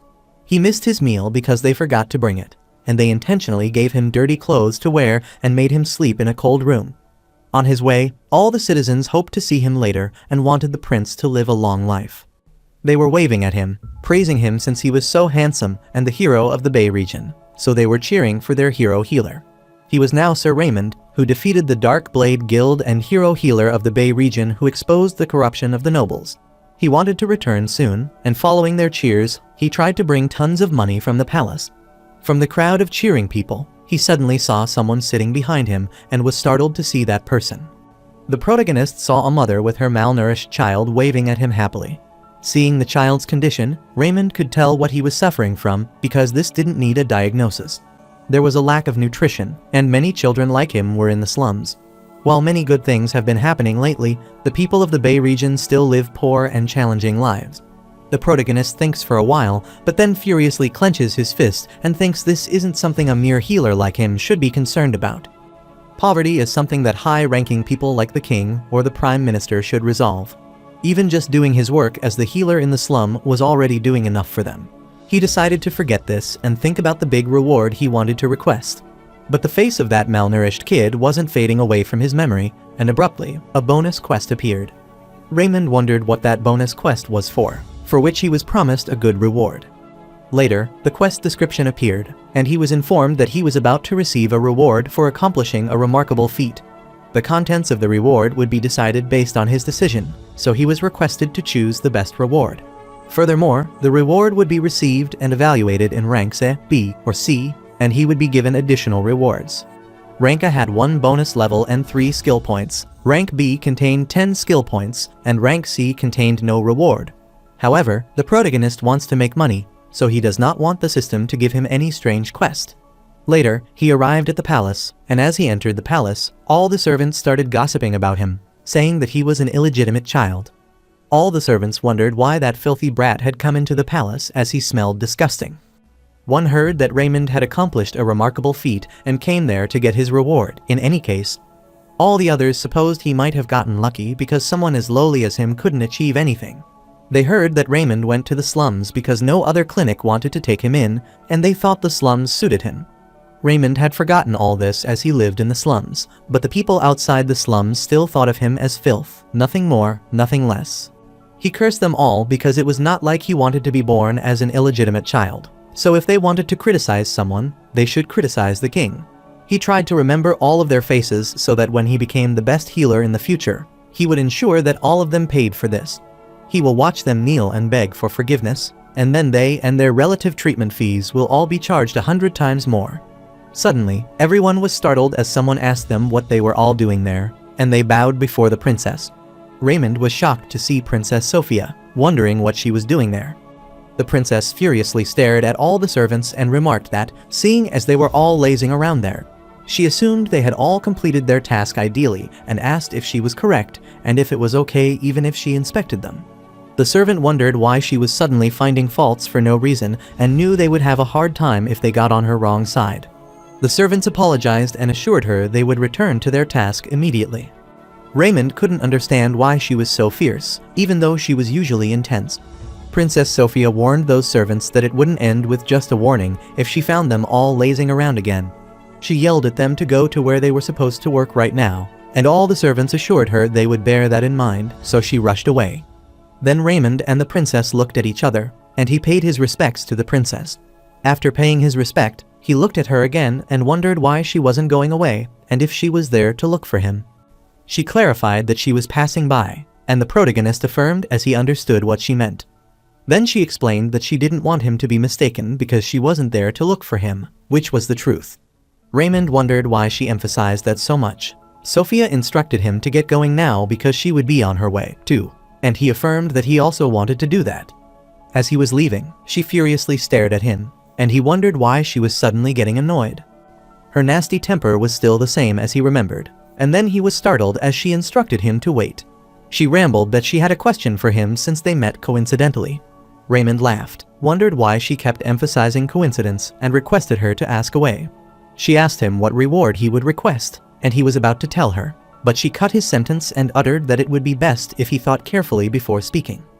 She was telling him this because, depending on his decision, that day's reward might become a once-in-a-lifetime opportunity for him. Later, Raymond entered the hall and was startled to see that the king himself was there. The Prime Minister Galman was there, and the second Prince Kyan and the third Prince Limerton were there too. He was annoyed because they should have told him about this beforehand, and they didn't even mention that he had been having an audience with the king, which was nerve-wracking. He paid his respect to the king, and the third prince sighed as he couldn't believe that Raymond accomplished a remarkable feat in the Bay region. Until now, the Bay region has been treated as a malicious tumor that no one could touch. All the princes, including Limerton, tried to calm down the Bay region, but they all tasted the bitter taste of complete defeat. Limerton thought Raymond would also be unable to do anything, but he has won the hearts of the like of slums, so he wondered how he did that. The second prince, Kyan, inquired if Raymond had accomplished something that fascinated him. Limerton guessed something in him struck a chord with the slums since he belonged there. He was also a lowly illegitimate child who would never be recognized anywhere, so it wouldn't be bad for him to live a lowly life in the slums. He thought supporting Raymond might be good if he stayed in the slums. As someone looking to ascend the throne, Limerton could do that much to help him. Kyan laughed to hear that Limerton was looking to ascend the throne because, from the perspective of the person closest to ascending the throne. So Kyan thought there was a limit to how much ignorance one should have. And he looked at Raymond and uttered that what their filthy little puppy was doing was so cute. Kyan was getting a little greedy there because having Raymond by his side had been enjoyable. While the king instructed Raymond to come forward, and he obediently concurred with the king's command. He was a bit scared and wondered why he was born with such a timid heart, and he felt like his mind was going blank. The king uttered that not only did Raymond take down the evil organization that was causing problems in the slums, but he also exposed all those involved with them. This was undoubtedly a great accomplishment, so he wanted Raymond to tell him if there was a reward that he wanted. The protagonist's eyes shine with greed, and he thinks it is money that he wants. Suddenly, he recalled what Princess Sophia told him. This was his rare opportunity, so he should consider his reward. He agreed because this wasn't an opportunity that came quickly, so he wondered if choosing money was the correct decision. He supposed it might, just as Sophia said, but this could be a chance to get something more significant than money. So he wondered if there was no intelligent way to get money or something else. He suddenly got the most suitable idea, and he apologized to the king as there was something that he wanted. The king wondered what he wanted. Raymond thought that now they were meeting face to face. He was realizing that the person may be his father. But at the same time, he is also worse than a stranger to him and is reminded of how much he resents and loathes him. However, that wasn't important right now, so he didn't want to think useless thoughts currently. Abruptly, he was notified that he had chosen the path of a great doctor, so his heart of steel was activated, and he had an iron will and a solid heart. He wondered why he was a great doctor because he never chose to be anything like that. This was just a decision made for the sake of his greed. He wondered how someone like him could change society, as he already had his hands complete with just being a doctor who could treat other people's illnesses well. So, he wanted to get a reward that would bring him the best benefits while also helping the people of the Bay region. He requested the king to grant him money, which disappointed King Odin, and the people also couldn't believe that he was requesting money there, but that was expected of a lowly illegitimate child. However, Raymond doesn't care what others think, and he explained that, more accurately, he wanted him to grant money to the Bay region. Since he was talking for the sake of people, his skill of eloquence was activated. Raymond rambled, saying that he had heard an immense amount of wealth had been recovered due to the time incident. So, he requested the king if it was possible for him to use that money for the Bay region. All the princes, king and Galman, couldn't believe what they heard as he demanded an unpredictable reward. Raymond further supported his demand by reminding him that the Dark Bald Guild assets were all accumulated off the backs of the Bay region's people. The same goes for the bribes that all the involved nobles took, so he thought it had only been right to use the recovered asses for the sake of the Bay region people. Prime Minister Galman stared at him and was surprised because when Raymond talked for the sake of others, that timid, illegitimate child he once knew no longer existed. He was indeed a prince with dignity flowing in his blood, as he always thought for the benefit of others. Raymond was glad because he did it and was confident this would help the people of the Bay region, and he would also be able to profit from it. The protagonist was sure that when the money is used for the Bay region, they will hire someone who knows the region well for consultation. And that person would be him since no one knows the Bay region better than him. When that time comes, he will emphasize the impoverished living environment in the Bay region and get funds for herbs and other treatment costs. So, if he asks for reward money, it will be limited, but he could get way more money with this method. Furthermore, if people find out about his choice there, then his reputation will probably go up again. Then, he could even change his impression of people outside the Bay region. From his childhood, he met with several limitations, including the restriction of being a filthy illegitimate child and the limitation of having to use medical techniques that looked like heresy because healing was the tradition in this world. The people of the slums don't care about either method and accept his treatment, but that wouldn't apply to people outside of the slums. To expand his clinic beyond just the slums, he needs to do some marketing for people to come to him. There was no better marketing technique than having an excellent reputation. So he was sure that the rumors would spread from there since he was talking to the king. This was image marketing that couldn't be bought with money. The king thinks for a while and asks Raymond how he thinks they should use the money for the Bay region. Raymond was startled, wondering why he was asking him that because he should have figured this out himself. The protagonist wanted to follow the flow since the king had already asked the question. He thought improving the environment was the utmost priority because the Bay region was too dirty. Since it wasn't being managed properly, the drinking water was polluted, and the streets were filled with rats and insects that carried and spread disease. So, if the environment improves, the number of deaths caused by illnesses will notice a noticeable decrease. King Odin agreed because environmental improvement was required, but that alone wouldn't be enough. In that case, the king wondered what Raymond thinks is ultimately needed for the lives of the Bay region's people to improve. Prime Minister Galman knew that the Bay region's improvement was something the king had been unable to resolve throughout his reign, but he asked Raymond for his opinion. All three princes have failed to stabilize the Bay region, so Galman was confident that His Majesty was greatly disappointed, and he wondered if he was trying to see if Raymond had the qualities to be a prince. Meanwhile, the protagonist wondered why the king was asking a mere healer like him such questions, which was something that the king was responsible for. Something came to his mind, but he wondered if it would be okay to say something like that. However, Limerton inquired his father if he would be all right if he answered on his behalf. Limerton knew his father sympathized with the people's slums when he suggested getting rid of the Bay region in the past. That resulted in him losing his favor, so he wanted to redeem himself using this chance. So he utters that the fundamental problem of the Bay region was poverty, which was why he needed to resolve their hunger. So, if they routinely distribute relief grains to them, they will also offer their loyalty to the king. Galman thought this wasn't a wrong suggestion because it had probably helped appease the people's hearts of the slums and would also raise their loyalty toward the imperial family. However, providing a relief ration wouldn't resolve poverty, so Galman knew a fundamental solution was required. Then Kyan stepped forward, and he thought providing relief was such a political stunt, so preparing the finances for that wouldn't be easy either. Even so, Limerton thought it was required to stabilize the Bay region. Kyan actually started wondering if there was a need for them to put in so much effort for the Bay region. Since it was a place where the low-class people of the kingdom gathered, he thought it would be better to tighten their control over them. This annoyed King, and he clarified that he had heard what the two of them had said, so he asked Raymond if he had any other idea. Everyone started gossiping because even Prince Limerton, who was said to be a genius, and Prince Kyan, who was supported to become the next king, couldn't resolve this problem. So they wondered how that illegitimate could possibly have any good ideas to solve this problem. The protagonist doesn't care anymore because it doesn't matter if they laugh at this idea, and he utters that he has told him environmental improvement is required. The king was disappointed because environmental improvement alone wasn't enough. The protagonist was startled, wondering why the king was giving him that disappointed look as if he had expectations of him. The protagonist clarified that the environmental improvement he was talking about wasn't just about cleaning up filth and cleaning the place. He talked about expanding the streets so horse carriages could pass and improving its security. Raymond was notified that he was stepping forward for the sake of his patients, so the Heart of Steel had been activated along with eloquence. Raymond explained that if they root out the dark organizations that swarm the Bay region and all the illegal activities of the entertainment district, then the Bay region could move toward becoming the business hub.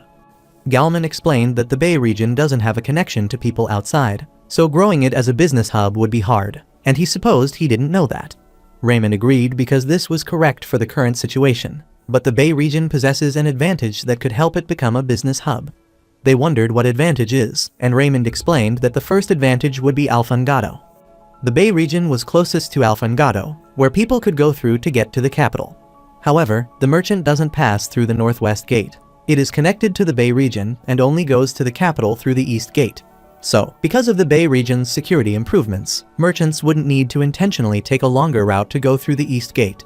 Unlike other places, the Bay region has a unique advantage, the entertainment district Langtram. Raymond knew that the nobles only thought that Langtram didn't go well with the image of noble people like themselves. However, nobles love entertainment, and they have visited Langtram before because it is flooded with a constant stream of visitors at night. Currently, things like illegal gambling, crimes, drugs, and other illegal activities are taking place openly in Langtram. So Raymond suggested they uproot all that, changing the place entirely into one that could operate in broad daylight.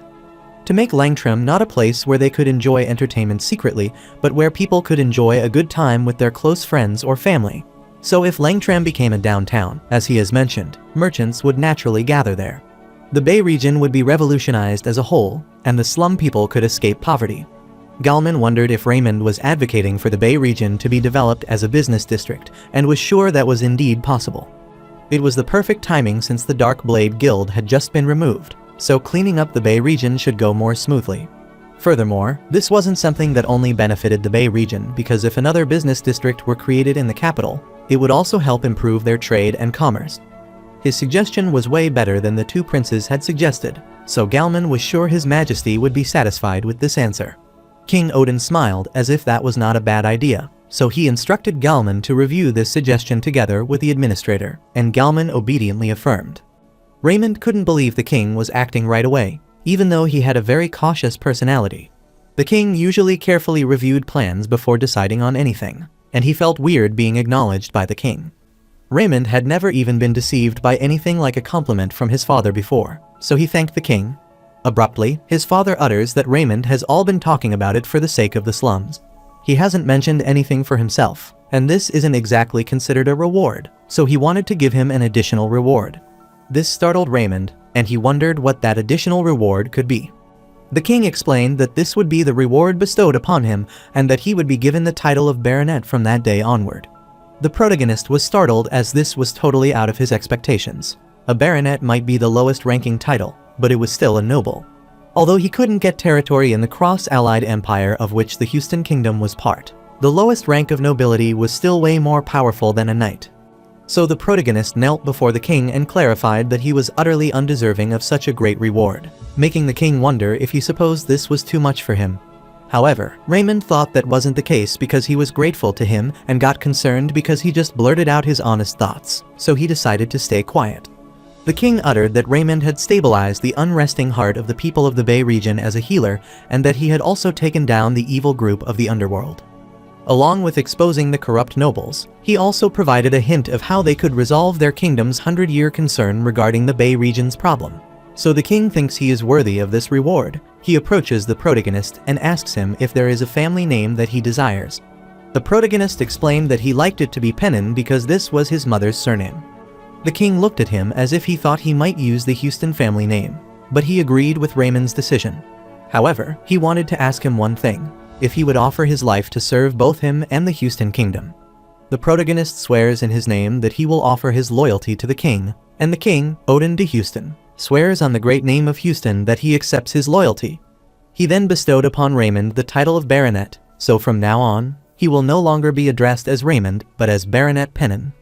Meanwhile, the scheming boss of the secret organization asked his man if the healer had become a baronet, and the man affirmed. The boss knew that Raymond, now Baronet Pennon, was the son of the Odin, and his man affirmed that he was an illegitimate child. The boss heard he recently became a healer, so he inquired about his rank. The man explained that he received an evaluation of U rank, which stands for undetermined, and that was the first time the healing tower had given out that rank. They said that healer Raymond got rid of Odin poison even though he is only an F-ranked healing power. Furthermore, he seemed pretty famous in the Bay region and used secret ancient techniques and not common healing. This makes the boss wonder what kind of medical technique he uses and think it would be some useless heretical technique though. So the boss asked his man if Baronet Pennon would stay in the Bay region, and he said yes. The boss wondered if there was a possibility that the healer's ancient secret technique would stop their plot, and his man thought it would be difficult for him to do it. He wondered why his man would say something like this, and his man explained that to stop their plot, the healer needed to have more than the ability to treat the patients. He also needs to have vast and specific knowledge. No matter how exceptional Raymond would be as a healer, it would be impossible for him to possess knowledge that could stop their plans. So he thought it would be okay not to worry about him, and his boss decided to forget about it. He remembered that it was already the day to initiate their plans. The man affirmed that they should see some reaction soon because all the preparations had been completed. The boss was sure his man would have gotten rid of the traces because it would put them in a tough spot if someone found any traces. The man affirmed as he had ultimately got rid of all those traces and cleaned it up in a quiet corner. The boss concluded their conversation and instructed him to do his best. While drinking, he was annoyed by Raymond because even his eyes had that irritating emerald color. Emerald eyes make him wonder if that is indeed the symbol of that family that he knows of, but he supposed it would be some coincidence. Meanwhile, Raymond's decision was evaluated as giving him the quest reward, bonus level up, and 30 skills points. Meanwhile, in the Bay region, everyone couldn't believe Raymond had made such a request in the king's palace. Another person affirmed this, as Raymond said he doesn't need any other reward and wants the king to help the Bay region out. They wondered how he could always be so giving and were sure that not even the heavens would have someone like him. The people were so thankful to him that they were about to tear up because he was the dear angel heaven had sent them. Raymond's reputation was increased, and he was given a new title. He was the one who helped the slums and evolved to be the savior of the slums. This was the title given to those who helped the slums immensely. Due to this title, Raymond obtained the absolute loyalty of the people of the slums and could exert absolute influence over them. The protagonist asks Hansen who he is, and Hansen excitedly utters he is Baronet Pennon, and he asks him the same thing several times. Raymond thought it was good that he leveled up and gained a title, but it couldn't compare to the baronet title. He laughed as he never thought he would become a noble, and he again asked Hansen who he was, and Hansen untiredly answered the same. Noble baronet was the lowest rank of nobility that could not make it into the title of peerage as they couldn't have their territory. However, this doesn't matter to him because this was so great, and he kept asking Hansen to say it louder, who obediently followed his command. Raymond couldn't believe it and found Hansen fantastic because he never thought he would reply to him with sincerity more than 200 times. Later, Raymond looked at his stats window and saw that he was at stat level 37, so he needed 3 more levels. Then, he would be promoted and get rid of rookie resident rank. He was planning to expand to the commoner region after he got promoted and became level 40 because he couldn't stay in the Bay region forever. So he wanted to go to the commoner region soon and earn big money, and he was confident they could do it, and Hansen cheered him.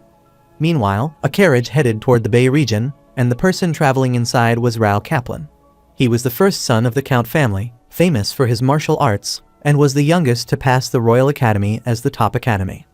He skipped a few grades and was able to graduate as the top student in 3 years instead of the usual 5 years. After he was recognized for his brilliant administration efforts, he was assigned to the position of administrator of the Bay region. However, Prime Minister Galman, who handed him this work, wanted him to discuss and cooperate with Raymond if any troubles arose because no one knew the Bay region better than him. Rao was annoyed because Galman wanted him to work with someone like Raymond and wondered who he thought he was.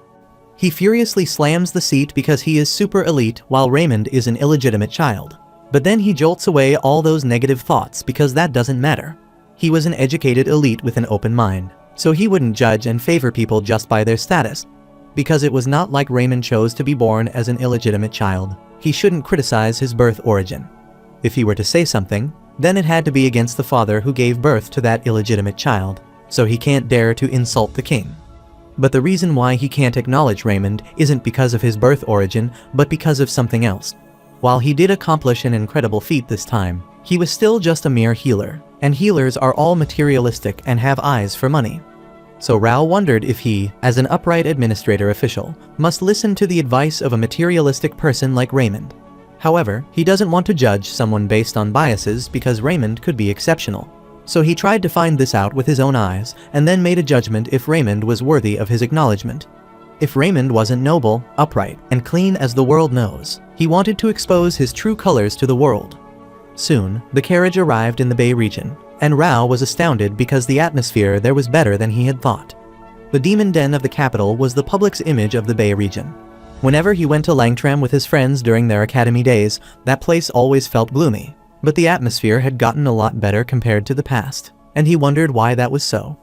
The man driving the carriage looked at Rao's shocked face, and Rao asked him if the streets seemed very different now. The man explained it was all thanks to their prince, and Rao wondered who he was referring to as his prince. The man apologized and explained that it was the nickname the townspeople used to call Raymond, and that all of these changes were because of him. Rao couldn't believe that these changes were thanks to Raymond and inquired what he did. The man explained it was a long story, so he asked Rao if he wanted to hear it.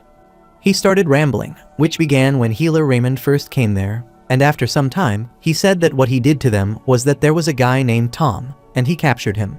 Rao was annoyed to hear him praising Raymond all the way, and while the man was about to continue explaining, Rao stopped him when they arrived at the official residence. After dropping him, the man explained that healer Raymond was the best, and Rao furiously sighed. After that, he asked several people, and a few people thought someone like Raymond couldn't be found anywhere else. If it weren't for him, they wouldn't be treated even if they became sick, and they would have had to live while being depressed by evil people. Another man remarked that they could live in hope, all thanks to their Prince Raymond, and he was sure that the Bay region would become a better place to live. Rao was annoyed because everyone praised Raymond as a fanatic follower, as if an illusion of magic was cast upon them. Rao wondered if Baronet Pennon could be scheming something while acting all noble and deceiving the people. All of them were saying that Raymond was an angel who came from the heavens and a hero, and they even said that Raymond was the best prince on the continent, but there was no way someone so noble could exist. From the beginning, it doesn't make sense that he is just someone who doesn't think about himself but only thinks of others. But if that is true, it means that Raymond is a saint, so he wants to check it and confirm the truth. Meanwhile, in the protagonist's clinic, the system could detect the mean person around him, and the level of that mean person was mediocre. Rao was leaning against the wall and asked Raymond if he was Baronet Pennon and introduced himself that he was the new administrator that had been assigned to the New Bay region, and his name was Rao. He wanted to ask Raymond questions, but the protagonist apologized because he was a little busy right now, so he wanted to talk with him later. Raymond's skill in handling mean people was activated, but he didn't want to be bothered by him. He looks like a mean person who was there to pick up a fight, and he doesn't need any administrator. Moreover, the Kaplan family is much weaker than it used to be in the past, so Rao doesn't even have the power to harm him anyway. In times like this, he had to act strong and put on a solid front, so he apologized to Rao because treating his patient was his top priority, but he would be grateful if Rao could wait a bit longer. So Rao was left with no choice but to wait for him, and he agreed, which delighted Raymond, and he was sure he would understand. Rao reads the newspaper while the protagonist examines his patient, and Rao realizes that he is indeed friendly based on what he has heard, but he thinks a friendlier healer doesn't exist. After he had treated his patient, the lady handed him the treatment fees, and while Raymond was receiving them, his eyes brightened up, which startled Rao.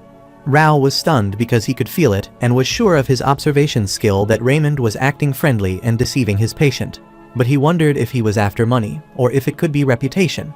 What he concluded was utterly right, and the protagonist thought that the friendlier he is, the more people will know him, and if more patients visit him, he will earn more money. He laughed because this was friendlier marketing, but he wondered why he felt like someone was staring at the back of his head. Rao discovered what he wanted to know, so he decided to leave, which made Raymond wonder why he was already leaving. However, he bid his farewell to him and wanted him to have a safe trip back. Rao concluded that he couldn't punish Raymond by law now because he didn't commit anything terrible. However, there was a need to keep him in check so that he could no longer exert his influence in the Bay region, and he couldn't believe that he had to manage the Bay region with such a materialistic person. He supposed that Duke Galman's eyes for people were no longer as good as they used to be. Later, a man carrying his friend knocked at Raymond's clinic, asking for help because he was in big trouble. Raymond wondered what happened and instructed him to go to the treatment room first. The man explained that he was a friend who worked with him and explained that he went to the work site to look for him because he wasn't coming out, and then he found him passed out on the ground.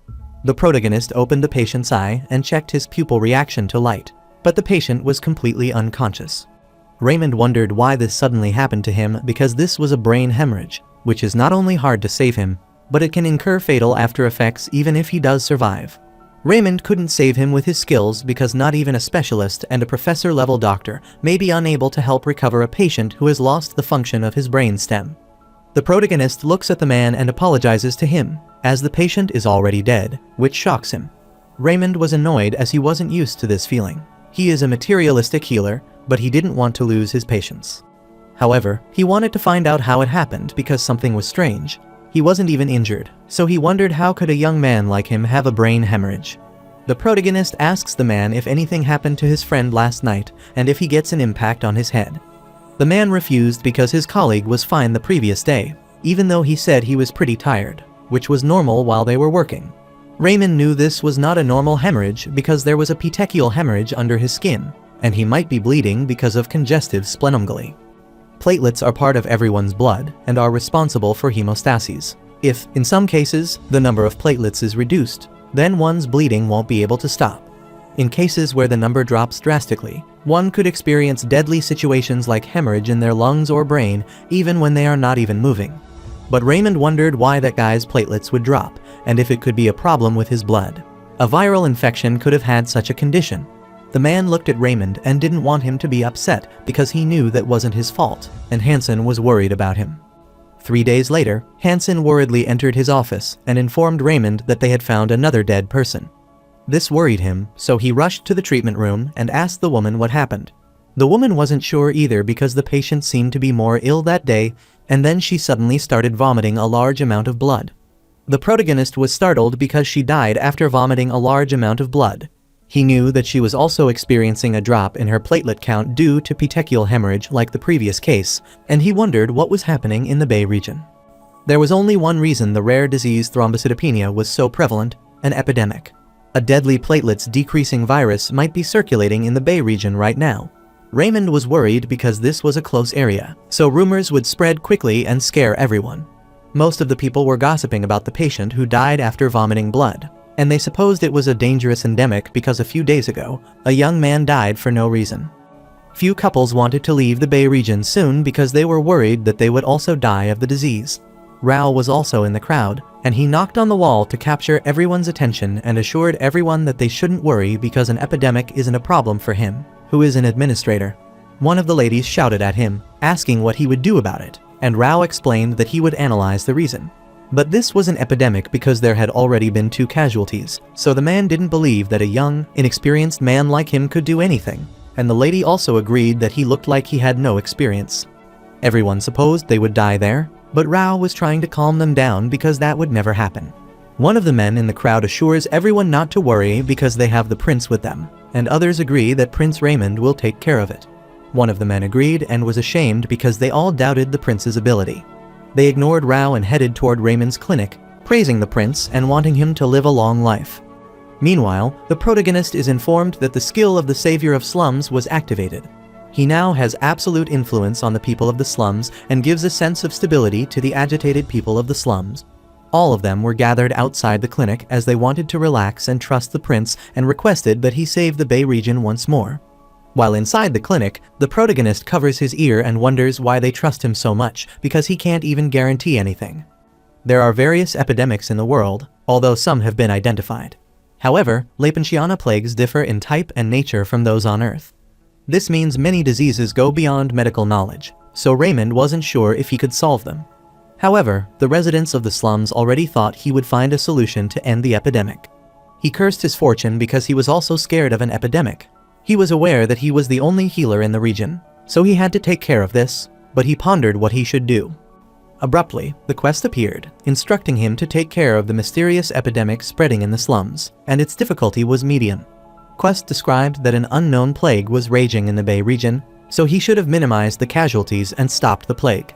The precise condition was that he had to stop the plague with minimal casualties, and as a reward, he would awarded twice level up and 20 bonus points. After the quest appeared, Raymond knew that he had to do it. Since that was the case, he wanted to think positively that if he got rid of plague, he would be awarded another medal. Because the Imperial Castle wouldn't ignore someone resolving the epidemic in the middle of the capital so he could gain fame while earning money, he decided to use that as a foothold to get into the Commoners region. He gladly opened the door because what was important right now was to turn the crisis into an opportunity. However, he saw Rao standing before him and clarified that he wouldn't be able to deceive him. Raymond wondered what he meant and what kind of random nonsense he talked about. Rao wasn't sure how he bewitched the people of the slums, but he knew they were being tricked because Raymond's ostentatious play was hypocritical. This turns the protagonist pale, and he wonders how Rao knew that and if he is a genius. Although he heard that Rao graduated as the top student in the Royal Academy, he still has an incredible insight. Rao instructed Raymond to stay away and not to resolve this epidemic because he would be the one going to resolve this matter. So Raymond should remain in his medical room and stay out of his way. He furiously slammed the door and left, which made Raymond wonder if he shouldn't do anything about this. He would love it if Rao could solve this, but quest, reward, and money, he loved them all. The best thing is when someone else is doing his task for him. However, the epidemic was scary, and he couldn't put on a shield spell all day. He wished he could say that Rao could do this, but Rao can't solve it. He is enthusiastic, but probably doesn't even know the basics of epidemiology. Medical knowledge identifies the cause of an epidemic through the distribution pattern and disease symptoms. However, dealing with infectious diseases becomes very difficult without the knowledge of epidemiology. Even the doctors of this world don't know of epidemiology because it is the knowledge included in primary medicine.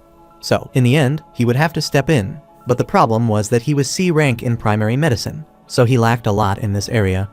So, compared to the expert on Earth, his knowledge was pathetic, but he had to get it done. Raymond informed his apprentice that there would be more patients in need of help, so he should check the surroundings of the deceased patients who died recently.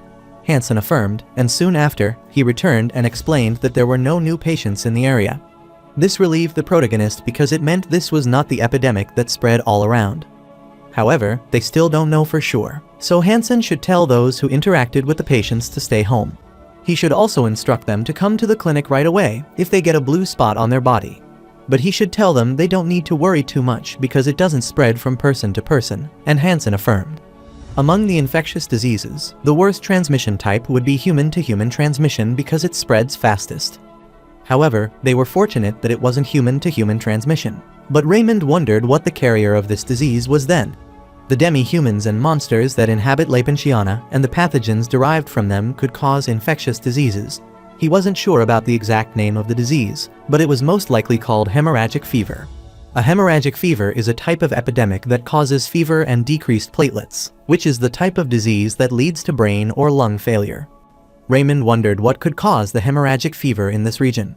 As far as he knows, Houston has never had an epidemic like this. Although the whole night has passed, Raymond can still not figure out the cause and its source and wonders if it is from somewhere else. Suddenly, the man of Rao rushed there and worriedly accosted Raymond, and he wondered why he was there. The man explained that he was the servant of Kaplan. His name was Han, and he took care of his master Rao. Raymond understood everything but wondered why he was there. Han knelt before him and implored him to save his master Rao because he had suddenly fainted while investigating the epidemic. Later, Raymond reached Rao's official residence, questioning the lady caring for him about what had happened. The lady wasn't sure about it up until yesterday. Her master had been investigating in the slums, and then he suddenly caught a fever and fainted. Raymond checked his arm and realized he didn't have a brain hemorrhage, but he got hotter and temporarily lost consciousness. Hansen whispered in his ear that the symptoms overlapped with the symptoms of 2 patients who had died a while ago, so he was sure it was petechial hemorrhage. Raymond was also confident that this was the disease that had been spreading around, and he asked why Han had come to him and not hired the healers outside the slums because they hated him. Han explained that he went to the Maple Treatment Center, one of the 3 major treatment centers in the capital, but the treatment was too expensive, which startled Raymond. Han explained that when he told them he was from the Count family, they asked for 20 pina as treatment fees. His master Rao's salary was beheld because of his family debt, which they couldn't afford 2,000 pina. To save the bankrupt family, his master Rao studied desperately since childhood and became an administrator, but he never would fall like this. Raymond was stunned because he thought Rao was an arrogant noble, but he was also poor like him because 20 pina wanted that much for nobles. Soon, Rao becomes conscious and refuses to take any treatment because he never wanted to take treatment from a con artist like Raymond, so he doesn't want Raymond to touch him. He furiously threw his pillow toward Raymond, which worried his butler Han, and he wondered what his master was doing. Rao instructed him to get that con artist out of his room, and Han tried to calm him down.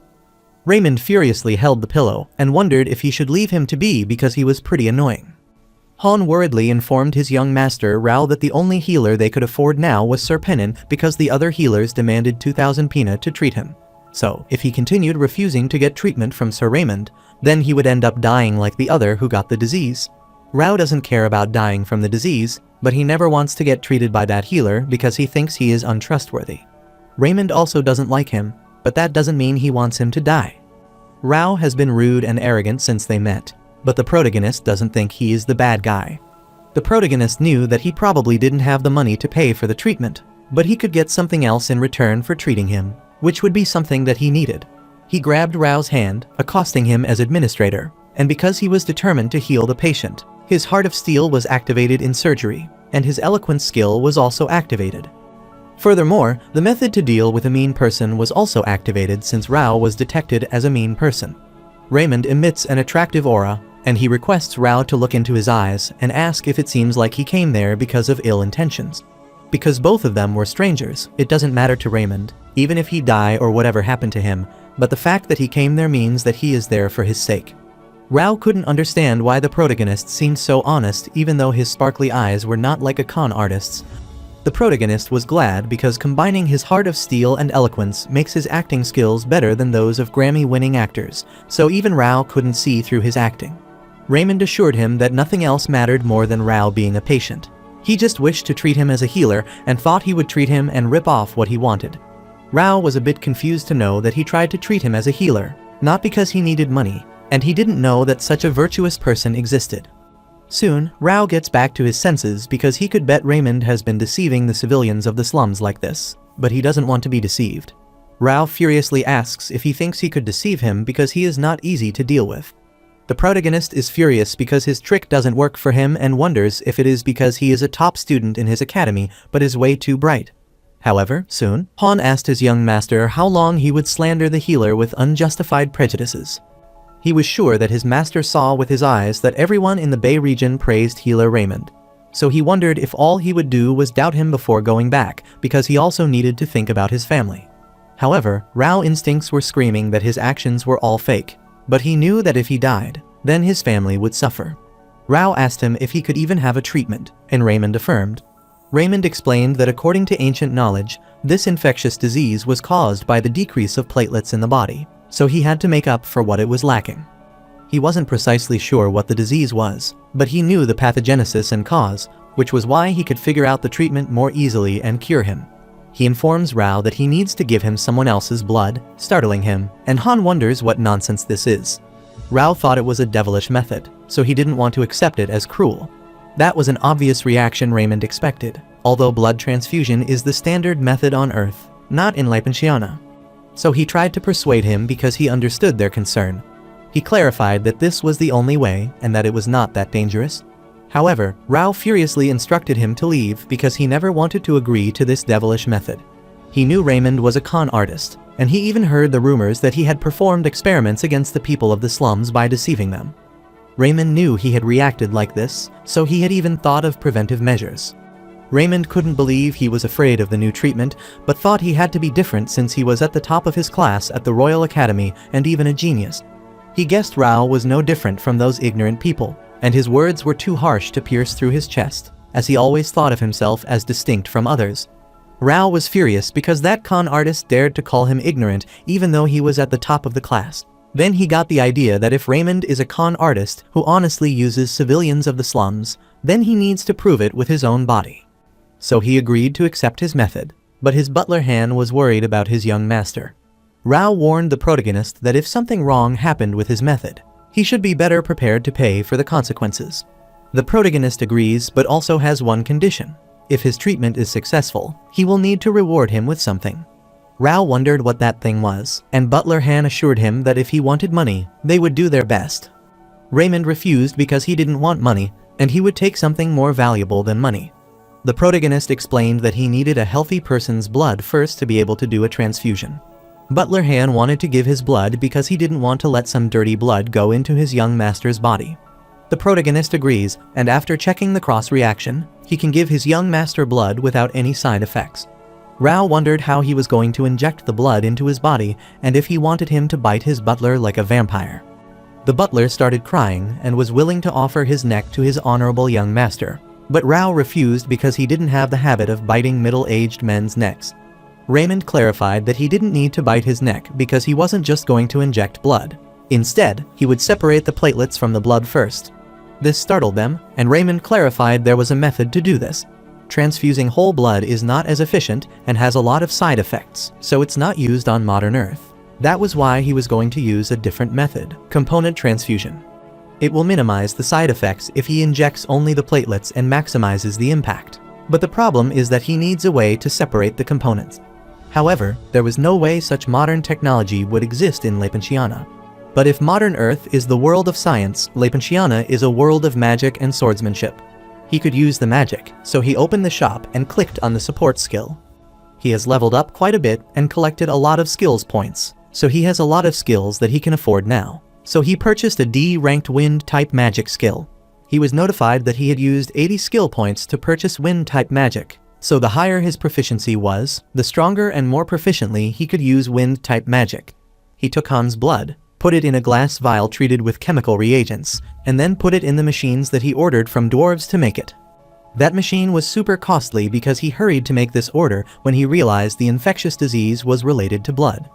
Then he used wind-type magic on the device, But because his intellect was higher than the level of magic he was using, he could use the magic with much more muscular power and accuracy. His current intellect skill was 23, much higher than the mages that use D-ranked magic, so he wanted to maintain this for as long as possible. But he couldn't do it as long as he expected, so he purposely focused the magic on the smaller area to conserve it, but still lacked mana. He tried harder and wondered why he couldn't increase his mana stats.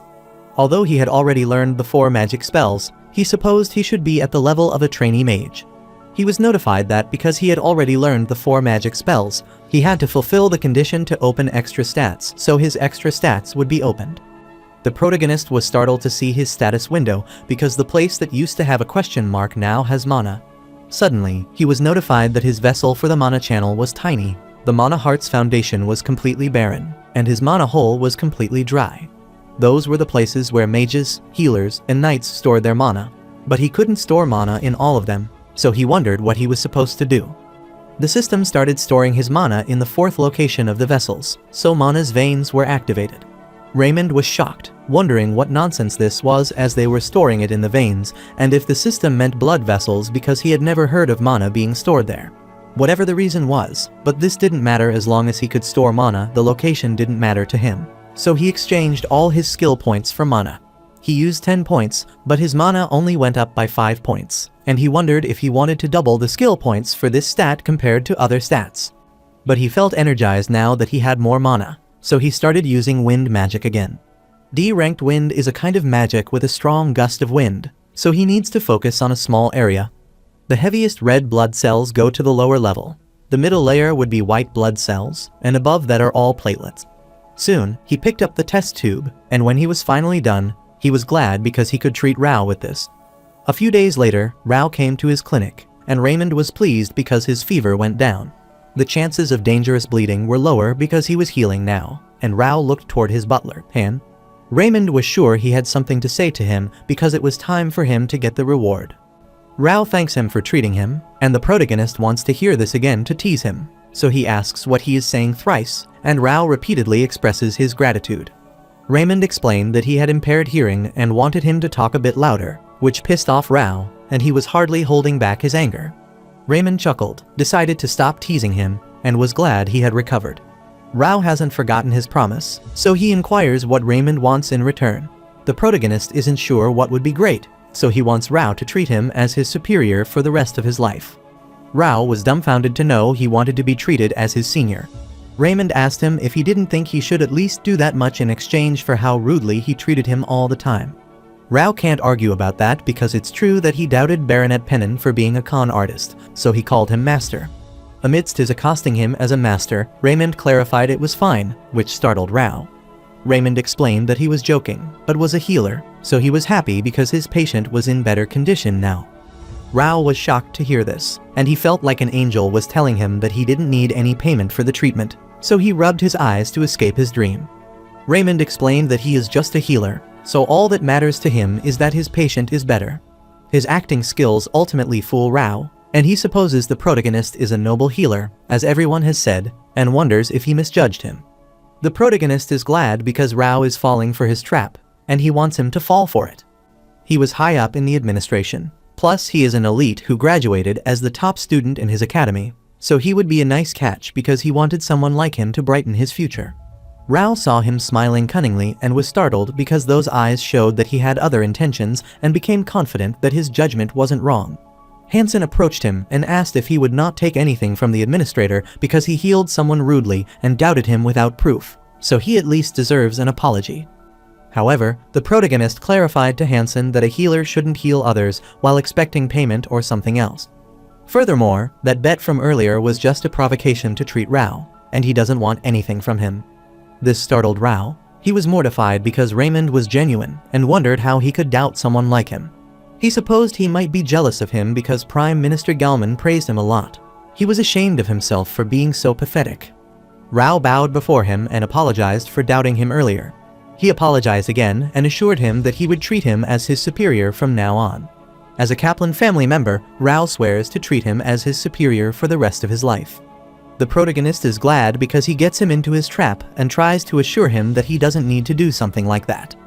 Raymond was notified about achieving the first ever blood transfusion performance, so his name will go down in the medical history. He got 100 bonus points and a bonus level up, which thrilled him because level 40 was ahead of him.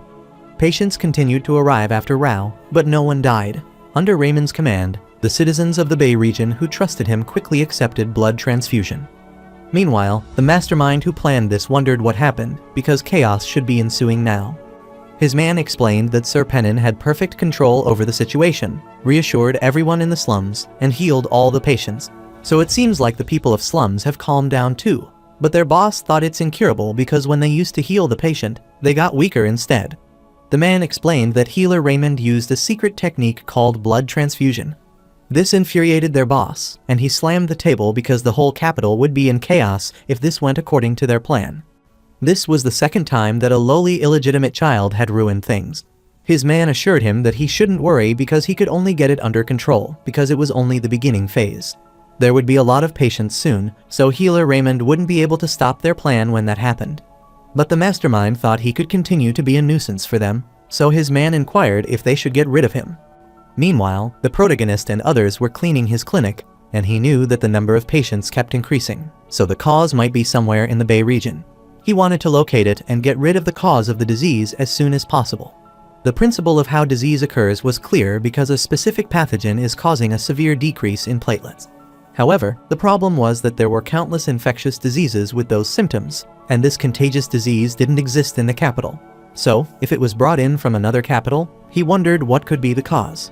Suddenly, while cleaning, a rat passed by, which scared Rao. He was ashamed of being scared by a small rat, and he uttered that there were a lot of rats around there. The protagonist remarked that this is expected because most of the patients are from slums, and he asked Rao if he thought rats could be the cause of infectious diseases. Rao accosted him as Sir and clarified there were no rats where he lived, which amazed Raymond as he liked being called Sir by him. So he accosted Rao and again asked what the matter was by calling him Sir. The protagonist feels so good hearing Rao calling him Sir, even if it is the 100th time since the Count family's sons called him Sir. The protagonist asks him where he went before getting sick, and Rao explains that he is an administrator. So he went to many places and had a difficult time because the ground was muddy from the rain. The roads weren't taken care of, so there were a lot of puddles, and it seemed like those kinds of houses were flooded with water whenever it rained.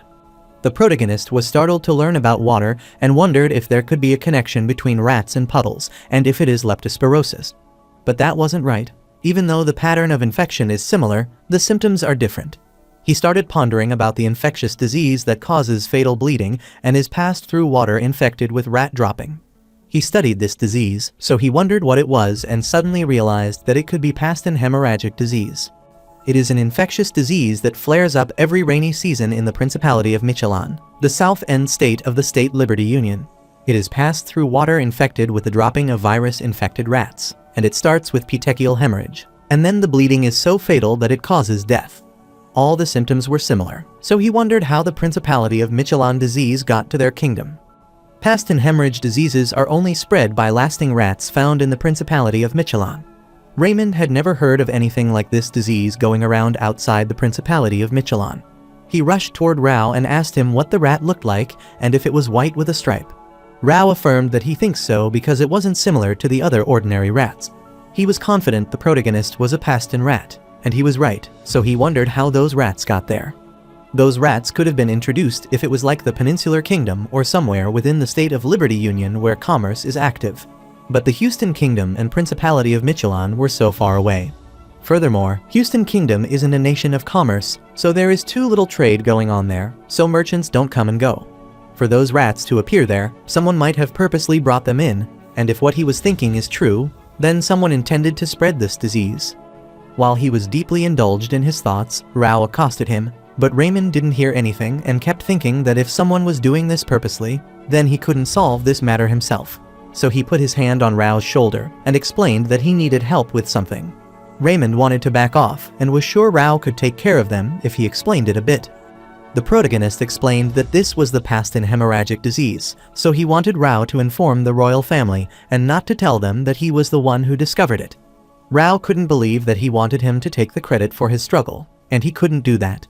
The protagonist knew that he was the biggest hurdle if people were doing this on purpose, so they would try to get rid of him, so he didn't want to make himself stand out. The protagonist clarifies that he is just a healer, so he doesn't need any unnecessary attention from the people anymore and requests Rao to let him focus on his work as a healer.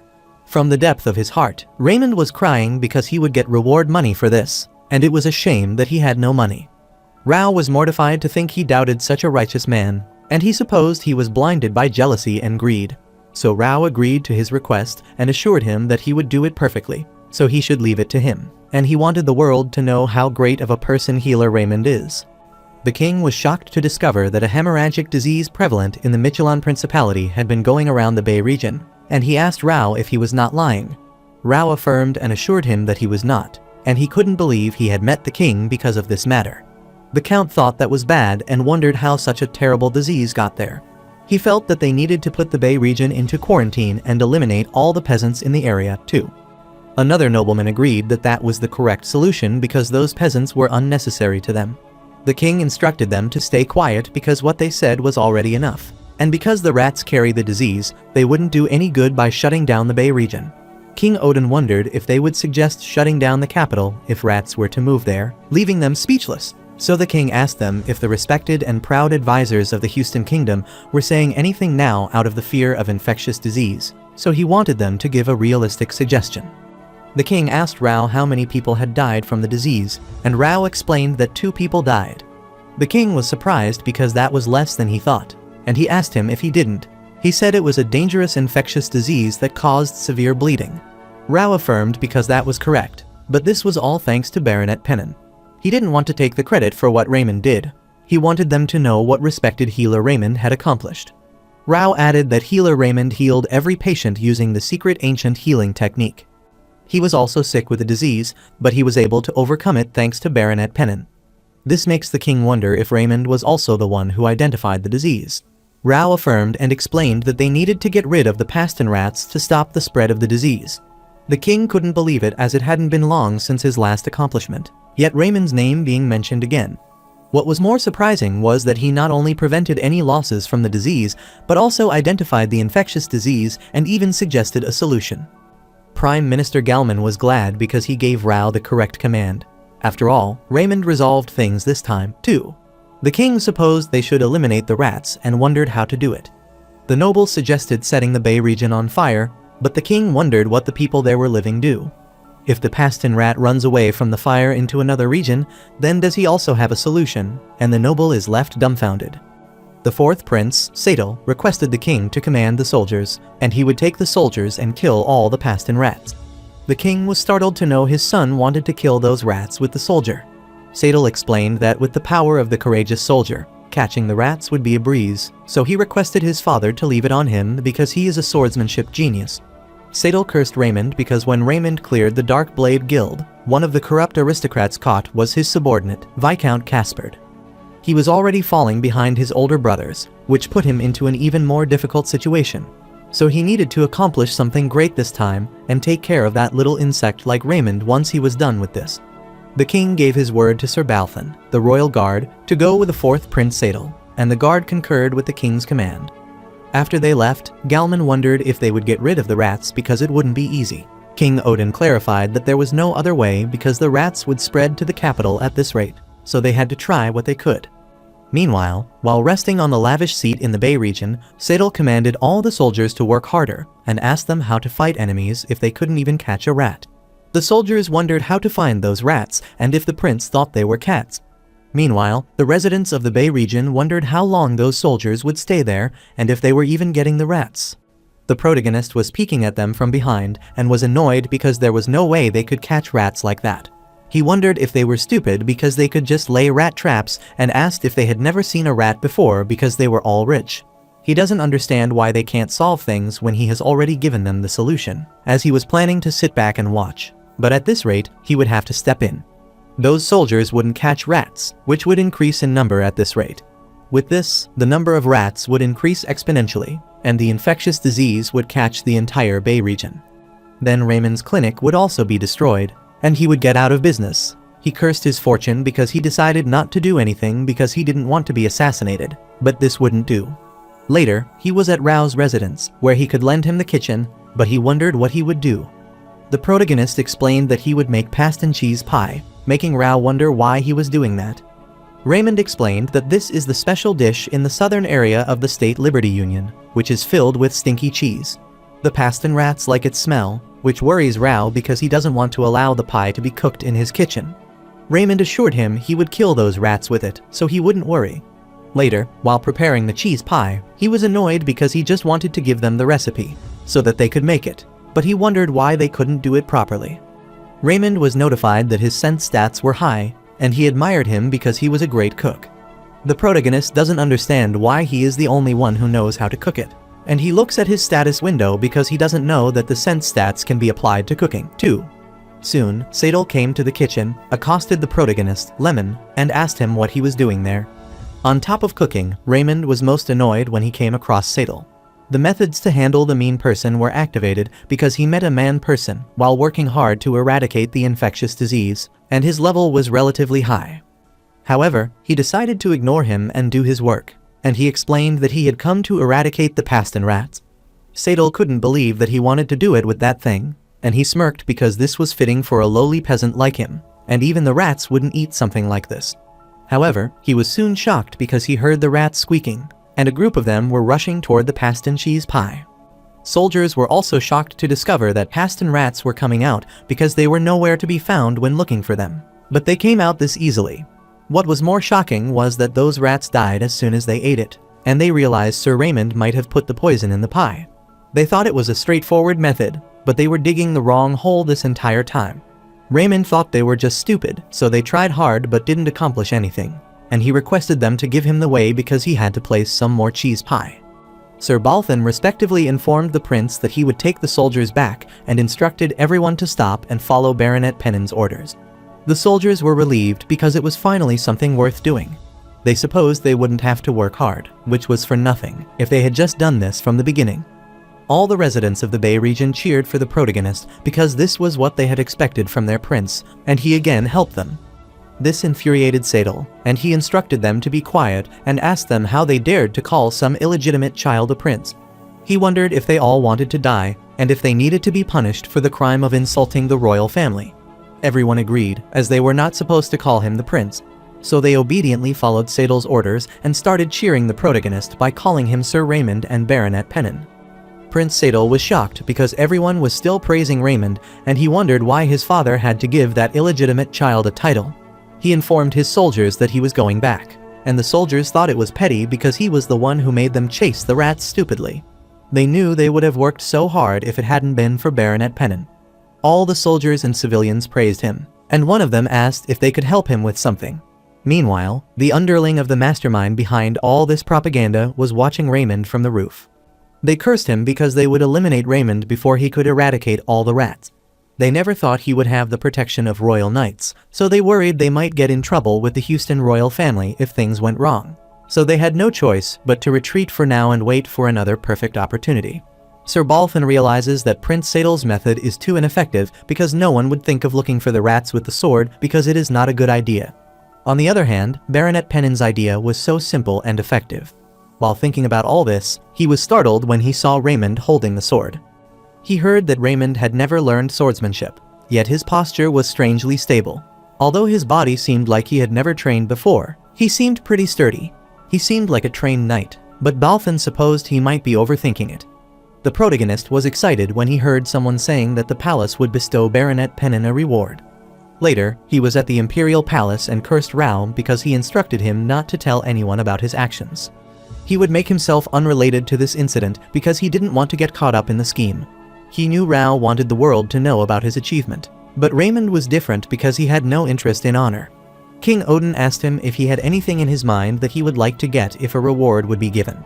The protagonist supposed running away was out of the question. Now, since things have come down to this, he decided to export some money. So he clarified that he wanted to get some money as a reward, but King Odin thought that was a low reward compared to his contribution. The protagonist clarified that was enough for him because he did what he had to do as a healer, so money alone would be more than enough. The protagonist doesn't want to get into more danger because he gets some honorable reward, and because what he does is get known by even more people. So he wanted to get money and pay off his debt because of the patients in the slums. Not only was he unable to pay off his debt with the previous reward money, but he also incurred some more debt. One of the nobles was amazed because Raymond was pretty incredible for a lowly illegitimate child. That humbleness is hard to find even among the nobles. There was also an impressive point about how he achieved several consecutive feats, and she wondered if this was because he was from the king's bloodline. Since Raymond insisted on this, the king decided to bestow him with the reward money, and Raymond thanked him for his kindness. The protagonist was glad to earn some money from the imperial castle. Prime Minister Galman supposed he might have probably only requested a trivial thing like money because he knows he can't reject a reward after accomplishing a feat. He supposed Raymond was indeed the healer who didn't have any greed and only wanted the best for his patient, so he thought someone like that deserved more than money. So he spoke for him and conveyed his thoughts that just giving Baronet Pennon money would be insufficient, so he suggested they should also bestow him with the Staff of Light Metals. This startled the protagonist because the Staff of the Light Metal was something more significant. Several hundred years ago, it was the Staff of Healing the Saint and X-rank healer Alex used. Just as its name sounds grand, it is the metal that one would pass down as a family treasure, and it is also something that a healer should be proud of for the rest of their life if they attain it. Galman thought Raymond deserved the Staff of Light Metal because he managed to stop the rampant spread of the pandemic in the capital, and the king permitted it. Raymond couldn't believe that someone like him, who had lived as an outcast for most of his life, was getting the Staff of Light Metal, and he thanked His Majesty. The king decided to give Raymond 10,000 pina as reward money and instructed everyone in the room to leave now. The protagonist was glad to hear that he would receive 10,000 pina, but soon became gloomy because it wouldn't be enough to pay off all his debt. However, he would have some breathing space now. He wondered when he would get his quest reward because he would reach level 40 soon. King Odin instructed the protagonist to stay behind because he had something to discuss with him, and Raymond wondered what he was discussing. Later, after everyone had left, King Odin asked him if he had any idea about the cause of the pandemic this time around. They could never have thought that the pandemic that was trending in the faraway Principality Michelon would spread in the Bay region, so something felt off about it. So the king wanted to hear Raymond's thoughts on this. The protagonist was astounded because the king also thought of the same thing. He supposed this worked out well because it wasn't something he could resolve himself, so he wanted to pass this over to the king and eliminate this problem. Raymond clarified that he also had the same thoughts, so he concluded that this pandemic occurs naturally, which doesn't feel right. So there was a possibility that someone was trying to spread the pandemic on purpose. Prime Minister Galman wondered if there was no chance it could be a coincidence, like a rat getting into the horse carriage without even realizing it. However, Raymond thought that if that were the case, the pandemic would have spread to the business district first, not to the Bay region.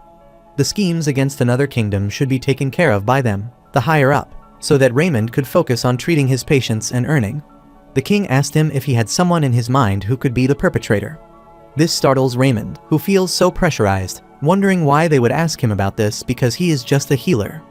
But he thought he could ponder who the perpetrator was and urged that he believes they need to consider who would benefit from this incident. This incident almost caused the kingdom's capital to fall into colossal disarray, so if they think about who might want this to happen, they should be able to find out who the culprit is. Since they were on this topic, Raymond wanted to share his thoughts, and he uttered that the culprit was very competent or someone with a lot of power. To be able to transport a pandemic from a faraway principality of Michelon without anyone noticing it, they need to possess that much power. King Odin thanked him for his opinion and instructed him that he could leave now. But before he could go, he accosted and praised the protagonist because he had done a great job blocking the pandemic this time. So, he expressed his gratitude as the king of the Houston Kingdom. The protagonist was speechless because it was rare for the king to thank anyone in the private meeting, which was more honorable than any medal they could be given. The protagonist also thanked the king because of him personally. It was his first time hearing his father thanking him. Outside the room, Raymond blushed and wondered why he was getting so emotional. Even though they shared the same blood, he had never called his father before, and he only expressed his thanks as a king then. He didn't want to overthink this and returned to his clinic, so he used 500 pina as a reward for eating the beef instead of paying his debt. Abruptly, he was notified that he had resolved the unknown pandemic incident, and he also completed the quest to obtain bonus level up twice and the skill points. The protagonist was glad to receive the bonus quest reward because he finally levels up and reaches level 40. So, he met the requirements for the promotion, and his job was changed from rookie resident to senior resident. For his academic skills, his surgery proficiency has increased, and his proficiency in normal medical knowledge and internal medicine has also increased. Later, Galman asked the king for his opinion on what Raymond said, and the king agreed with him because it made sense. Galman thinks the similarity is that it was phrased, but it was spot on for what mattered. Galman thought it might be possible that Raymond's talent was being restricted because he is a healer.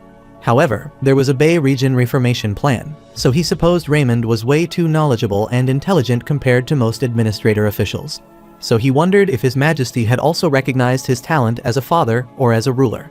King Odin asked him where he thought the perpetrator was, but that was too simple for Galman because only one place wanted their kingdom to be in disarray. They can transport the pandemic from the Principality of Michelin to their Drotten kingdom. In their several hundred years of hospitality for this Houston kingdom, they have had a lot of fights with them. So Galman thinks it is also possible that the previous assassination attempt on the king was also their plan. However, the king thought this was not the point where they should hastily speculate. So he wanted Galman to conduct a more thorough investigation, as he didn't feel good about this. Meanwhile, in the Lyme region Maple Clinic, the healer heard that Sir Raymond was the one who stopped the pandemic before it spread throughout the capital. They couldn't believe that the illegitimate child of the king, who was an idiot, couldn't pass the healer qualification exams for 5 years. Seeing how Raymond received the Staff of Light Medal, they supposed this meant he was very competitive. But the healer found it ridiculous because there was no way that Staff of Light Medal would be given to someone who used heretic medical technique, and he supposed St. Alex would be wailing in his grave. Meanwhile, another healer was worried and wanted to do something because, at this rate, the Lyme region, which is next to the Bay region, would also land in Raymond's hand. Christine wondered if that was the only agenda for that day's meeting, and she wondered since the clinic meeting turned into one that slanders others behind their backs. But other healers worriedly accosted Lady Christine. Christine Reborn, the second daughter of the Reborn family, is one of 3 great Houston Duke families. She instructed him not to refer to her as a lady because she wasn't there as the lady of the Reborn family. Christine was one of the most powerful healers of the Maple Clinic, with a B rank in healing power. She wondered if it was essential for them to speak ill of Baronet Pennon.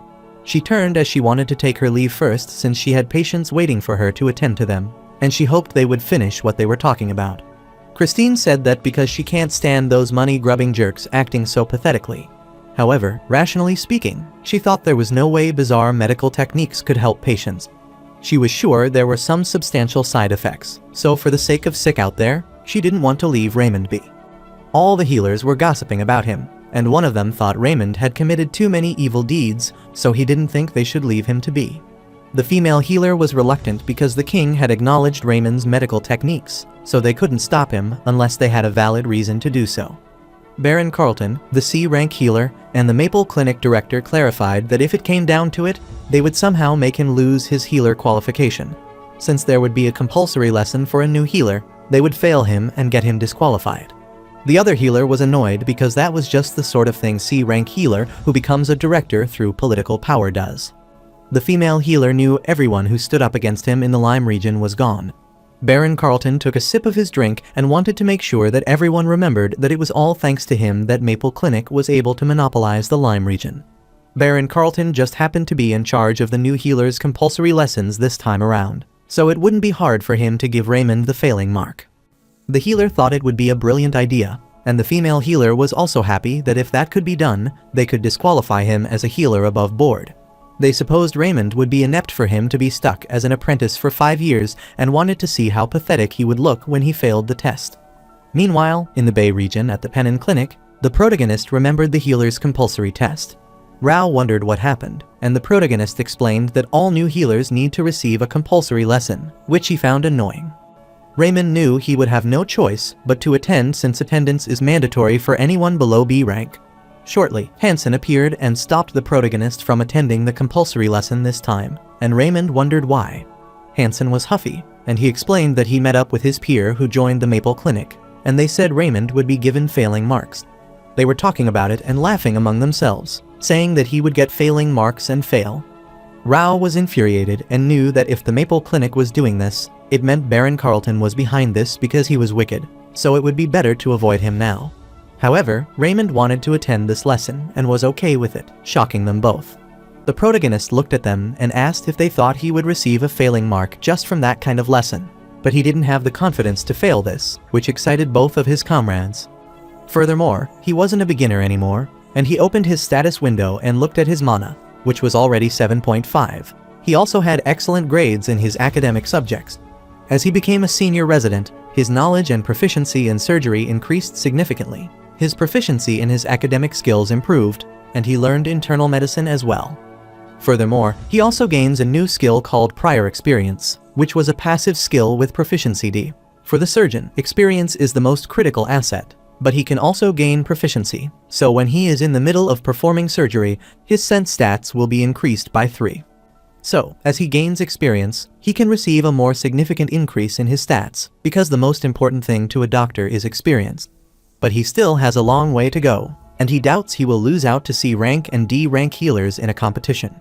Since there wouldn't be any healer that would rank B and be above attending the compulsory lesson, the only competition he would have would be with lower ranks such as C rank and D rank. So he wanted to get the top result in this time's compulsory lesson, and he had a reason why he would do that. They wondered what could be why he insisted on becoming the top this time. Raymond looked at his status window and saw the medical quest for completing the compulsory lesson with excellent results. Since it was time to evaluate the medical technique that Raymond had been practicing so hard, he had to receive an outstanding result in front of everyone. The system wanted him to have an excellent result, but Raymond thought he would have the top result because the reward of 1,000 pina is given to the healer who placed first every single year. He was emitting bright and confident energy that dazed Rao and Hansen's eyes, and Raymond said that he would get top results by eating meat. Hansen supposed Raymond was trying to teach the healers who were slandering him a lesson, but Raymond refused as he wasn't doing that. Hansen couldn't believe that heart of his that wanted to change healers for the sake of his patients.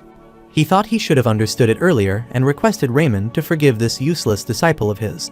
Rao realized that healers are too stubborn and stuck with their old-fashioned treatment method, so Raymond might be trying to teach them how pathetic they are through his teachings. Rao doubts Raymond for a second when he sees him receiving the money as a reward, thinking he might also be like other healers. That's all about money. However, Raymond is doing everything for other people's sake, so Rao can't believe that he misunderstood him as someone who is so materialistic. He was ashamed of himself and remarked that Raymond was genuinely worthy of respect. Hansen agreed because he also thinks that his senior is more amazing than anyone else all this time. The protagonist was flustered because that wasn't what he was thinking of, but whatever the case was, he decided to give up on explaining. So he affirmed and requested them not to worry and that they would eat meat after he got money. Hansen decided to reserve it so that they could eat the parts that improved their immunity. The protagonist accosted Rao and knew he hadn't been able to eat much meat since his salary got seized, so he should also come and eat if he had time. Rao thanked him for his generous offer and was excited to eat meat with them. Hansen wanted him to get the top result, and Rao also cheered him to do his best. Later, at Houston Kingdom Imperial Academy Alex Hall, Baron Carlton warmly welcomed all the new healers and introduced himself as he was in charge of the lesson then. Meanwhile, the protagonist thinks about what he wants, and it is more like a heretic lesson than a normal lesson, and the atmosphere also feels like that. Then Baron Carlton remarked that he had heard many exceptional healers in this lesson, and he agreed after seeing them in person. However, it seems like there is one person who isn't exceptional, and all the healers start gossiping and mocking him. That person uses an ancient secret technique. The healer heard that the person had used some strange blood transfusion method a while ago, which startled him as he talked about Baronet Pennon. Baron Carlton smiled and replied that it seemed like there was a rat that didn't fit there. The man beside him tried to stop the director because he was worried that people might misunderstand him if he talked this way while looking at Baronet Pennon. Carlton explained that he was saying that because there was undoubtedly a rat in the middle, he requested Baronet Pennon not to misunderstand him. The protagonist looked at him and smiled because this was childish and was like a tickle to him compared to what he had experienced for 23 years, but he wasn't his usual timid self now.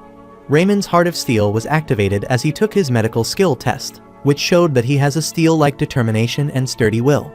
Furthermore, the level of Baron Carlton being a mean person was high, so the method of handling a mean person was activated. Raymond explained that it was okay since Carlton might be seeing things so he, as a healer, would understand him with a generous heart. But to think that a highly reputable person like Baron Carlton in the healer world would be seeing things apprehensive Raymond about his health. Carlton was furious, and then Raymond informed him that it might be an early stage of dementia, so he recommended he should receive treatment as soon as possible. Carlton was about to curse Raymond furiously, but he stopped and informed everyone that they would begin the lesson. He informed the healers that they had prepared some snacks for them so they could mingle around and get to know each other while eating them, so he requested that they have their seats. Lyndon looked at Raymond and asked him if he would like to sit together because there were some seats, and the protagonist thanked him. However, Lyndon's comrades soon grabbed him and explained that only real healers can sit there. The healers used sacred power like healing because the techniques that filthy rats use are heretic techniques. This infuriated Hansen, and he wondered how they dared to say that about his respected senior, Raymond. The protagonist approaches him, moves his fist toward that healer, and explains that the real healers should express their respect for this medal representing St. Alex. Lyndon agreed that that was right and congratulated Raymond on receiving the medal. Hansen exploited this opportunity and rambled that some rats can't receive a medal like that and yet dare to insult the great healer, which was quite unsightly. Baron Carlton was seeing all this, and he furiously slammed the railing. He supposed Raymond wouldn't be able to act arrogantly soon. So he accosted everyone and wanted to announce a new rule before they proceeded with the first test of healing power. While it was possible to have a treatment method other than healing, the most important thing for a healer is a heal. So, they have decided to increase the value of the healing power test, which evaluates healing, by 50% this year. However, if their overall score is less than 60, they will lose their qualification as a healer. No matter what kind of activities they are doing as a healer, he wanted them to know that F rank means 0 points. This worried Hansen, but Carlton was glad. Although he didn't know how Raymond passed the healer promotion while using the king as an excuse, that wouldn't work this time. No matter how good his result would be in the other parts of the test, if he gets an F rank in the healing power test, he will get 0 and certainly be unable to get a passing mark. Hansen was worried because this was the rule made to make Raymond fail, so he wondered what they should do now. Raymond raised his hand because he had a question for him and inquired if he would give additional marks to the healers who had increased their heal rank. This startled Hansen, and he wondered what Raymond was talking about. Baron Carlton smirked as Raymond was ignorant, so he wondered if he had to say something like this. It's impossible to increase one's healing, which is innate, no matter how hard one works to change it. He wondered if Raymond was so foolish to the point where he didn't realize it, and he concurred that he would give additional points, and they have to provide a lot for that. This pleased Raymond because this was good for him. Lyndon was also worried because a healer's healing couldn't be increased by effort, so he wondered why he asked such a question. He looked at him and smiled because he was indeed an unfathomable guy. Soon, the healing power examination started, and it was Lyndon's turn. After he displayed his healing power, he was informed that his healing power was D rank, so he passed the exam. The next was the protagonist's turn, so Baron Carlton instructed Baronet Pennon to use heal, and Raymond agreed and moved his hand forward. However, before displaying his healing power, he wanted to ask it to be sure that he said he would be giving additional points to a healer who has increased his heal rank. He asked him if he hadn't forgotten about that, and Carlton affirmed, but he wondered why they were asking about such a question because it was irrelevant to him. As soon as he displayed his healing power, everyone was shocked to know that someone could genuinely increase their healing power with effort, and they wondered if that was possible. The protagonist knew the original him would have barely gotten a D rank. He activated his mana, so the fourth storage location, Mana Vein, has been activated, and Mana Exchange has been activated. Mana Exchange was the passive skill, so he could use the mana in his Mana Vein by channeling them into the upper, middle, and lower energy core. Raymond obtained skills after he awakened his mana veins, so he can now use mana for things besides magic. He had gotten way more mana than he had before, too, because his mana, which was previously 1, was now 7.5. At the same time, it wasn't enough. What previously felt like just a droplet now at least felt like a damp floor. So, if he would send all his mana into his upper energy core, he could increase his rank. Momentarily, his healing power enlightened the whole hall and shocked everyone because it was a C-rank healing. The protagonist was too touched because he did it because this was about C-ranked heal. Carlton was utterly flustered, wondering how does this happen. The development of the upper energy core, which uses healing after he was born, rarely happens. His current mana was 7.5, which can't be said to be C-rank yet, but if he put all his mana in and acted like it was C-rank, then it would look like a miracle had happened. Carlton was shocked and wondered how this happened because this could not be achieved with hard work. The protagonist clarified that it must be because he doesn't care enough about his patients. The person's healing power was something they were born with, so it was practically impossible to raise its rank. But Baronet Pennon was different. The rank of heal that Lyndon was born with was D, but no matter how hard he worked, there was a limit to how much he could help a patient. So if he could overcome the rank he was born with using hard work, he supposed he could also work more for his patient. Later, Raymond achieved the highest mark and was given the certificate of merit for the devotion he committed to his studies as a healer. The test after the healing was a written test, so the knowledge about the body anatomy, debate on patient treatment methods, and herbology debates. So, the things that will be tested are all things he studied hard before he awakened. Since he had to work extra hard because his heal was lacking a lot, combining that with medical knowledge, he was confident he would get the highest marks. However, the intelligence stats that went up recently don't make him smarter. He needs to improve his ability to make use of his knowledge. Baron Carlton was furious at Raymond because he got first again. All the healers couldn't believe he was the top scorer, and they supposed something might be wrong there. The protagonist looks at all the healers and asks them if they sleep more than 4 hours daily, even though they have C rank heal.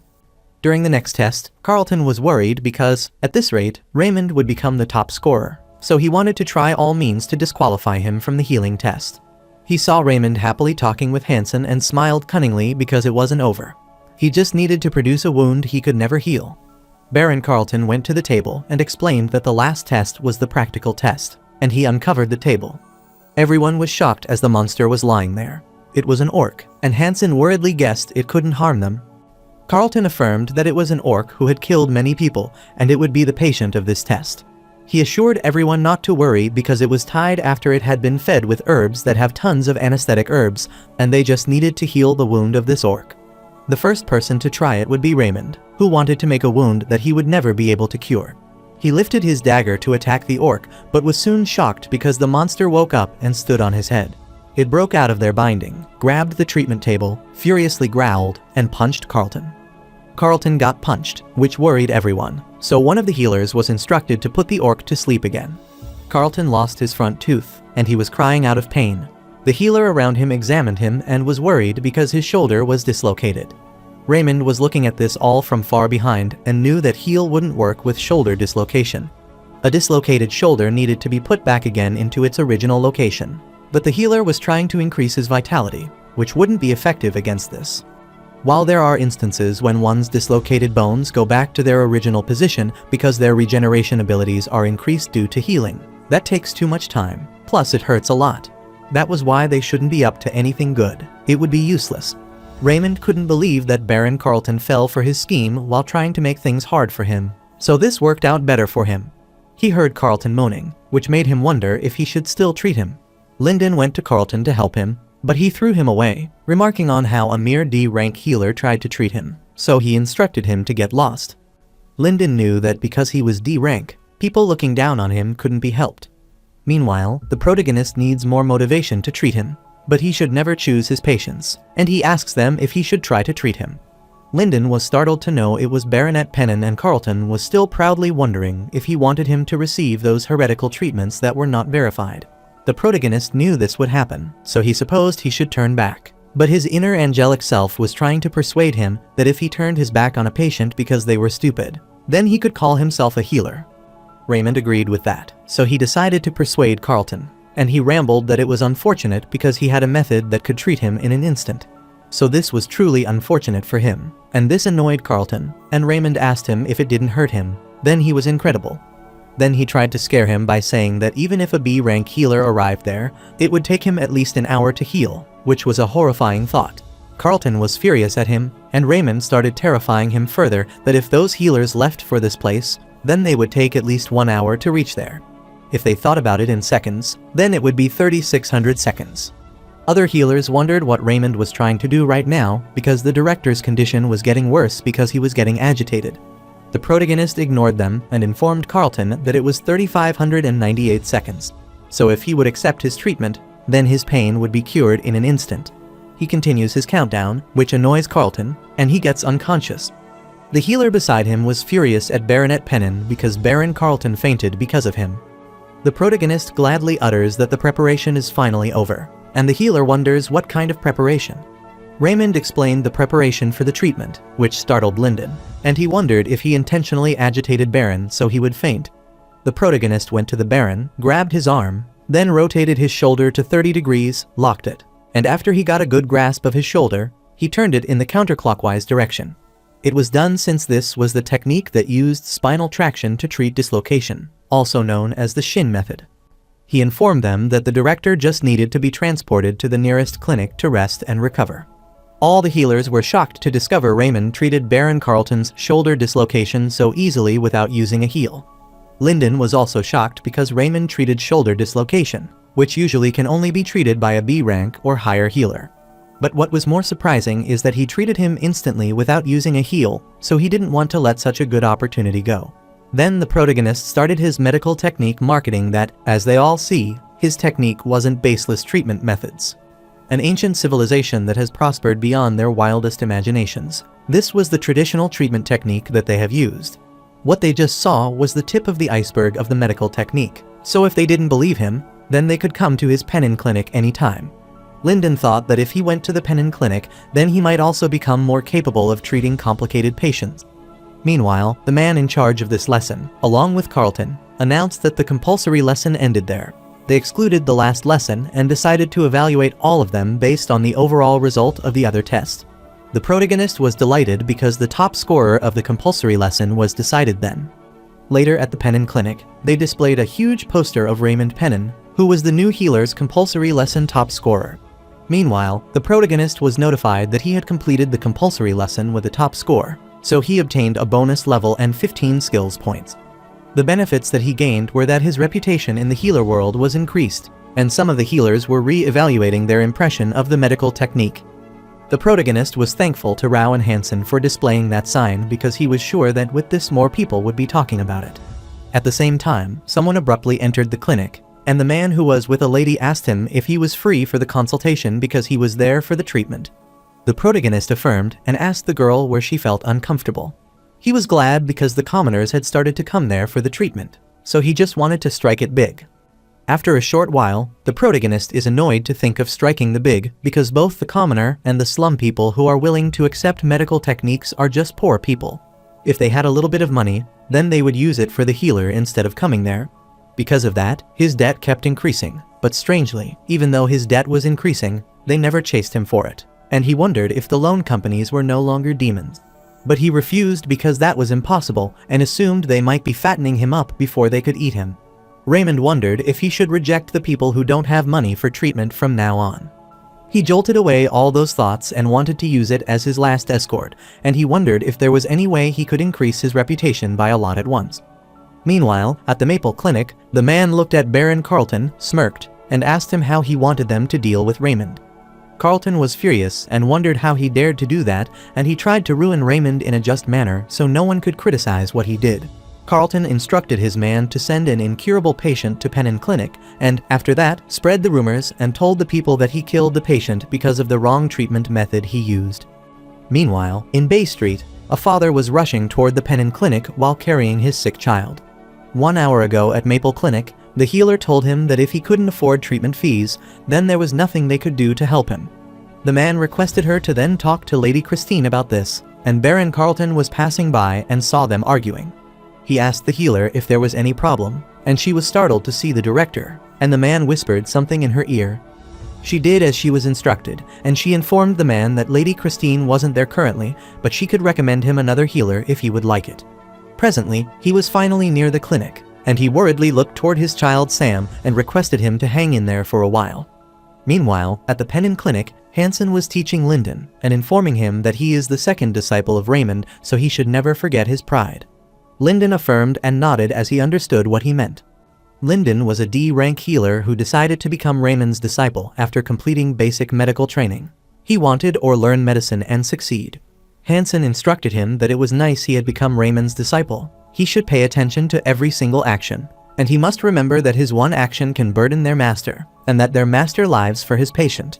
Lyndon was worried because that person who was the first disciple of Raymond looked fine, but he was a bit scary. Hansen grabbed him and informed him that he would see when he had the chance to observe the surgery soon that he was not exaggerating. Lyndon obediently affirmed that he felt like some cult had brainwashed him, and he wondered if he should run now. Suddenly, they were startled as the man with his child entered the clinic and requested them to help him. The protagonist auscultates the child and realizes that his condition is critical. So if he had come a little earlier, the situation would have been different, but currently, the patient is in a state of shock. He was worried because performing an emergency laparotomy has a high risk of death. Since the clinic requires the upfront payment for the treatment, the child's father probably had to wait until he had money. However, whether the child is left alone or treated, the possibility of death is high. He recalled how the patient's father bowed before him and explained that when he told him that he had no money to pay the treatment fees. The Baron Carlton of Maple Clinic told him to come to Penn Clinic. He requested Raymond to do something and assured him that he would pay the treatment fees soon. The protagonist also wanted to try something because he didn't want to let that child die, and a quest was triggered. He has to treat the child because a critically ill patient arrived, and his life is hanging by a thread, so he should do his best to save him. As a reward, he would get a bonus of an unexpected encounter and twice level up with 20 skills points, and Raymond wondered what the unexpected encounter was. Soon, Rao entered the room as he wanted to talk to him about something if possible. He explained that according to a recent source from the administration, Baron Carlton was grinding his teeth at Raymond, so if anything goes wrong, then he will not stand still. The protagonist knew this wasn't a baseless worry because the fact that Baron Carlton recommended his clinic was strange. He was worried that if something went wrong and the child died, then the rumors would spread in the common areas, and then Penn Clinic would take a fatal blow. So even if he thinks about doing something reckless, there is not much room for error because he will face serious consequences if any error occurs. While Linden and Hansen were peeking at him, Hansen instructed him to be quiet. Raymond then looked at the patient's father, and he assured him that he would do his best to save the child somehow. This shocked his disciple, so Linden rushed out and reminded him that Baron Carlton was truly a wicked man, so do anything went wrong, he wouldn't spare him. However, Hansen stopped Linden and told him that the master never turned away his patients, which amazed Raymond and Rao. The protagonist refuses what Hansen says in his thoughts as he is doing this because if he treats the patient sent by Carlton, then he will gain fame, even though it's dangerous, but this was his own choice. Soon, they prepared for the operation, and Raymond looked at him and ruled out its intussusception. It is an emergency that usually occurs at a young age, where the large intestine evades the small intestine, causing obstruction. It is not a problem in the modern age, but unfortunately, that child was discovered late because, over time, the blocked intestine would start to die. The shock has already progressed, so the intussusception is severe. Then it is highly likely that irreparable damage has occurred. However, the exact condition can only be examined by opening the abdomen. But in 90% of intussusception cases, it happens in the lower right abdomen and the cecum. While they were giving incision to the patient's abdomen, Linden turned his face away as he was scared and not used to it. After looking at the intestine, the protagonist was glad because there was no necrosis or perforation in the tissue yet, so they avoided the worst situation. The treatment for intussusception was simple because he just needed to pull out the intestine that had invaded forward. It was disappointingly simple but not always easy. Especially in severe swollen cases like now, even a slight impact could cause it to burst. But he was confident that he could do it as carefully and gently as possible. The protagonist doesn't want to tremble because he is a resident who has been around for a year, so he activated his surgeon nimble hands skill. His sensation also increased, and his heart of steel was activated, and he knew that his one mistake there would destroy everything. Soon, he turned back the small intestine that was stuck into the large intestine to its original position, and his reduction was successful. Linden was shocked because to heal it with a simple heal, the person needs an enormous amount of healing power. But Raymond could easily handle it in such a way that was quite shocking, so he wondered if that was what medicine was. He asks his master if it is over, but the protagonist refuses because this is the time for him to decide whether he has to cut the intestine or not. Fortunately, they succeeded in removing the intestine, but if the inside is already rotting, it would cause problems. So, there was only one solution, which was cutting the intestine before it rotted. But the problem was that he couldn't tell whether the intestine would rot or not. Cutting it might be unnecessary, and he was certain that if it would be modern Earth, then he could predict it in advance with various tests. However, in Leipentiana, he had to make a judgment with his own eyes about whether he should cut it or not. The protagonist wondered if there was no way around this, but suddenly, he recalled something, so he opened the market to purchase the most suitable skill. He browsed the skill that he saw a while ago in the market and supposed it might be of help in this situation. He finally found the skill and purchased the magic skill Eagle Eye by using up to 150 skill points. Eagle Eyes were the support type skill with proficiency D and were a light element magic. With this skill, he would be able to see the small and narrow areas in detail. So, the higher his proficiency, the more he will be able to view greater details in bigger areas. After purchasing it, Raymond wondered if its cost of 150 skill points was because of its high skill rank, so he wanted this skill to be worth purchasing and helpful. The protagonist activated his skill of eagle eyes and realized that it wasn't just magnifying things, but that he was seeing great details in 3 dimensions. Soon, he was alerted that the level of his skill was higher compared to his mana, so his mana was consumed at a higher rate. Soon, he consumed all of his mana, so his eagle eye stopped functioning. Raymond was glad, although it was for a short duration, but he saw clearly that a very faint trace of necrosis had begun taking place. Hansen saw his senior winking his eyes, so get worried and accosted him, but Raymond assured him that he was fine, so they should continue it. The protagonist grabbed the scalpel and knew that now he had confirmed the rot in the intestine, so he needed to cut it away. If he leaves it alone, it will lead to severe blood poisoning, and that will cause the child to die.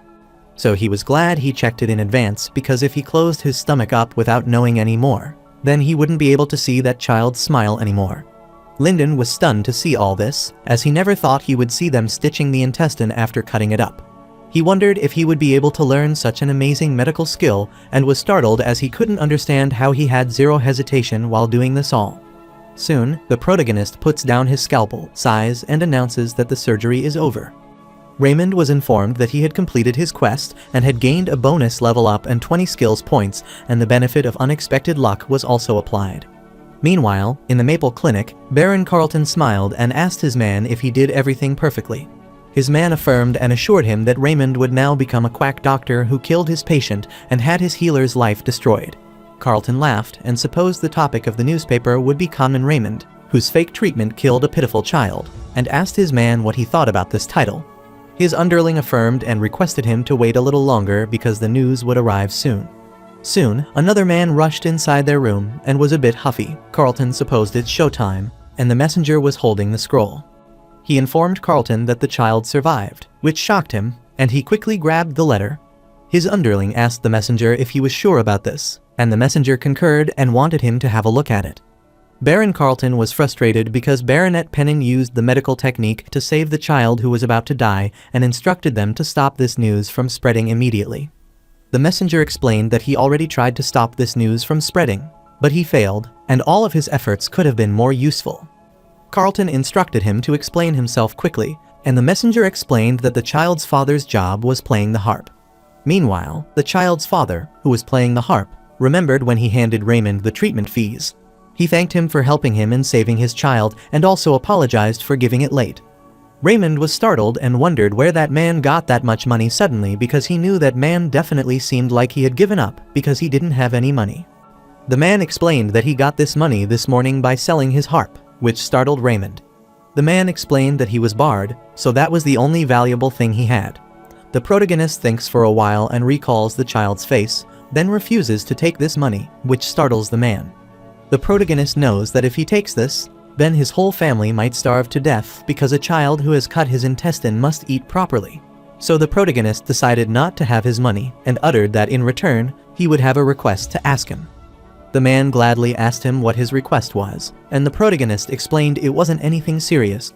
He asked him if he could spread good rumors about him while he was working.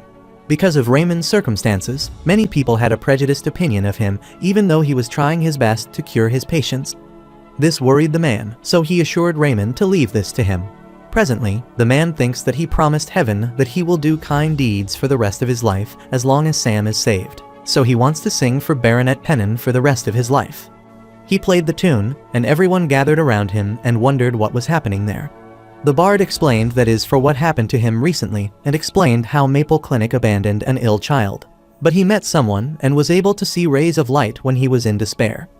The lady agreed, as the Maple Clinic was known for its poor customer service over there, and the man beside her decided to hear who that guy might be. The bard explained that the name of this song is Majesty Raymond because he was the one who helped him. Meanwhile, a reporter noted down everything since there have been many stories surrounding Baronet Pennon lately. With what he had done so far, people will start saying that the illegitimate child is better than the prince's. Soon, Raymond's news was printed in the newspaper that Majesty Raymond was the healer who lived for the sake of commoners. The protagonist was glad to see the news about him in the newspaper and wondered if this was the unexpected luck that he was going to have after the completion of the quest. Raymond was informed that his reputation had increased, So he attained the achievement of a healer who lives for the commoner. So the protagonist obtained a bonus level up and 20 skills points, and he got the benefit of obtaining a favorable impression among the commoners. Meanwhile, Lady Christine was worried because Raymond's reputation continued to rise. She hasn't done anything to him since no one has suffered from his medical technique treatment so far. But if she lived alone like this, then she was certain that patients would definitely suffer the side effects eventually, so that she couldn't leave the Pennon Clinic alone anymore. Later, a servant entered her room and reminded her that it was almost time for breakfast with the Duke, so they had to prepare. Christine instructed her to make the preparation, and the servant obediently affirmed her command. Soon, she was fully ready and was worried to think that he would bring up the talks about the marriage again. She was aware that the Duke would be saying that one day, the second prince would succeed in inheriting the throne, so she needed to become the queen, but she preferred going to work instead. She remembered Kyan's face and wondered if they were asking her to marry that psychopath like a man, but she preferred just faceplanting into the bowl of water and dying. Soon, she was down in the hall where everyone was gathered, and her sisters, who had seen her after a while, were asking her when she was quitting her work as a healer. Another sister also agreed and asked Christine if she knew how many people laughed at her at the banquet hall. Her brother winked and remarked that she was old enough, so she should stop with the substandard games now because she was already sick herself. Christine could have nothing but smile at all those taunts, and she knew that because of her thoughtless actions, all of them might have been troubled. She clarified that from now on, she will mindlessly attend the banquet like them or ask if she should get into gambling like her brother. This startled them, and Christine wanted to clarify to them just one thing. She was fine with being laughed at, but she didn't want them to speak down on the act of treating patients. She rushed away, which worried her brother, and he wondered where she was heading because their father would be coming soon. She looked back at her brother, smiled, and informed him that she was going on a trip. Meanwhile, the Pennon Clinic has finally begun to receive patients who pay a treatment fee higher than the production cost. The treatment fee was 15 pina, so excluding the price of medicine, there are 5 pina left. Suddenly, the system started detecting the rudeness level, and the person's rudeness level measured out to be mediocre. The protagonist wondered if the rude person was arriving and requested the patient to wait for a moment. He looked outside and saw a lady standing there and wondered if she was that person, as she looked like a person of high rank. He recognized her as she was Lady Christine, and he wondered why is that person at his clinic. When a person's rudeness level is mediocre or higher, it usually means they are about to start a fight, and wondered if she arrived there to fight him about his medical techniques. He was notified that a rude person had arrived, so a method to deal with the rude person was activated. Raymond knew that Lady Christine was well known for being a healer with strong principles, so there was a high chance words wouldn't get through to her, so he wanted to send her off quickly. Soon, Hansen entered the treatment room and excitedly informed his senior that a guest had arrived, but Raymond instructed him to tell her to wait. However, Hansen was reluctant because the guest was of high rank. Raymond furiously informed Hansen that he is currently treating a patient, so no guest is more important than treatment. Hansen was impressed by what his senior said, and he was expecting from him. So he asked Lyndon if he had heard it and instructed him that he had to take on that kind of attitude. Lyndon affirmed and assured him that he would remember this. The protagonist finds it cute how they go around together, so he supposed it might not be a bad thing if he took on another apprentice. According to the apprentice training model, Raymond, who is a senior resident, can have 3 apprentices, out of which he has 2, and 1 was left. Furthermore, because of his job ranking, he was informed that he could cause a slightly lacking lesson. Above all, it was good that they could share experience points with each other, but the issue was money. The protagonist wanted to worry about this after sending away the rude person, and he hoped she would leave on her own after waiting for a while. Meanwhile, outside the treatment room, Hansen saw Christine waiting and remarked that she was so gorgeous, but that wasn't important right now because he was the representative for the master. Christine saw Hansen approaching her, so she stared at him. Hansen apologized to her and explained that his master focused wholly on his patients while treating them. Christine was startled to hear him calling the protagonist master and inquired if he was Raymond's apprentice. Hansen affirmed and was an apprentice, but it is true. Christine wondered why he was embarrassed. Hansen knew that he was endlessly lacking compared to his master, and he heard that she was someone who cared completely for her patients, and his master was also someone like that. Christine thinks for a while, and she knows that his patients and apprentice keep complimenting her. Causing harm to patients under the guise of treatment is evil. The protagonist was peeking from behind and wondered if there was no escaping around from her. Suddenly, a quest appeared, and the system wanted him to give a genuine lesson to the rude person. Someone is speaking down on medical techniques based on baseless prejudice, so he should give that person a genuine lesson. The quest difficulty was easy, and the clear condition was the opponent's heartfelt submission. As a reward, he would gain a bonus level up and 20 skills points, and the benefit was opponent submission, which, based on how he cleared the quest and the degree of the opponent's submission, will differ. The protagonist wondered what it means by opponent submission. He stepped forward, and his Heart of Steel was activated, and in synergy method to deal with rude people was also activated. The protagonist thought that if she came as a healer, not as a lady, then he had no reason to feel inferior, and he greeted her and introduced himself. Christine gets straight to the point that she is concerned about Raymond's medical technique and the concern that he is harming the patients. Raymond asked her if she was unaware of the medical technique that he used and the treatment he was giving to his patient, yet she was making prejudices, which startled her. She wanted him to give her 3 days so that she could observe the kinds of medical techniques and treatment that he was giving to his patients. The protagonist wondered why he had to allow a ride person as well as Kyan's unofficial fiancée to stay with him, so he refused her. Because he was busy enough to treat his patient. Instead, he agreed to allow her just once so that she could watch him treat patients who couldn't be treated using heal. She wondered how is that possible, but suddenly, she felt pain in her chest and wondered why her illness suddenly had to kick in now. The protagonist accosted her, but she apologized to him and explained that she had overstayed herself the past few days, so she wanted to sit for a bit. Raymond wondered if she was unwell somewhere, and she explained that it was a heart-pounding illness, which would get better if she stayed still for a bit, so she didn't want him to worry about her. The protagonist thinks about heart-pounding illness because it's another phrase for arrhythmia, and seeing that it occurs often, he supposed it might be either atrial fibrillation or perhaps paroxysmal supraventricular tachycardia. Although she came there to pick a fight with him, treating her comes first as she will only stop if he shows her something. He wanted to treat her, which startled her, and she was grateful for his words but explained that treating the heart-pounding illness was not possible. The protagonist agreed because that is what happens when they use healing, but with medical techniques, it's likely to treat it. He grabbed her hand and checked her pulse, which startled her, and she wondered what he was doing, but he asked for a moment. Her heart rate was 180, and her rhythm was also irregular, so he discovered that she had paroxysmal supraventricular tachycardia. He requested her to lean her head backwards, which startled Christine, and she wondered what he was trying to do. Raymond put his hand on her neck, and she wondered if he was trying to choke her, but there was no way he would try to murder her because she complained a little. She wondered if that was the case, and suddenly, he pressed his neck a bit, which startled her. She pushed him back and asked how he dared to do this to her. Hansen and Linden were shocked by her sudden attack, and the protagonist asked her if she was feeling better now. She was furiously staring at him and wondered what does he meant, and the protagonist clarified that he was talking about his pounding heart if it had calmed down a bit from earlier. Christine was stunned because Raymond choked her a bit, but her heart-pounding illness seemed like it had gotten better. Raymond explained that he put pressure on the carotid and revitalized the vagus nerve, which is the mysterious medical technique of the ancient time. She turned away and was about to leave when Raymond stopped her and reminded her that she had forgotten something. She looked back and asked him what that was, and the protagonist uttered that she had to pay the treatment fees before she went and told her it was 500 pina. Raymond looked at her face as she couldn't understand why he would charge that much, and he wondered if he asked for too much. Christine was surprised because he treated an illness that couldn't be fixed with healing, so she wondered what that is the medical technique. She wanted to watch from Raymond's side, but he had already refused her, so she approached him, and Raymond explained there were no refunds. Christine asked him since he said that observing is difficult, so she wanted to be his temporary apprentice. Raymond was wondering if she was really serious, and suddenly, he was notified that Christine had requested teaching and was asked if he would accept her as his apprentice.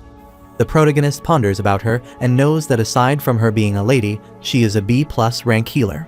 However, she was receiving the support of the citizens for being a true healer who cared for her patients, but she still refused.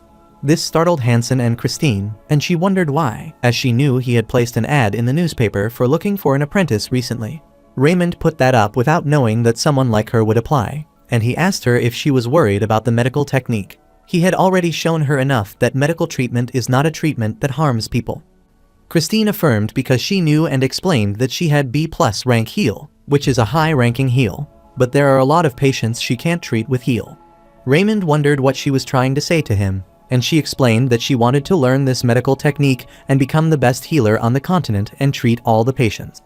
This impressed all of them, and the protagonist realized that she had the same goal as him, although the reason that his goal was because of wealth and honor. Christine further explained that she wanted to work with a healer who cares for their patients, too. She supposed that the reason why Raymond's apprentice respects him might be because he thinks deeply about his patients. The protagonist wanted to be honest with her that they aren't that well off, so even if she comes to his clinic, they can't pay her well. But she doesn't care about money, which stunned Raymond, and she explained that if money is an issue, then she was even willing to pay him for educating her. She asked him if 500 pina per month would be enough to take personal lessons from him. This astounded Raymond because if he considered the amount of money that goes out for the monthly salary when a person hires another healer, then that is almost 1,000 pina of profit. He knew that she wasn't using her title as a lady, and because she had patients who came to her originally, he supposed it would be okay, and he was thinking about that. Christine supposed it might not be enough, so she decided to give him 600 pina. Then she raised it further to 700 pina, which made him agree to her, and he welcomed her to the Pennin Clinic family. Meanwhile, in the Imperial Palace, Prime Minister Galman explained that they caught the tail of the person who spread the contagious disease in the Bay region. As they expected, Baronet Pennin's guess was correct because this seems to have been the work of the Drotten Kingdom. King Odin supposed the assassination attempt from before might also be their work, and he knew that if it wasn't for Raymond, then they couldn't even imagine what kind of mess they would be facing. Since they don't have enough evidence yet, so he instructed Galman to keep it silent. The king didn't want to let it be known that they had caught on either, and Galman obediently concurred as he understood. The king knew that if they stayed still, Drotten Kingdom would definitely act again, and then they would gather enough evidence and send Grand Duke Barad into the sewer. The person the Drotten Kingdom is controlling behind the scenes instead of the Drotten Kingdom is Young's king, so the worst scenario might end up happening. Galman supposed that they should be prepared for the war, but he was grateful to Baronet Pennin because of him they were able to confirm that it was the work of Drotten Kingdom. He wondered if they should give him an additional reward, but the king didn't agree because the situation wasn't complete yet, so it was not the right time for the reward, and Galman laughed on hearing this out of embarrassment.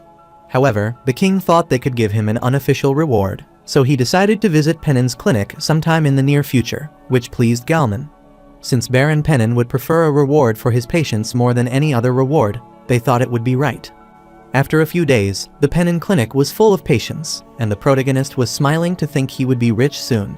His apprentices looked at him and sighed as they supposed it might be difficult for their master since there were so many patients, but his smile didn't stop.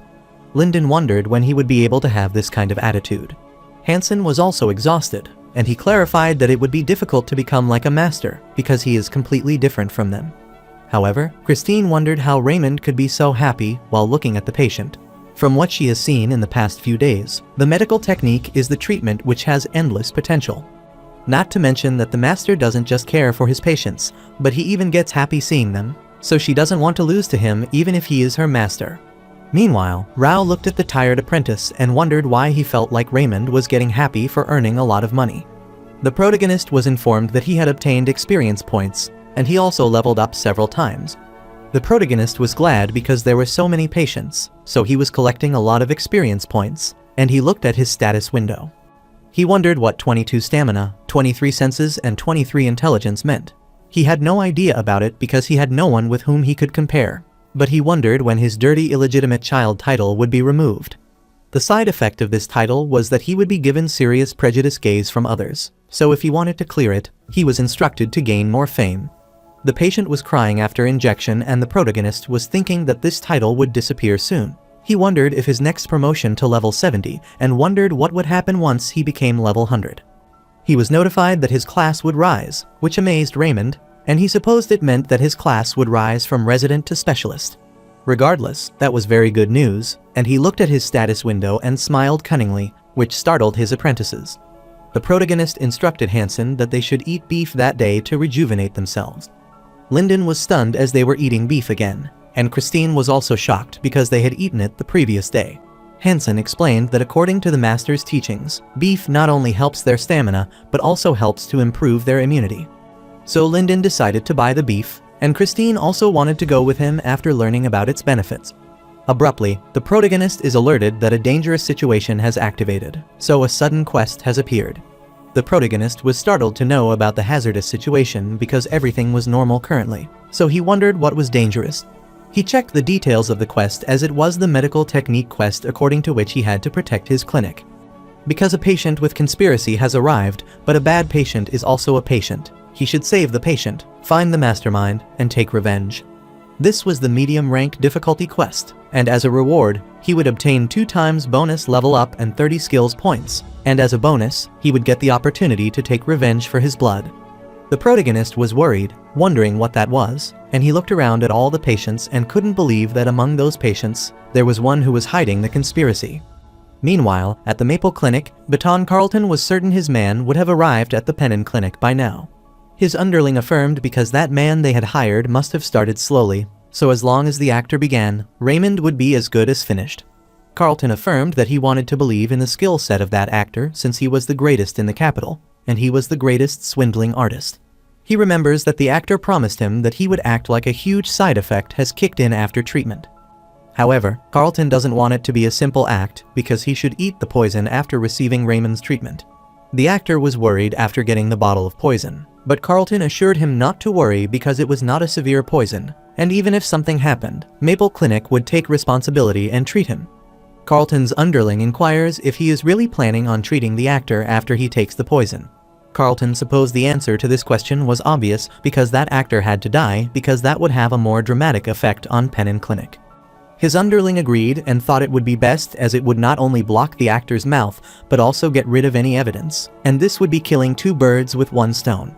Carlton opened the bottle of champagne and wanted to drink it and wait for the good news and permit his man to drink a glass as well. His underlings thanked him, and they cheered their glasses on the downfall of Raymond. In the evening, Carlton's man was drunk, and he smiled cunningly and assumed that good news would arrive soon.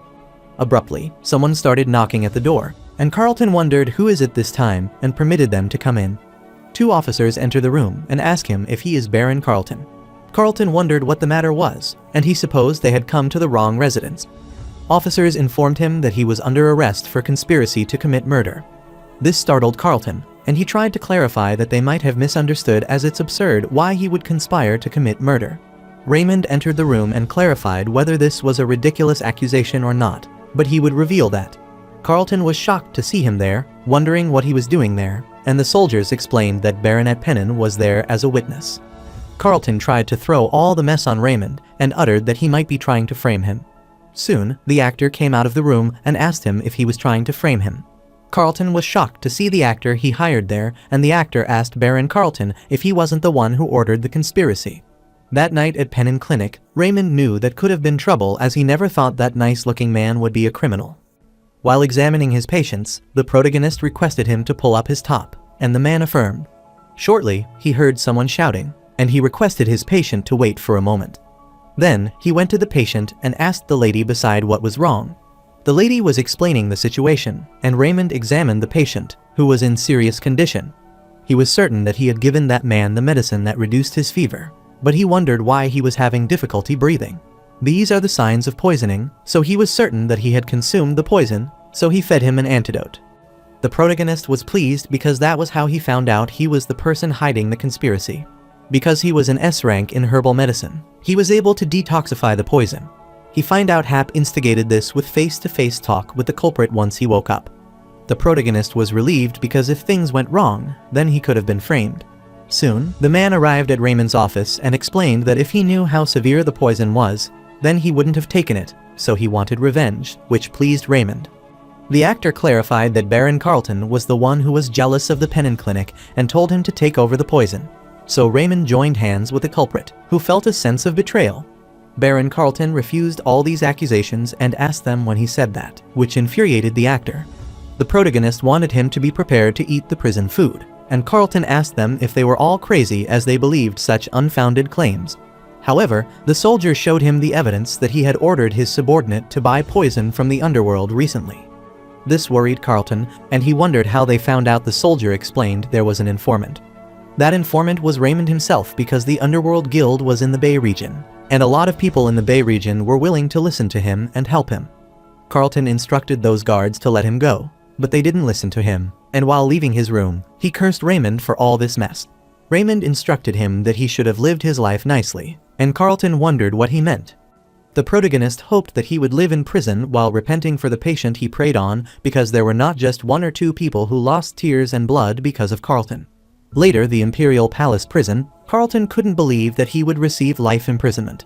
He recalled Fjord and cursed him because he wasn't even investigated, yet he just straight up confessed everything. He decided to use the bribes he had given until now and reduce his statement.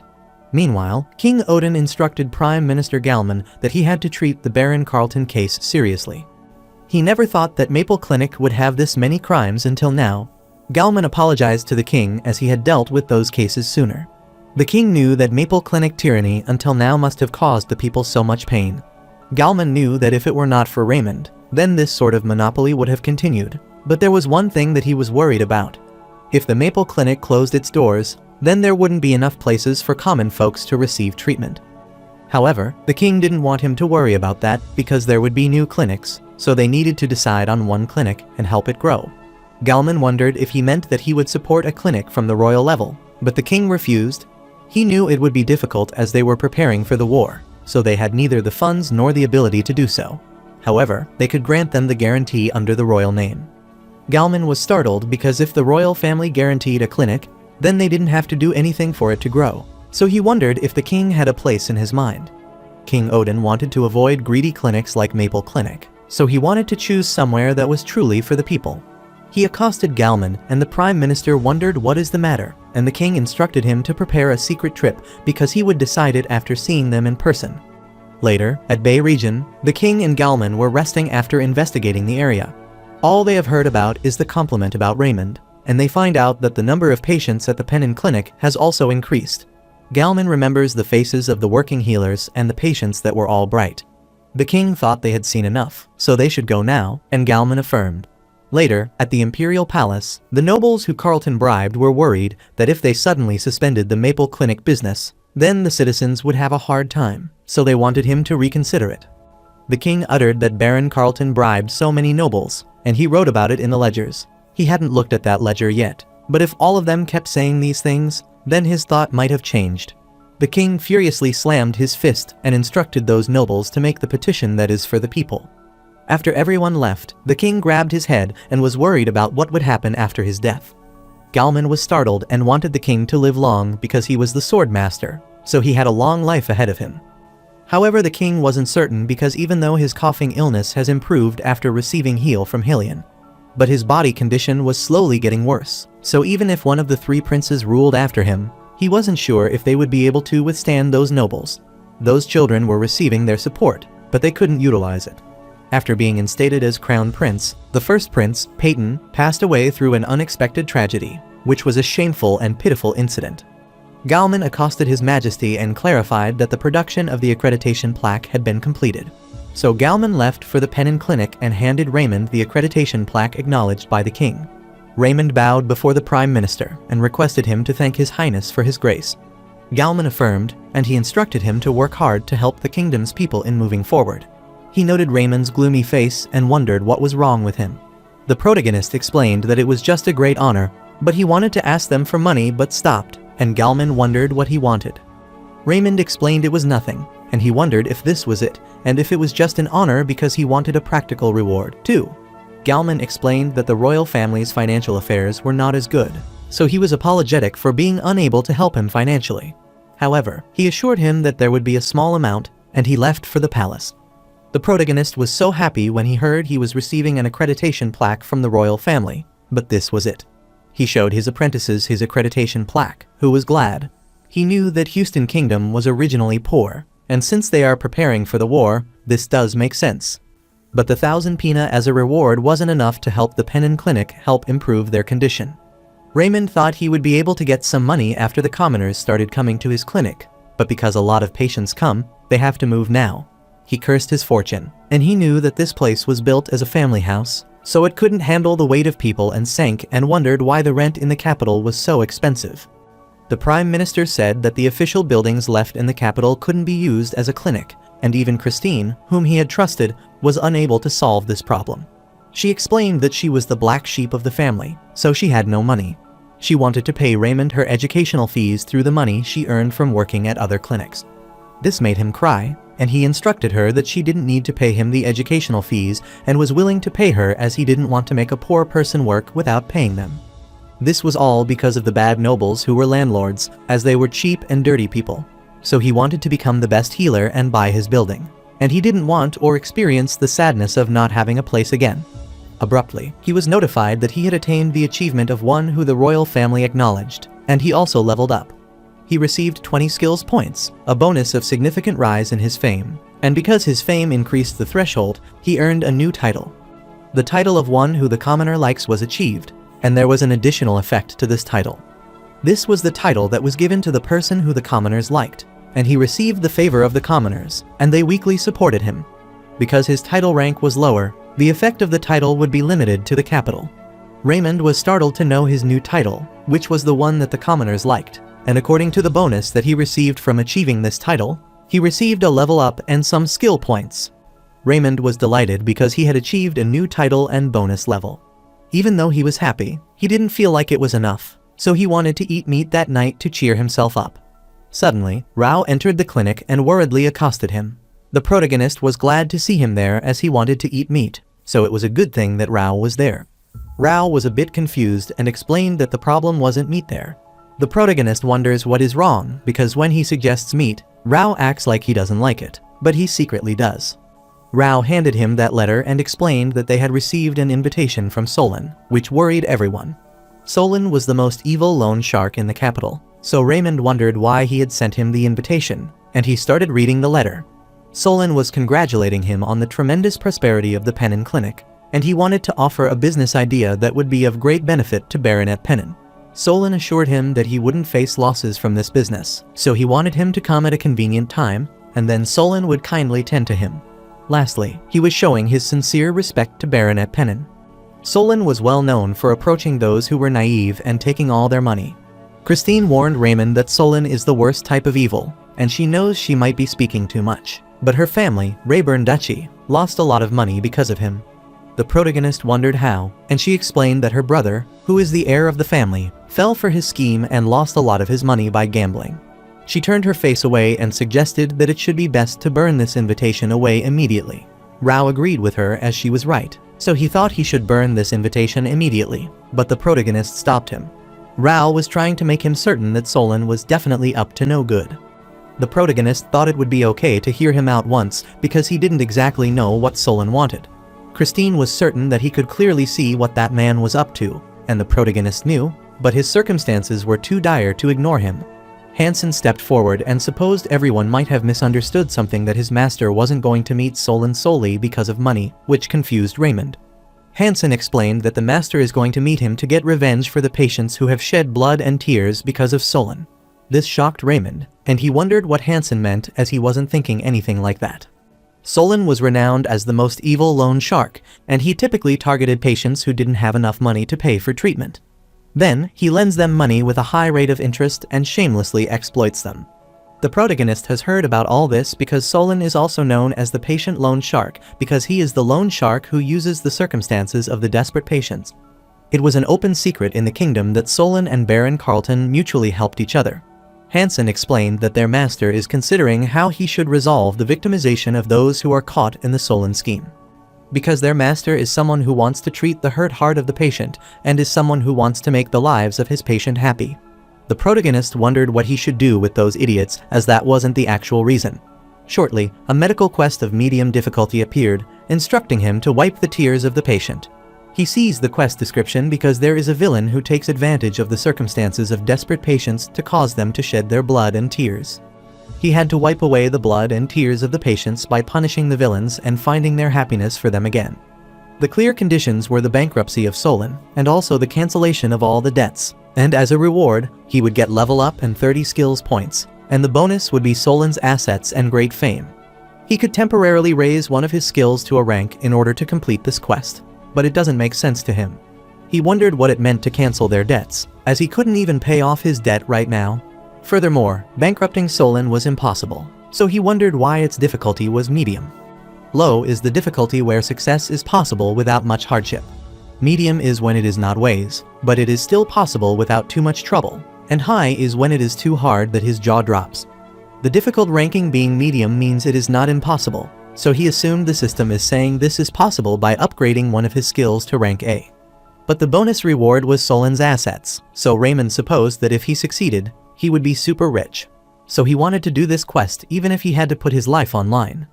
He put his hand on Hansen's shoulder and agreed with Hansen that he couldn't just stand by and watch this happen, and asked him if he was right. Hansen knew his master would say something like that. Raulas wanted to help him because he was such a just person. Christine supposed she should stay around and protect the clinic so that Solan wouldn't be able to fool people again, and Lyndon was also impressed to know that his master was so kind. With this, it was the time to start Operation Squander Solan's Fund, so all of them were ready. On his way to meet Solan, he remembered when he instructed his apprentice to let's have a beef party when he came back. Christine taught him not to talk to Solan anymore if he felt like something was strange, and she warned him that he couldn't sign any absurd and weird contract, and he obediently affirmed Christine's command. Presently, Raymond was still thinking about eating beef and wondered if Hansen would be able to prepare the beef party on his own. Later, inside the Solan residence, the protagonist's mouth was filled with water to see the table full of delicious food, which looked good to him. He looked at Solan, who was smiling and staring at him, and Raymond inquired why did he call him. Solan looked at him, smiled and wanted to talk while eating the food. Raymond's quest of wiping the tears of the patient has begun. His heart of steel was activated, and he had steel-like determination and a sturdy will. The protagonist knew that if he could do well that day, then eating like that wasn't a far-fetched dream, so he wanted to get a grip on himself and do well. Furthermore, his opponent was considered a mean person, and his rudeness level was high, so a method to handle the mean person was activated.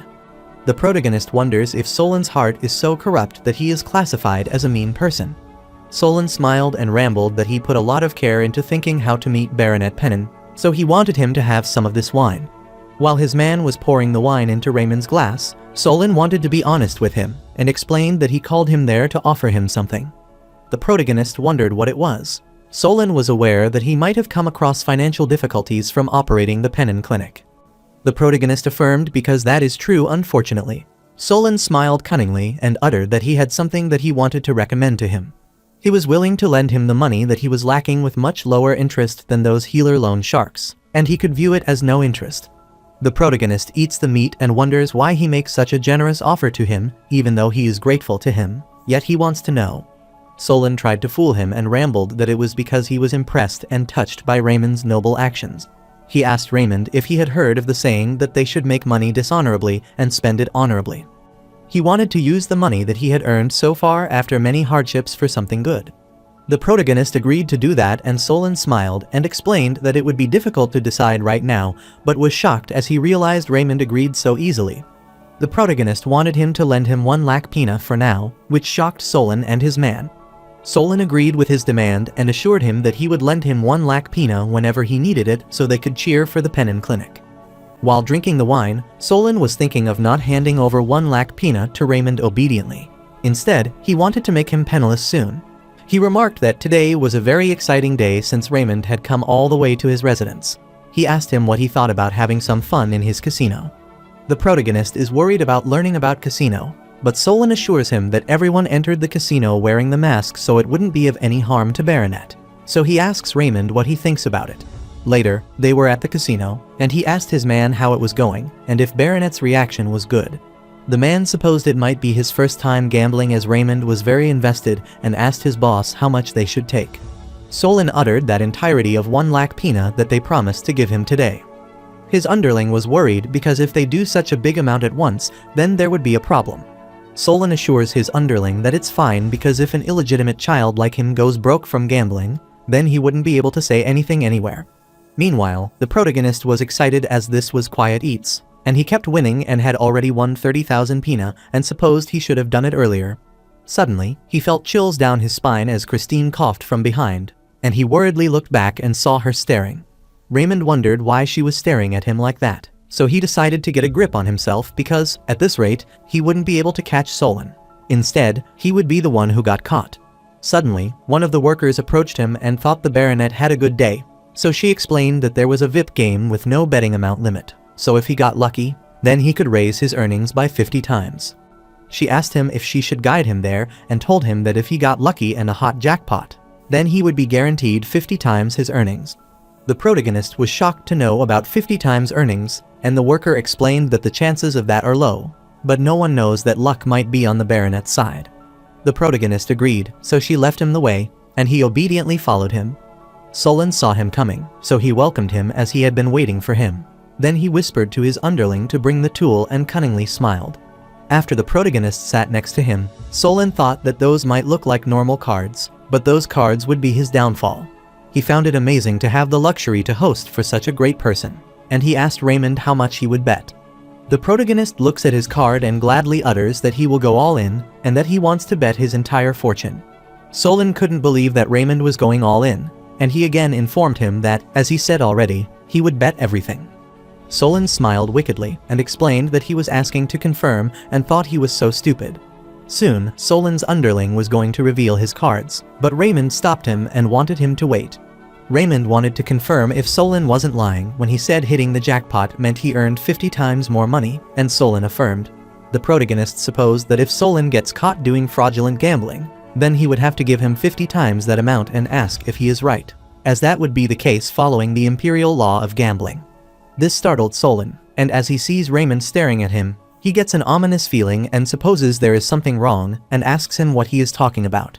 He put his hand on the card and wanted to hide it immediately before he could get caught. The protagonist saw this, so he grabbed his hand and pulled him, then wanted everyone to see this as they were committing fraud. Solon was startled and wanted him to wait and wondered what nonsense he was talking about as there seemed to be a misunderstanding, so he instructed his man to clear the table. They affirmed his master's command and requested the baronet to calm down. Christine and Rao were watching this scene, and Raymond grabbed Solon and smashed his head on the table, while his underlings were requesting him to stop.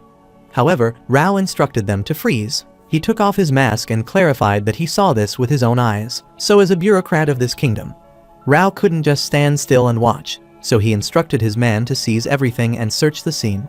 His man arrested all the workers, and one was astounded as he was wondering why Rao insisted on going to the casino. Meanwhile, one of the men wasn't expecting to see this scene, and he was bored, so he wanted to check it now. The protagonist was pleased to see Rao's administration colleague, so he supposed he didn't have to worry about anything. On the contrary, Solon rushed toward his table and started searching for his cards. He was concerned because a bureaucrat appeared as soon as his fraudulent gambling was revealed, and he wondered just what happened there. But before that, he wanted to know how Raymond knew that those cards were cheating tools. The protagonist remembered when he saw someone signaling his underling, and was about to flip his card and was relieved as he expected Solon to start to make his move. He started using his magic eagle eye, which had turned a rank, so that clear observation was possible. He looked at all the cards and finally found a cheat card, and Solon looked at him cunningly. Raymond was also happy because things were going according to plan thanks to his thinking that he was a pushover, and because he bet 1,30,000 pina and would get it 50 times. Presently, he picked up the card, which had crystal tacit inside it, but Solon was trying to clarify that it was a misunderstanding and was still denying that he had ever committed fraud. Rao wondered what is the tacit crystal inside of this card and what it could do. Solon explained that it was just a card which is specially coded, but he still denied it and said that he had never committed fraud with it. He puts all the blame on Raymond and says that was all that illegitimate child groundless statement. This was the time for Christine to step forward and ask him if they were all stupid and wonder if he expected them to believe what he said. She further added that the reason her brother lost such an unbelievable amount of money at this casino is not related to the fraud. She furiously stared at him and warned him that if he didn't want to die, then she wanted him to dare her to use that useless tongue at him.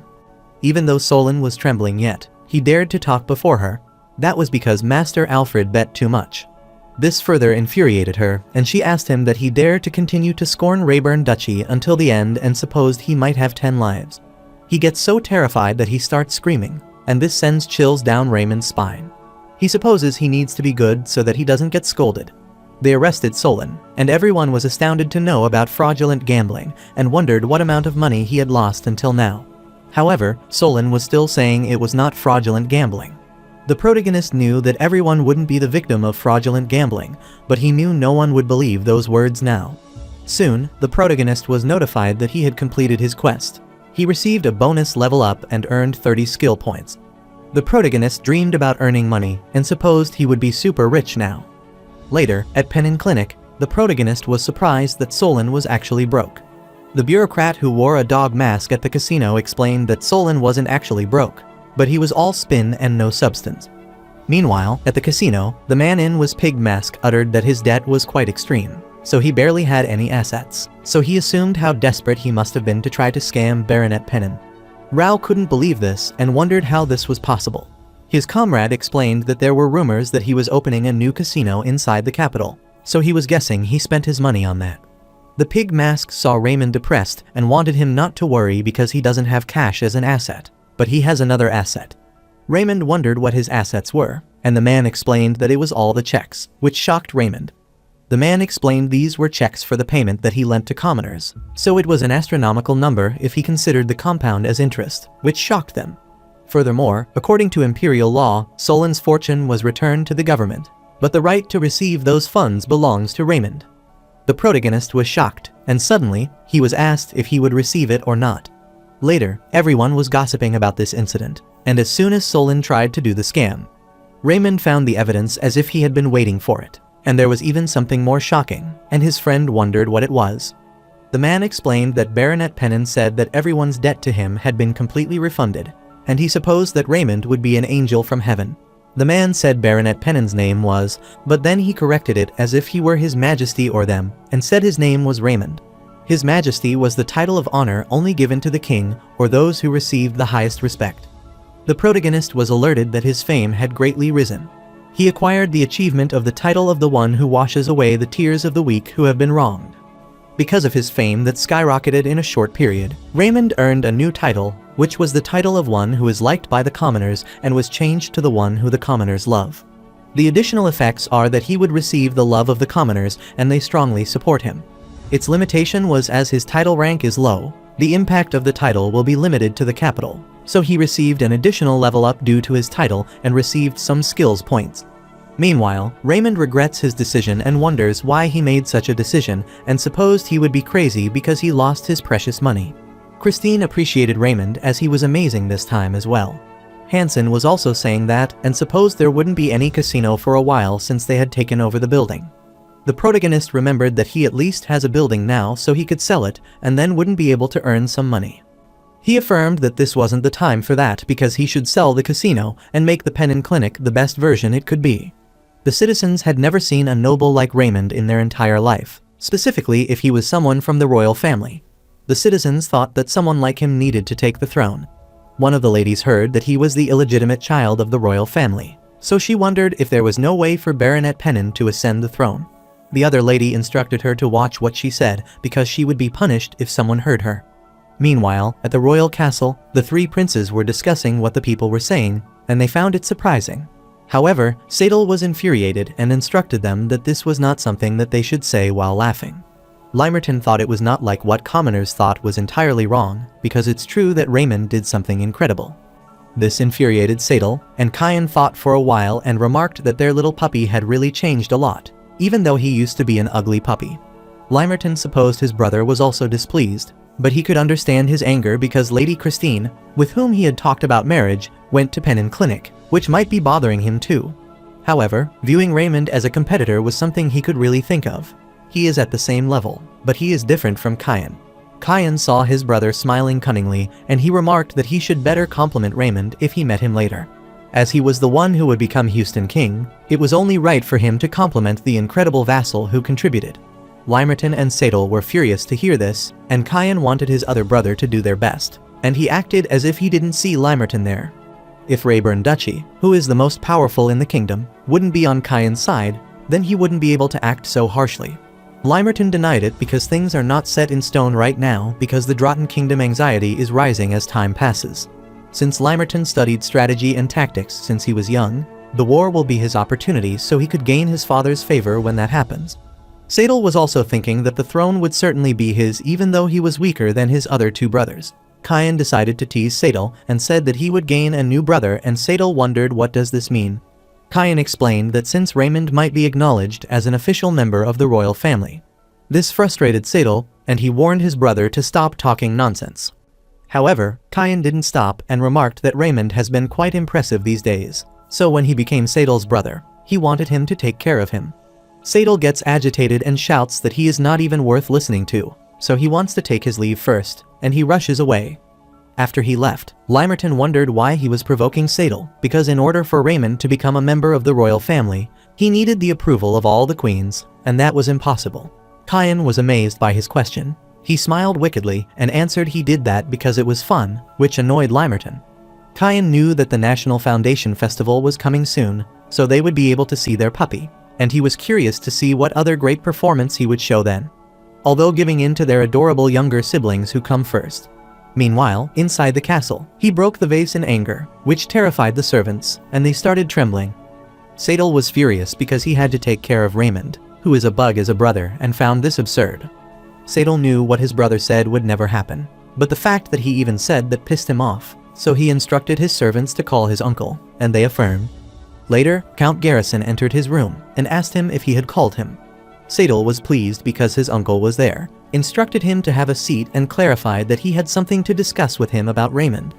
Count Garrison knew that he wanted to talk to him, so he assured him not to worry about that because the glory that Raymond has right now is temporary. Sadal was stunned and wondered if it was true, and Garrison wanted him to think about it, and that the technique that Raymond used is witchcraft, not healing. So, from the healing tower perspective, he was very concerned, but in the end, Raymond wasn't even worth worrying much.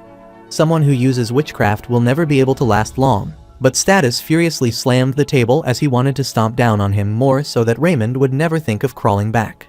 Since that is what the prince wants, Garrison understands his concern and assures him that the healing tower will watch him.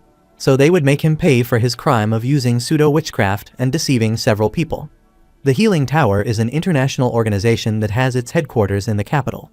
Thus, it has the right to supervise its affiliated healers. This means that even if the king tries to protect Raymond, he can't block the Healing Tower's actions. On the contrary, Raymond was at the casino and was amazed because that place was big, and they wondered why the floor was made of such a high-quality material. The building was big and great. He never thought such an impressive place would be at the center of the capital. It was within the area of the commoners, yet it was not far from slums, and traveling from the noble neighborhood was easy, too. So if he could resell it, he would be rich instantly. But the man denied it and clarified that nobles don't buy places like that. The layout was like that of a casino, and it was within the commoners' area, so the man refused. Raymond knew that whether he liked it or not, they had to use this place as the clinic. Whatever the case is, Raymond supposed it worked out, so he wanted to grow his clinic until the place wasn't big enough to hold everyone. He was sure that one day, this place would explode with people, so he wanted to work hard. A while later, Raymond was at the casino, and he supposed that what he would think after seeing it was that he made it, and that he never thought he would be able to live in a room like that. However, just as the size increased, Raymond didn't realize he would need to hire so many new workers. He hasn't hired any new apprentices and lost a lot of money cleaning and remodeling this building. He didn't want to borrow any more money from those devils because he had already far surpassed the danger level. In the worst scenario, they might seize this building itself, so he wanted to protect this building. All of his apprentices were watching him cleaning the room, and Christine wondered how his master was so passionate when it came to his patients. Hansen answered that was because he demonstrated the virtue the person needs as a healer. He excitedly asked her what about them, and Lyndon replied that they were the apprentices of their respectable master. Christine was startled to see them so enthusiastic, and because she had a long way to go and she didn't want to fall behind, she decided to study in her room. Hansen instructed Lyndon that they should also go and practice as well, and Lyndon concurred. The protagonist looked back, saw them rushing away, and wondered what was the matter. Abruptly, he was notified that he had gained experience points, so he leveled up, and he was amazed because the speed with which he was leveling up was faster than he thought. This thrilled Raymond, so he immediately wanted to go to level 70 and wanted to put all his stats into stamina. He looked at his stats, according to which his stamina was 31, and intelligence, senses and mana were also increased. He supposed that now he wouldn't have any problem with stamina when dealing with patients, and he looked back. A man at his clinic greeted him and handed him the official document from the Healing Tower. The protagonist was worried about seeing an official notification for the Healing Tower, and it was really long. But to summarize, the letters say that if a healer harms a patient with a non-certified healing method, needs to take responsibility. The man explained that it's a warning from the Healing Tower because healers who are swayed by money and fame often fall into pseudo-healing, and there have been cases where they had harmed the patients as a result. The protagonist was worried because the truth isn't that it's for the patient's sake, but this was for their interest. The Healing Tower has used this method to stomp down anyone who tried to infringe on their authority. The reason Leipentiana's healing method has not improved past this uncivilized method was also because of this. Since the Healing Tower frame anyone who tries anything new as pseudo-healing techniques. Raymond knew that the purpose of this document was to tell him that they were watching him. Although he lacks the strength and platform to fight the Healing Tower, he has an answer for them, and he whispers in the man's ear that he wants what is best for his patients. The messenger thought that was so foolish, and he pushed away Raymond's hand and hoped he wouldn't regret his decision. The protagonist knows that he managed to let things pass this time, but he needs to prepare for the countermeasures because he doesn't want to be preyed on by them. Meanwhile, at Raoul Clinic, 10 healers were all B rank or higher, 3 healers were A rank or higher, and the director, Viscount Rand, was in a plus rank. It is the clinic with only the highest rank healers, and outside of the Count Hellion, it is the beta clinic in the kingdom. Baron Smithen was worried about his wife's deteriorating condition, and the healer apologized to him because he tried his best, but he thought that Baron needed to be prepared for the worst. Baron Smithen wondered if there were no other methods as he was willing to pay for whatever the healer needed, but he requested him to do his best to save his wife. The healer explained his wife's condition, that she had a green fluid-filled sac and a serious infectious disease, even though he continued to treat her, but her condition had only worsened, so there was nothing that he could do. A green fluid-filled sac was another expression of cholecystitis, and the healer explained that she was not in a condition where she could be saved. They can heal most of it with a rank heal, but her infectious disease is too serious. This worries Baron because he doesn't want to admit this, as his wife suffered her whole life because of him, so he couldn't just let her go. Just because they are noble, it doesn't mean they are wealthy.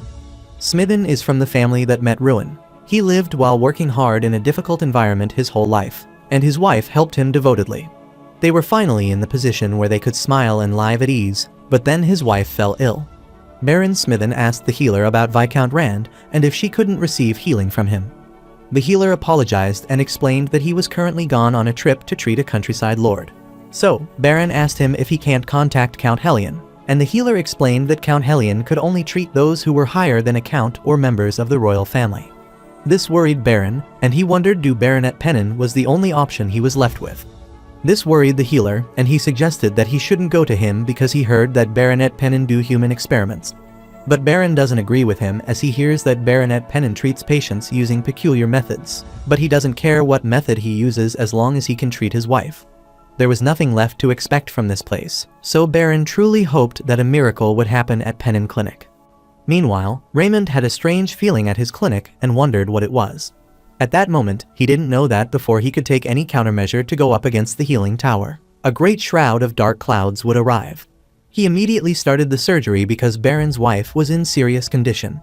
During surgery, he instructed Hansen to attach and inject the vasopressor immediately, and Hansen affirmed, but there was no response. This worried Raymond because the patient was already in a serious state of shock. Although he did manage to imitate a vasopressor using knowledge of medical botany, it wasn't very effective. The vasopressor that he extracted using the medicinal herbs wasn't enough, so he needed epinephrine and wondered where he could get it. He knew that he could do it if he isolated the hormone from an animal's blood, but his alchemy proficiency wasn't high enough. However, if he performs the surgery without raising her blood pressure, then he will lead to table death. If this noble wife dies during surgery, the Healing Tower will use this as an excuse to punish him, so he wonders what he should do. Shortly, the medical quest appeared, which was to treat a critical patient. Since this was a patient with serious septic shock, so Raymond was instructed to do his best and save the patient. Its difficulty was high, and the clear condition was patient recovery.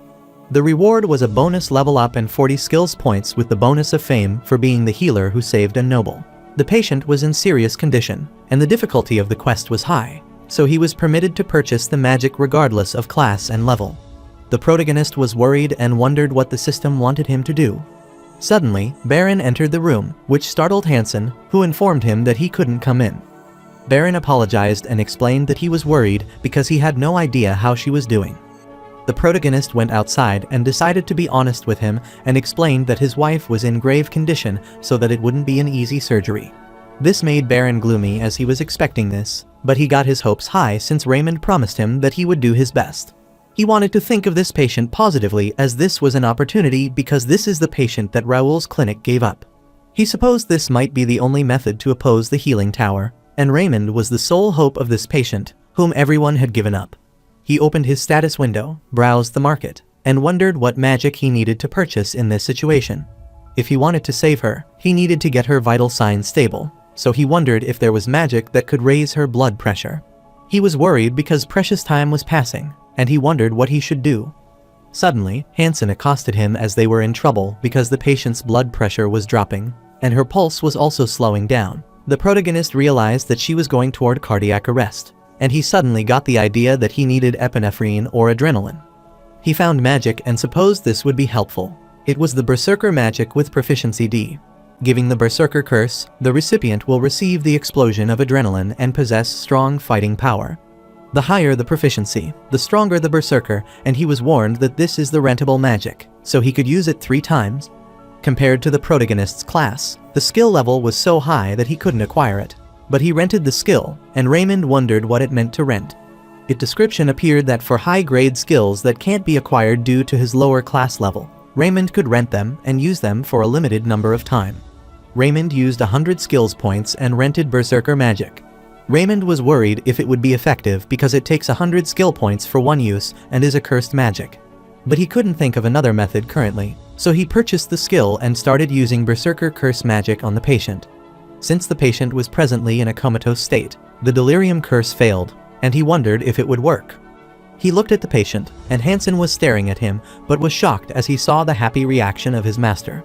As soon as he looked at the patient's blood pressure, he was shocked because her blood pressure returned to normal, and her pulse was open 130 again.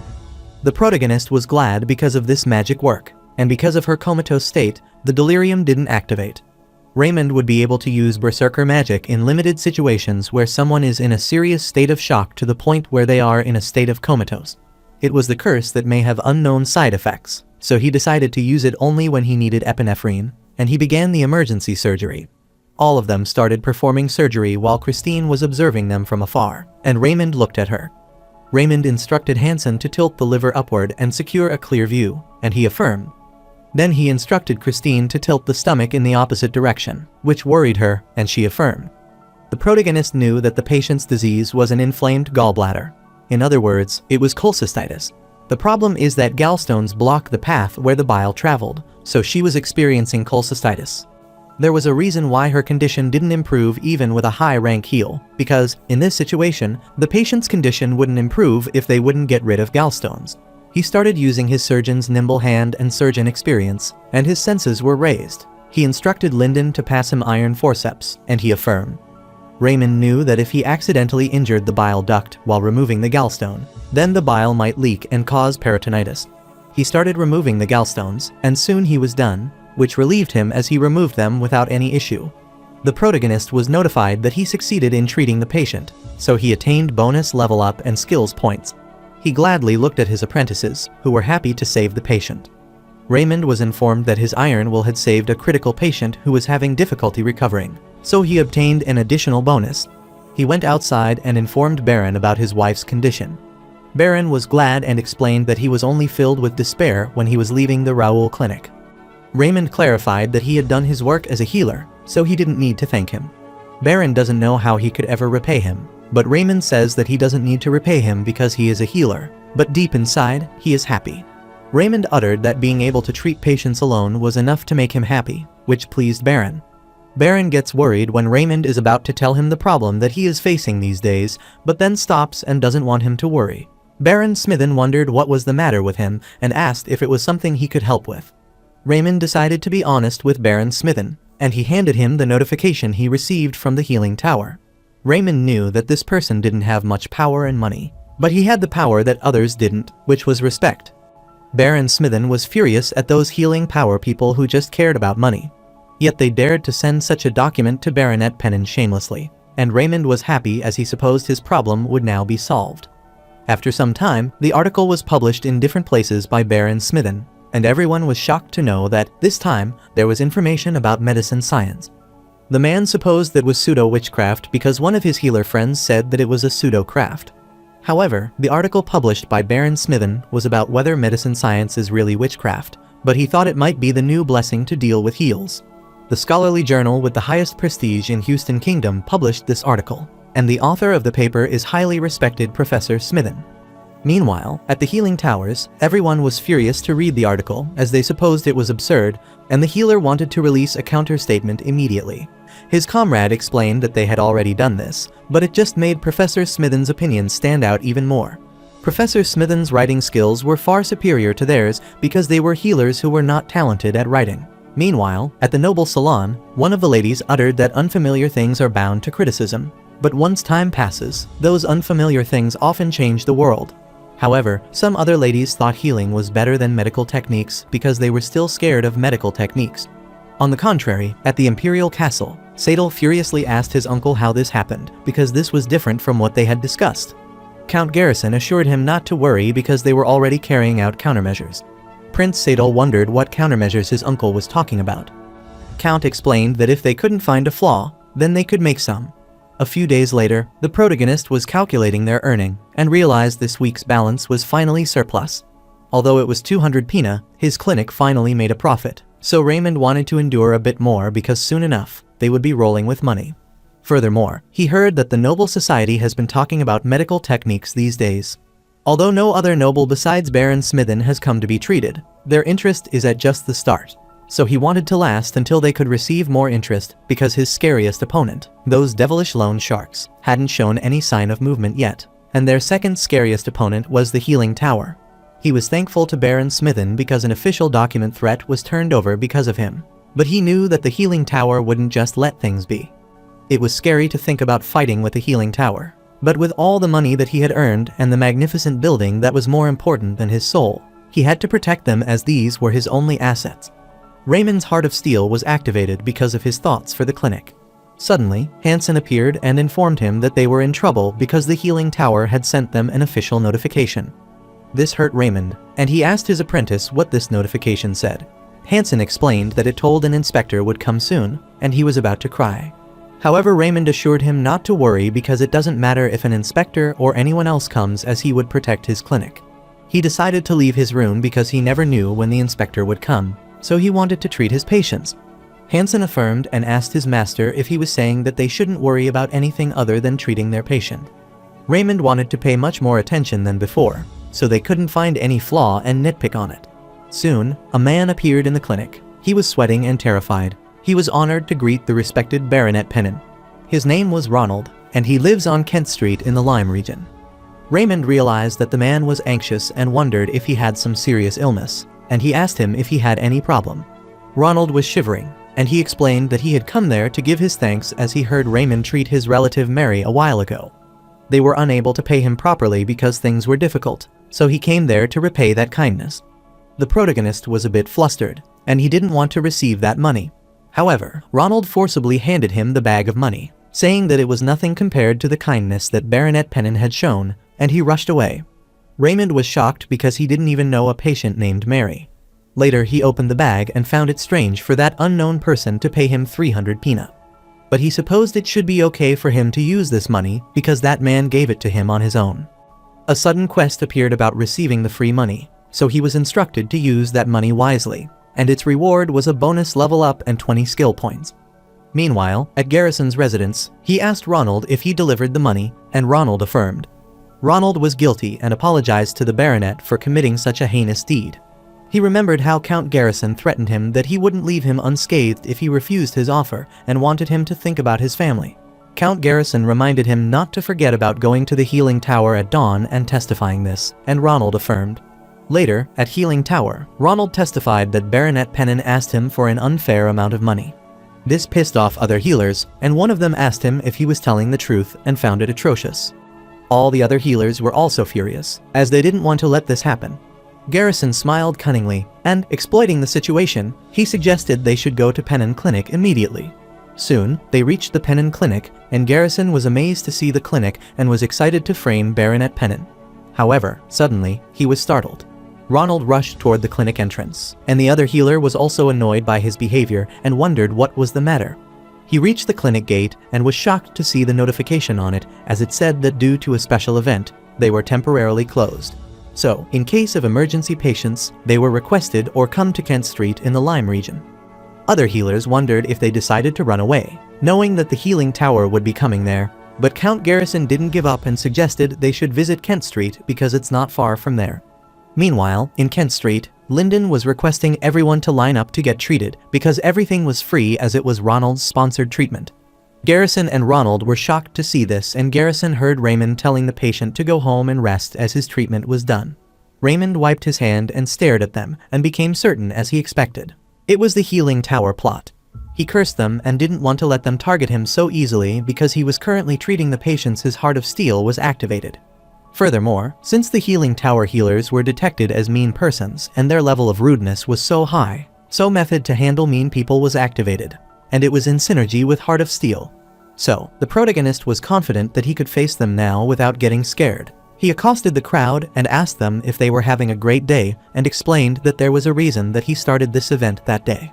This was because a while ago, someone named Ronald was kind enough to donate a large sum of money to his clinic, so he wanted to return it to him, but he couldn't find him.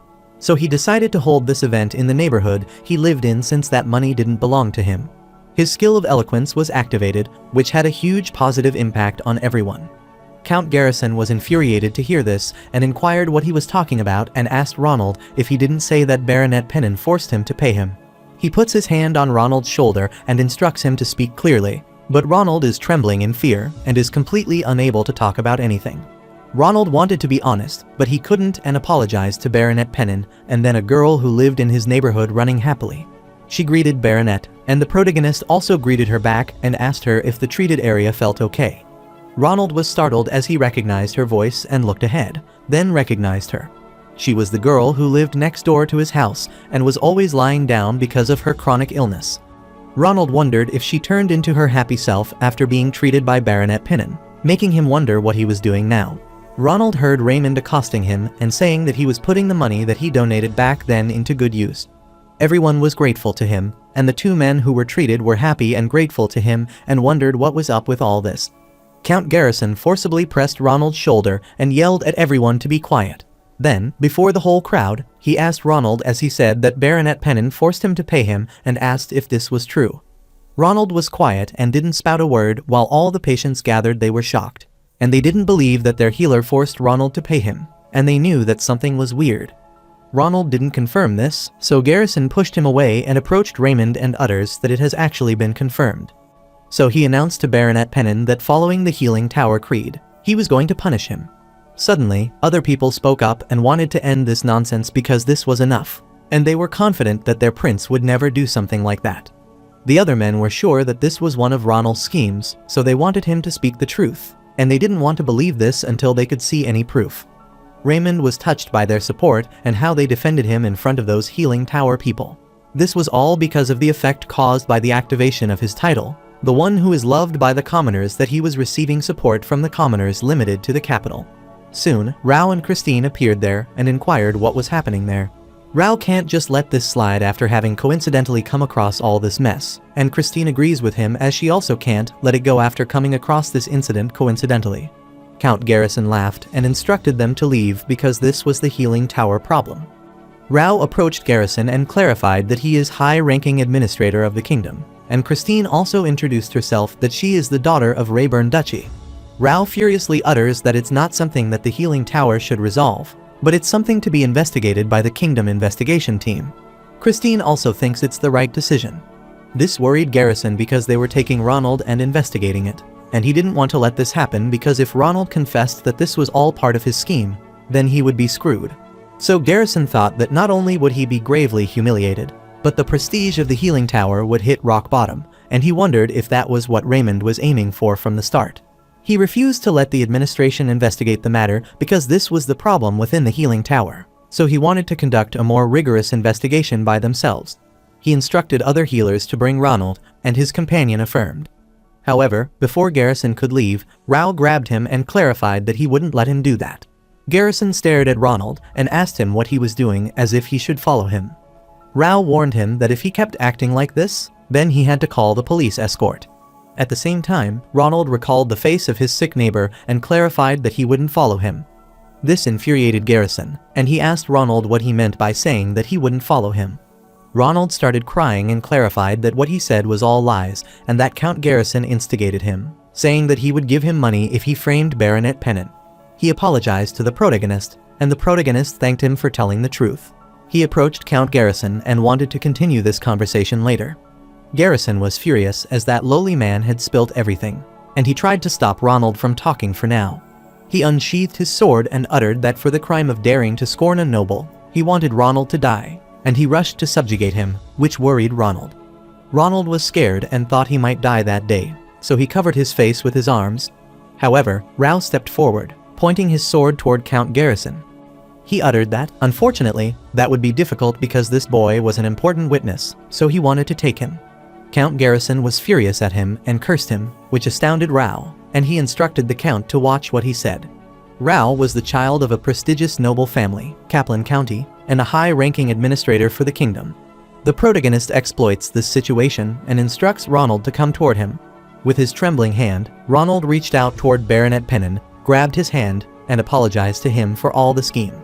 He knew he was so ungrateful, so he was willing to pay for his mistakes, even if it put his life on the line. However, Raymond told him it was okay, which shocked Ronald, and he wondered what he meant. So the protagonist uttered that he could understand that he probably would have no choice but to comply with the Count command. Ronald was so grateful to him and thought he was an angel who came to save him. Raymond's heart of steel was activated, and he knew that what was now important was to punish the main instigator, Count Garrison. The protagonist assures him that he doesn't hate him because he is just a victim and has no sins. All the civilians were shocked to know how kind Baronet Pennon was, and they supposed he might be an angel who came down from heaven. The effect of Raymond's title was strengthening, so he was alerted that he would temporarily receive fervent support from commoners limited to the capital. All the commoners started pointing their fingers at Count Garrison, as they couldn't believe he tried to instigate and slander such an admirable person and cursed him. Count Garrison couldn't believe that those lowly people were cursing him, and he instructed them to move aside and give him way, but no one listened to him. Soon, the protagonist appears before Garrison to cover him and asks everyone to wait momentarily. He tells everyone they shouldn't be like this because he is sure the people of the Healing Tower aren't trying to persecute him with bad intentions and is sure there might be some misunderstanding. Count Garrison cannot understand what the protagonist is trying to do, and the protagonist stares at him furiously and asks him if he disagrees.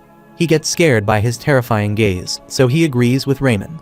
Raymond grabs his hand, replies that he knows, and clarifies that he thought the Healing Tower was trying to bury them on purpose. He asks Garrison if this is not the case.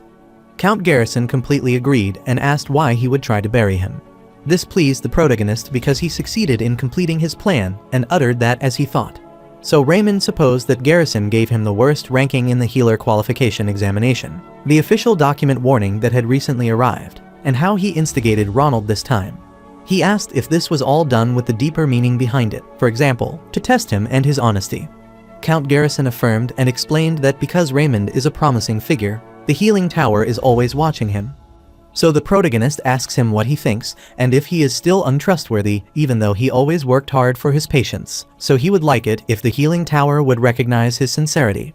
So Count Garrison was left with no other option but to admire him, and they know his effort because he is a proud member of the Healing Tower. After some time at the Pennon Clinic, they worried whether Count Garrison would again try to harass Raymond behind the scenes. But Raymond was sure he could do that because so many people witnessed that day's events, so he couldn't act out publicly for now, even if it were out of embarrassment. He knew that he needed to gather as much power as possible. In the meantime, if he looked out for as many patients as possible and became a big shot healer, then even the Healing Tower wouldn't be able to touch him. Since Raymond has accomplished his quest, he obtained the bonus level up, 20 skills points, and the title of He is Generous was also achieved. The protagonist was shocked because he didn't know that being gracious and forgiving to Ronald also gave him a title, and then he again leveled up and received bonus skills points. He was astounded as he leveled up 3 times and realized that this system is surprisingly generous with leveling up. So he supposed if he could work a little more, he would be at this level 70, the chief rank. Raymond knew it would be quiet for a while so he could focus on apprentice training. Later, he taught them about infectious diseases, an inflammatory response to germs entering their bodies. He was having a hard time teaching them and wondered if it was because his teaching skills were too low, and this was hard for them. He used simple methods to teach his apprentices, practice and theory. They treated patients through practice during the day and taught them that they needed to treat these illnesses with these herbs. On a day like this, he was teaching them the basic concepts, But the problem was that the basic medicine concept involved many ideas that weren't in Lepensiana. So, they were all struggling and having difficulty understanding his lectures. Luckily, thanks to Magic Tower research, the basic science level was quite developed because if basic science were as behind as the Middle Ages, it would have been hard for him to teach them. Then, the protagonists started teaching them about the T and B cells present in the human immune system and how they work to protect the body. He looked at those who could not understand it, and he knew this might be difficult, so he suggested they take a break. The protagonist knew he could explain this better if he understood basic medicine. However, he was just at the level of a resident, so his knowledge was superficial. Christine agreed to take a break, and Hansen appreciated his master as he worked hard. They rushed away to rest and assured him they would come later. After they left, the protagonist's eyes sparkled as he wanted his apprentice to be talented quickly to earn money for him and wanted them to hurry up and grow and earn money for him. He was quite enthusiastic, but soon, he got drained as he knew he needed to explain things better for this to happen. While resting, Hansen rushed to his room and accosted him worriedly. The protagonist was startled and wondered what the matter was, so he told them he should rest some more. Hansen explained that they had a guest, and Raymond wondered who the guest was. Hansen explained it was Lady Rose from Viscounty. This shocked Raymond, who spilled all the tea in shock.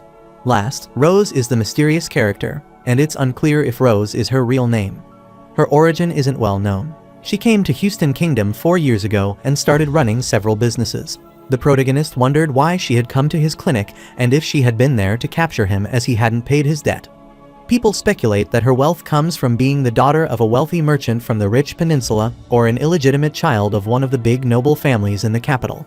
But nothing is known for sure, and what is known is that she is a scary person to him.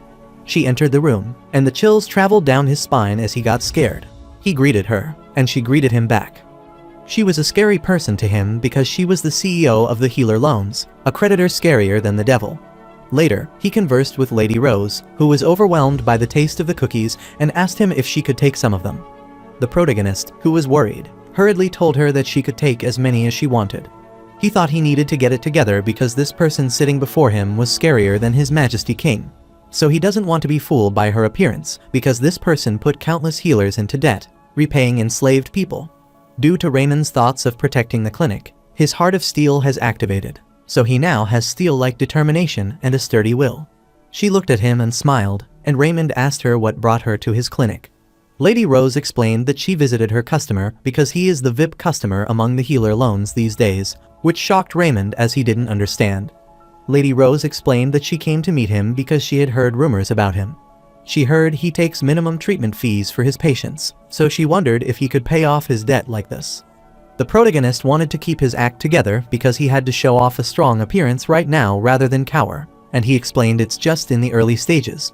This shocked her, and Raymond explained that these were only baby steps toward his grand plan for the clinic he had envisioned. She was curious about his future plan, and Raymond explained that he was planning on making the best clinic there, and his goal was to become the best in the continent. This shocked Lady Rose, and she asked him if he knew what this meant as he was aiming high and the path to which demanded more. The protagonist confidently said he knew because it was not just the Houston Kingdom. However, the entirety of the cross-allied empires, the State Liberty Union, the Empire of Steel, and past the Holy Empire, becoming the best was his ultimate goal. This shocked her as she didn't know this was his goal, and Raymond affirmed and uttered that Penn and Clinic was just the start. Deep inside, he was crying and saying it was just a start, so he requested her to wait a bit more on the debt reminder. She wondered why he had such a big goal, because this seemed somewhat rash. The protagonist smiled and explained that it was just for the sake of patience and that he thought he needed to maintain his image at all times. She thanked him for his kind words and thought it was good that she came there that day because she was curious to see what kind of person her VIP customer was. She stood to leave, but before leaving, she decided to tell him a secret that she was his genuine fan and she had fallen more for him now that she had met him in person. This shocked Raymond, who wondered why she had been so generous with the loan. On her way back, she winked at him and assured him that she would support his dream, so if he ever needed more money, she would lend it to him with especially low interest. The protagonist was scared as he comprehended her words because that meant that she would be watching him to see what he would do from now on. He started crying, thinking that she would keep her eye on him, and wondered what he would do.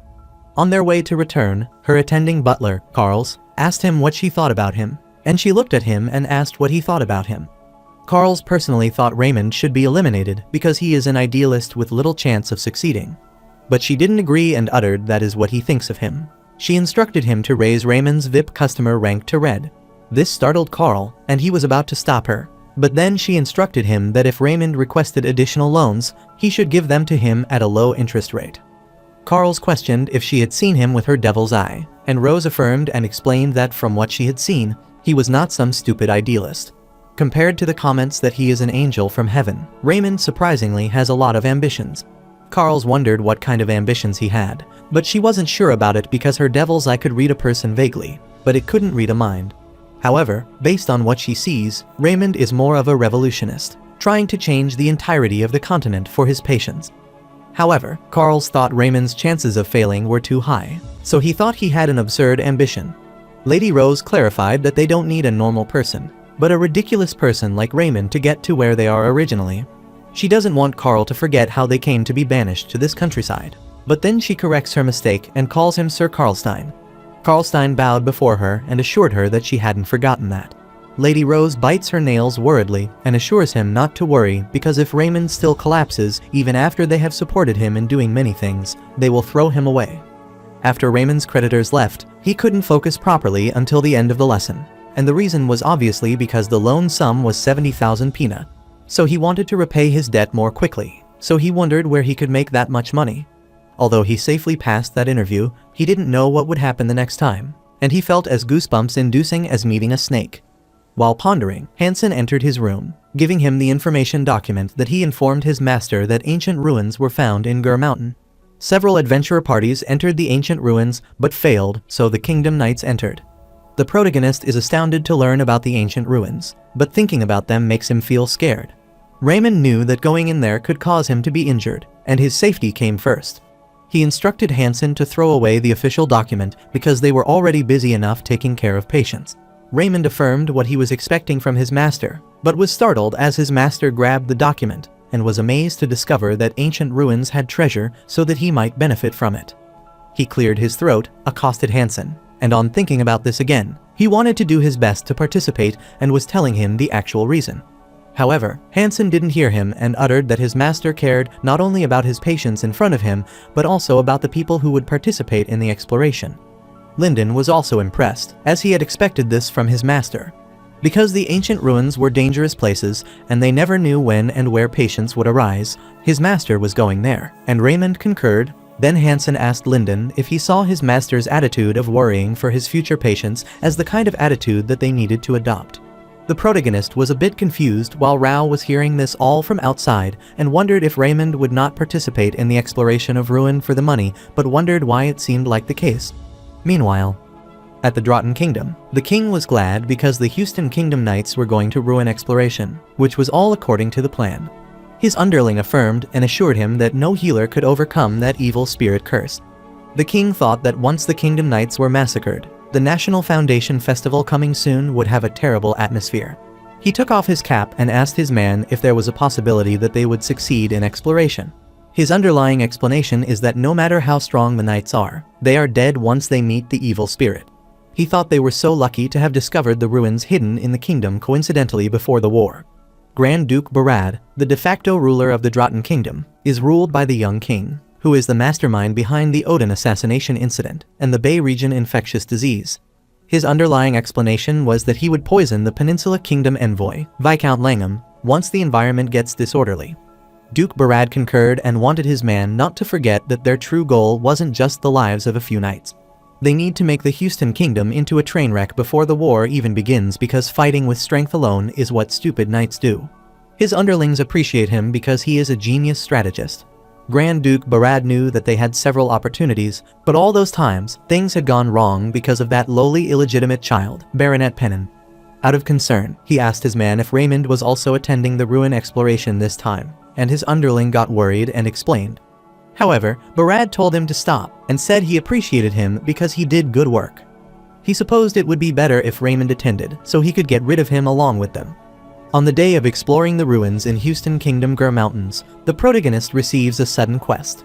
He gets out of the carriage and wonders what that quest is, which appears as soon as he arrives at the location. He looks at the details of the quest and is directed to protect the tiger moth running in the fire. Raymond is about to explore a dangerous place, so he is requested to protect the lives of the exploration team. The clear condition was to minimize the casualties, and the reward would depend on the achievement, and as a result, he would get someone's favor. The protagonist was worried because its reward would depend on his achievement and wondered what this meant. Clear achievements appeared. Condition A was that everyone returned safely, and then he attained 3 levels up and 50 skills points. Condition B was majority survives, then he would get 2 level ups and 30 skills points, and condition C was majority dies, which means he failed the quest, so there would be no reward. The protagonist is concerned about reading the details, looks back, and wonders if these ruins are safe or dangerous because it says the majority survive or die. Furthermore, the quest title was also scary as he had to protect a tiger moth running into the fire. Momentarily, he was notified that a bonus benefit would be given due to the quest's difficulty, and a support skill could be used 24 hours without limit. The protagonist starts trembling because of fear because he knows the difficulty of quests is high when a bonus like this is given. He came to get some treasure, but Raymond had bad feelings about this right from the start. While progressing forward, he suddenly bumped into one of the healers, and the healer asked him if he was a porter. His fellow smiled and agreed as this seemed the case. However, Raymond explained that he was a healer, and the other healer asked him where he was affiliated. The protagonist wondered who he was as he asked so many questions, and the healer introduced himself as a royal family healer, Mason. Mason was a rank healer of the royal family and explained that he was there to support this exploration team. The protagonist is shocked to learn his name because Mason is famous and has an A-rank ability. Mason wanted him to follow his command from now on and assure him that he wouldn't order him to do anything difficult because he wouldn't help them much, and his comrades suggested they should make him carry their bags. Raymond wondered if Mason was saying that because he didn't acknowledge his medical techniques, he would look down on him outright. The protagonist couldn't believe himself because he was so used to these kinds of mockery that it didn't even hurt him, but he thought it was an opportunity for him. So he urged that he understand, and since Mason said that, he decided to leave the exploration, which shocked Mason. Raymond asked him if he didn't. He said that he didn't need him, and in addition, he also even insulted him. Mason was confirmed as a mean person, so the method to handle a mean person was activated, and his eloquence skill was also activated. The protagonist shouted that he wanted to participate in this exploration for the sake of the patients who might have gotten injured. But it seems like his thoughts have rubbed healer Mason the wrong way. This worried Mason, and he tried to calm Baronet Pennon down. However, Raymond was glad and thankful to him because he wanted to escape this ruined exploration team, so this was not bad. He requested Mason to officially apologize to him for insulting him, because if he didn't, then he would return. He knew there was no way Mason would apologize to him, so he thought he would return with that as an excuse and wanted him to deal with this himself as he is high and mighty, a rank healer, and he decided to take his leave.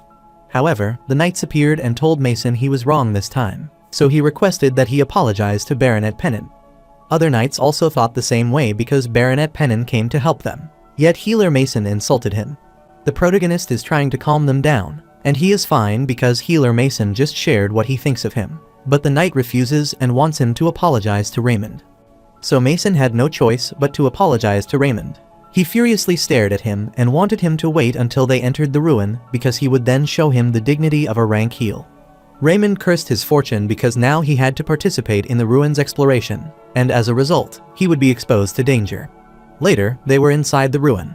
Raymond looked around while healer Mason used his healing on his comrade. His comrade was delighted and thankful because the healer Mason could enter without issue. Mason smiled and assured him it was fine because this much was nothing for an A-ranked healer, and he stared back toward Raymond with a gaze, asking what he thought about it. Raymond wondered if he wanted a compliment, so he gave him a thumbs up, thus appreciating him as he did well, which surprised Mason. Later, the protagonist leads them, and he stares at Mason and wonders what is wrong with him because he is sure that he keeps staring at him.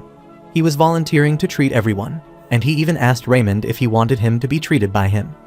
At this point, healer Mason looks like a bad child, throwing a tantrum as he runs around with the mindset that he will show him his A-rank heal.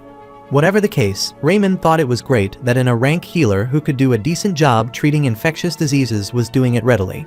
Since he came all this way, he wanted to hunt for treasure. Ancient ruins have an absolute proposition, which is that they are traps and treasures hidden somewhere. However, only those with the eyes of an eagle could avoid those traps and obtain the sweet treasure, so Raymond was happy because he had the eyes of an eagle. He used that skill and activated the eagle eye, with which he could now see the small and narrow areas in detail. Although he could only use this briefly because of his limited mana with a bonus benefit, he could use it unrestrictedly for 24 hours. He knew no skill could be more useful than an eagle's eye for finding treasure, so he chose it. While looking around, he saw something different from a normal view. It was just a part of the path, but with an eagle's eye, he could see the light.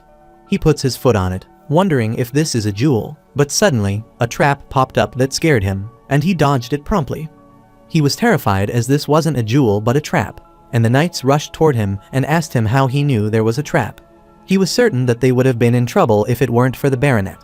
The protagonist looked at them and explained that he had studied traps like this before coming there and had just checked them. The knights were impressed by Raymond's concern for him, and their eyes filled with tears as he even researched traps for them, so they supposed that the saying that Raymond participated in the ruins for them wasn't a lie. The protagonist further said that according to the military tactics, the beta victory is winning without fighting. So he investigated ruins so the knights wouldn't get hurt, but in his thoughts, he told them this was all a lie. Another man was impressed by what he said and uttered that he had changed from when he was an illegitimate child, but the knight hits him and asks how he could tell Baronet Pennon. The protagonist takes a peaceful breath but suddenly gets scared as he senses something. Then he looks the other way, sees the monster's eyes staring at him, and wonders what that is. Knight Balthan came forward, instructed all the knights to go to the front, and requested the healers to wait there. The protagonist affirmed, and after they went inside, he was worried and hoped nothing would happen. Healer Mason and his comrade looked at him, mocked him as he seemed scared, and told him that healers should overcome their fear for their patients. He looked at Mason, who told him he shouldn't worry because Sir Balthan was a strong intermediate-level sword expert. He is acknowledged as talented even within the royal family knights so that he would handle everything. However, Mason was sure it might be terrifying for someone who uses trivial healing arts. Suddenly, the blood splashed at him, which scared him, and he looked there and was shocked to see the knight injured. Raymond wondered what this was, and Mason instructed the healer to go and treat the knight, but he was trembling in fear, and his compared was worried. Mason rushed there, saying they needed to treat the knights, so they should head there. The protagonist was trying to stop him because they couldn't just recklessly run there, which infuriated Mason, and he told him to stay behind if he was that scared. His comrade was also worried, but healer Mason instructed him to follow him quickly. Seeing how all the knights collapsed at once, he deduced it might either be poison or curse, and it was finally something that could only be treated with his rank heal, and his comrade wondered if that was the case. The protagonist could feel from his face clearly that he is nervous and anxious right now. But he wondered why he was saying it was either curse or poison. He knew that even if he stopped Mason, he wouldn't listen, so he had no choice. As Mason said, they had Sir Balthan, but he wondered what the worst could have happened. He knew there was no way that Sir Balthan couldn't handle a single beast, but the royal knights and everyone except Raymond were unconscious. He wondered what he should do because he didn't want to die, nor did he want to get eaten by the beast, so he supposed he should run away, but he knew if he ran, all the people there would die, which annoyed him. So he didn't know what he should do anymore, and he used eagle eyes to check whether they were in the state where he could help them. He thought that he had no reason to risk his life if he couldn't believe he could do it with his skills. He found the spots on their body, which seemed like hives. Then he turned to the patient and saw his swollen lips and eyes. He wondered if it could be what he was thinking. He was unsure, but if that was what he was thinking, he was confident that he could save them. But he was so scared that he felt like a cold, scary wind was blowing near him, sending chills down his spine. He opened the box, which contained some syringes and injections, and he started filling the injections in the syringe. Because Raymond was risking his life for his patient, the heart of steel was activated, so he had steel-like determination and a sturdy will. The protagonist requested it to be what he was thinking, and he injected the medicine into his body. A few minutes ago, he saw the healer rushing out and collapsing, and he realized it was not a curse. He could smell something strange, and his vision and consciousness were getting blurry. He could feel sharp stomach pain and run out of breath. He took out the mask from the bag and wore it, and he supposed this might be the reason why everyone fainted. Presently, he injected the medicine and realized that sharp stomach pain, trouble breathing, and hives had all disappeared. As Raymond expected, this was anaphylactic shock, which was a super emergency allergic reaction due to a hypersensitive substance. He realized that beets release a hypersensitive substance that causes anaphylactic shock. He was glad he had prepared epinephrine after Baroness Smithen had come to his clinic. He spent a fortune on a high-level alchemist to request the extraction of epinephrine. and he was relieved that the treatment was easier than he expected. If epinephrine is injected into muscles, the blood vessel constricts, which helps in recovery from the anaphylactic shock. He requested others to wait as he would save them soon. Soon, he started injecting the medicine and finally reached the last night. Sir Balthan gets conscious and asks what happened, and Raymond explains that he is the victim of the toxic substance that the beast emitted, and because he had already treated him, he instructed him to get up. He smiled and wanted him to get up and deal with that scary beast, but soon he heard the beast approaching him. The protagonist was worried because it had gotten closer than before, but he supposed he didn't need to worry because the knights would wake up soon. Soon, the beast stood before him, and Raymond cursed him as if the beast had dared commit such a treacherous deed. He wanted to catch it, skin it, and sell its leather, and he requested the knights see that evil beast. He looked back and called the knights and wanted them to wake up, but they apologized as they didn't have the strength yet. Sir Balthan was trying hard to get up and assure him that he would get up soon, and the beast shouted. The protagonist was concerned because he overlooked one thing. It takes 20 to 30 minutes for the patients to get up after administering it. Out of fear, Raymond starts praising the evil beast to calm it down and suggests they should talk peacefully. While the beast was cleaning his wing, Raymond began to praise its feathers, which were quite cool. Then he again accosted the evil beast respectfully, but the beast got furious and rushed toward him. Raymond was running away, asking the knights to save him because he didn't want to die, and the knight Balthan requested him to dodge it, and his comrade reminded him that it was already too late. So it was almost impossible for him to dodge it. However, Raymond jumped and dodged the attack, which shocked the knights and beast as he dodged the evil beast easily. Raymond couldn't believe that the evil beast was charging head-on like a boar, and he was alerted that because a dangerous situation arrived, the healer's self-defense skills were activated. Due to the healer's self-defense skills, when Raymond is in danger, he is given the strength to protect himself, and some of his stats increase. Raymond was surprised as the self-defense skills were activated, and he was informed that his opponent's strength was too high. So, the tidal dwarf that defeated the giant has been activated, and he has gotten slightly stronger. The protagonist recalls that the tidal dwarf who defeated the giant was what he got when he defeated Tom, the tyrant of the Bay region. He forgot, but there was that benefit where he got stronger when facing a stronger opponent. So now he got the stamina of 45 and 37 in senses, and suddenly, he heard a knight instructing him to dodge it. Raymond didn't know what he meant, but as he looked above his head, he saw the beast attacking him with its claws. The protagonist gets scared, wondering that he won't be able to dodge this attack like the previous one because this was too close.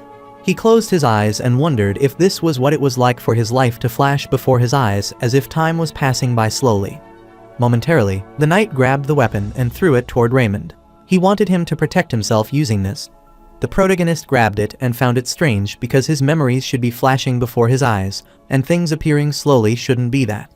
The protagonist looked at the beast above his head, and as it got closer, Raymond struck at its neck and realized this might be because he didn't want to die as his life hadn't flashed before his eyes yet, and he defeated the beast. Later, they all become conscious, and the knights are on guard, protecting and inspecting the area. Knight wonders how Raymond counterattacks in that short period, and Balthan wonders if he got lucky. However, to counterattack accurately in an urgent situation like that is something that even most knights can't do. That would only have been possible if he had the swordsmanship of at least the level of mana user. The other knight doesn't agree because there is no way this would happen to Baronet Pennons when he was waving around that mace was too sloppy. Balthan doesn't know that, but what is sure is that Baronet Pennons saved all of them, so they are grateful to him. After some time, the protagonist requests the knights to rest for some more time because their bodies haven't fully recovered yet. But Sir Balthan refused, and Raymond assured him they had already caught the evil beast so that it wouldn't be dangerous. Knight Balthan doesn't agree because it doesn't make sense for knights to rest and healers to explore the ruin, so he disagrees. This annoyed Raymond, and he wondered why this knight was so stubborn when his body was not even in good condition. He needed to find the treasure and take it alone because he could feel that if they went a bit more, they would find treasure. So if he sneaked some treasure out, he would never have to meet that Lady Rose or Tulip again, whatever her name was. The protagonist approached him, and he wanted to say something about his creed. The knight wondered what he was talking about, and Raymond explained it was only for his patients. Raymond's skill of eloquence was activated because he was talking to his patients, so the Heart of Steel synergy effect was also activated. The knight's eyes were dazed as Raymond was too bright, and he urged that he could not accept his patients who hadn't even recovered yet were putting themselves at risk. They are their pride, the royal knights, so if he gets hurt again, He is concerned his heart will be ripped into two, so he begs them to trust him and leave it to him. Balthan's eyes were filled with tears, and he was still reluctant to comply with his condition. But Raymond wanted him to quiet down as he didn't want to hear it anymore and requested that they rest. The knight obediently bowed before him, complied with his condition, and wondered how they could repay this favor. Later, Raymond rushed inside because he wanted to find the treasure before the knight continued to help him. He searched the entire area with his eagle eye and saw a chest, wondering if this was the treasure. He gladly picked up the chest and thought he could finally become super rich. But after opening the chest, he couldn't believe it was empty. He saw something imprinted on the chest and wondered if this dirty stuff was the blood stain. He recognized it as a magical circle, but it was too clear to be left behind thousands of years ago, so he thought something was strange. Soon, the knights also appeared there, and after seeing him worried, Sir Balthan inquired what was the matter. He didn't reply even after the knights called him for so long that they decided to head inside. The protagonist shows the knight the chest and explains that he has found something strange there. Knight Balthan looked at the chest and was shocked because this was a summoning magic circle, and it seemed like someone had used it to summon that magic beast they confronted earlier. Raymond gets worried to know that someone purposely summoned evil beasts in the ruins. Knight Balthan affirms and has an idea of who it might be. After some time at the Imperial Castle, Raymond stood before the king, and the king rewarded him for saving the knights from danger. Furthermore, he also appreciated him for the services of leading the exploration to success alone, and for finding a clue about the mastermind behind this plot. The king, Odin de Houston, a representative of the Royal Knights, gives Raymond this reward for all these noble deeds. The protagonist thanked him and wondered what gain he was getting as a reward instead of getting the treasure he sought. Raymond received the reward but was pissed off because, for him, it would be 100 times better if he had found treasure rather than an award like this. He supposed he shouldn't have seen anything, but he never thought what he found out would be an empty box. Simultaneously, the men wondered why Baronet Pennon seemed dissatisfied even though he received an award from the king and wondered why he was that way. Sir Balthan appeared and explained that it was probably because the baronet might be worried. The man wondered what he meant by this, and Balthan explained that from his experience, Baronet Pennon only thinks about others. He supposed he would probably be worrying about the approaching war. Those men felt that the rumors among the commoners might be true that Baronet Pennon was an angel sent by heaven, and they found him amazing. Raymond was immediately notified that his fame had increased, and some people were staring at him with a new light. However, Raymond still doesn't feel satisfied even after his fame is increased because the treasures are worth more than this. The king inquired if there was something that he wanted to say, and Raymond wanted to ask for the money but stopped. He knew if he asked for the money, it would just end up being the prize money, so he supposed it would be better if he asked for something else. The protagonist uttered that he suspected someone planned the heinous act in the ruins, so he requested the king to find and punish him. That was all he wanted. His eyes burned with the flame of revenge. And he wanted the king to find the person who stole his precious treasure and punish him. The king appreciated his work since he had worked hard for this, so as the king of the Houston Kingdom, he was grateful for his contribution. The protagonist recalls that when he solved the infectious disease in the Bay region, his father expressed his feelings personally rather than as the king. He was disheartened and thought there might not be a personal feeling, because the king saw him just like how he saw a subject who contributed. He bowed before the king and thanked him, but he felt bad about this and left. On his way, Raymond wonders what his father wants from him because they don't have that kind of relationship, and he knows that, but he can't understand why he feels so bad. Abruptly, he was alerted that he had completed the quest significantly, so he received a rank reward. So he leveled up 3 times and 50 skills points because he risked his life to save his patients. So he achieved the title of Reckless Healer and got a bonus level up 2 times and 30 skills points. This shocked Raymond, and he was informed that his fame had increased and that he had received a bonus for consecutive achievement. He received the bonus, and as a result, he would get relevant Royal Knight favor. Furthermore, he was informed that he could increase the skill proficiency of one item to a rank for 24 hours. The protagonist realized that this item was incredibly good, so at least he was happy because the system reward was also good. He obtained 5 level up and 80 skill points aside from the bonus item, and the protagonist realized that he is at level 73 right now. Since Raymond surpassed level 70, he has met the requirements for a promotion, and his job rank has risen from senior resident to top chief. A chief is the last stage in the resident training process, which is the stage where he has to go through countless experiences and studying to improve his medical knowledge. Thus, he could start to have the talent of a starting professional. so he became the representative of all the residents and was glad that he had finally reached that stage. On the contrary, Prime Minister Galman asked the king why he said that, and the king wondered what he meant. Galman requested that he forget what he said, and he wondered how His Majesty saw Raymond as a child he abandoned long ago or a complete stranger. Galman asks the king if he doesn't think Raymond is amazing, and he can't help but be in awe at what Sir Balthan said. He had always thought of this, but Raymond wasn't just amazing as a healer, but also had the best strategy.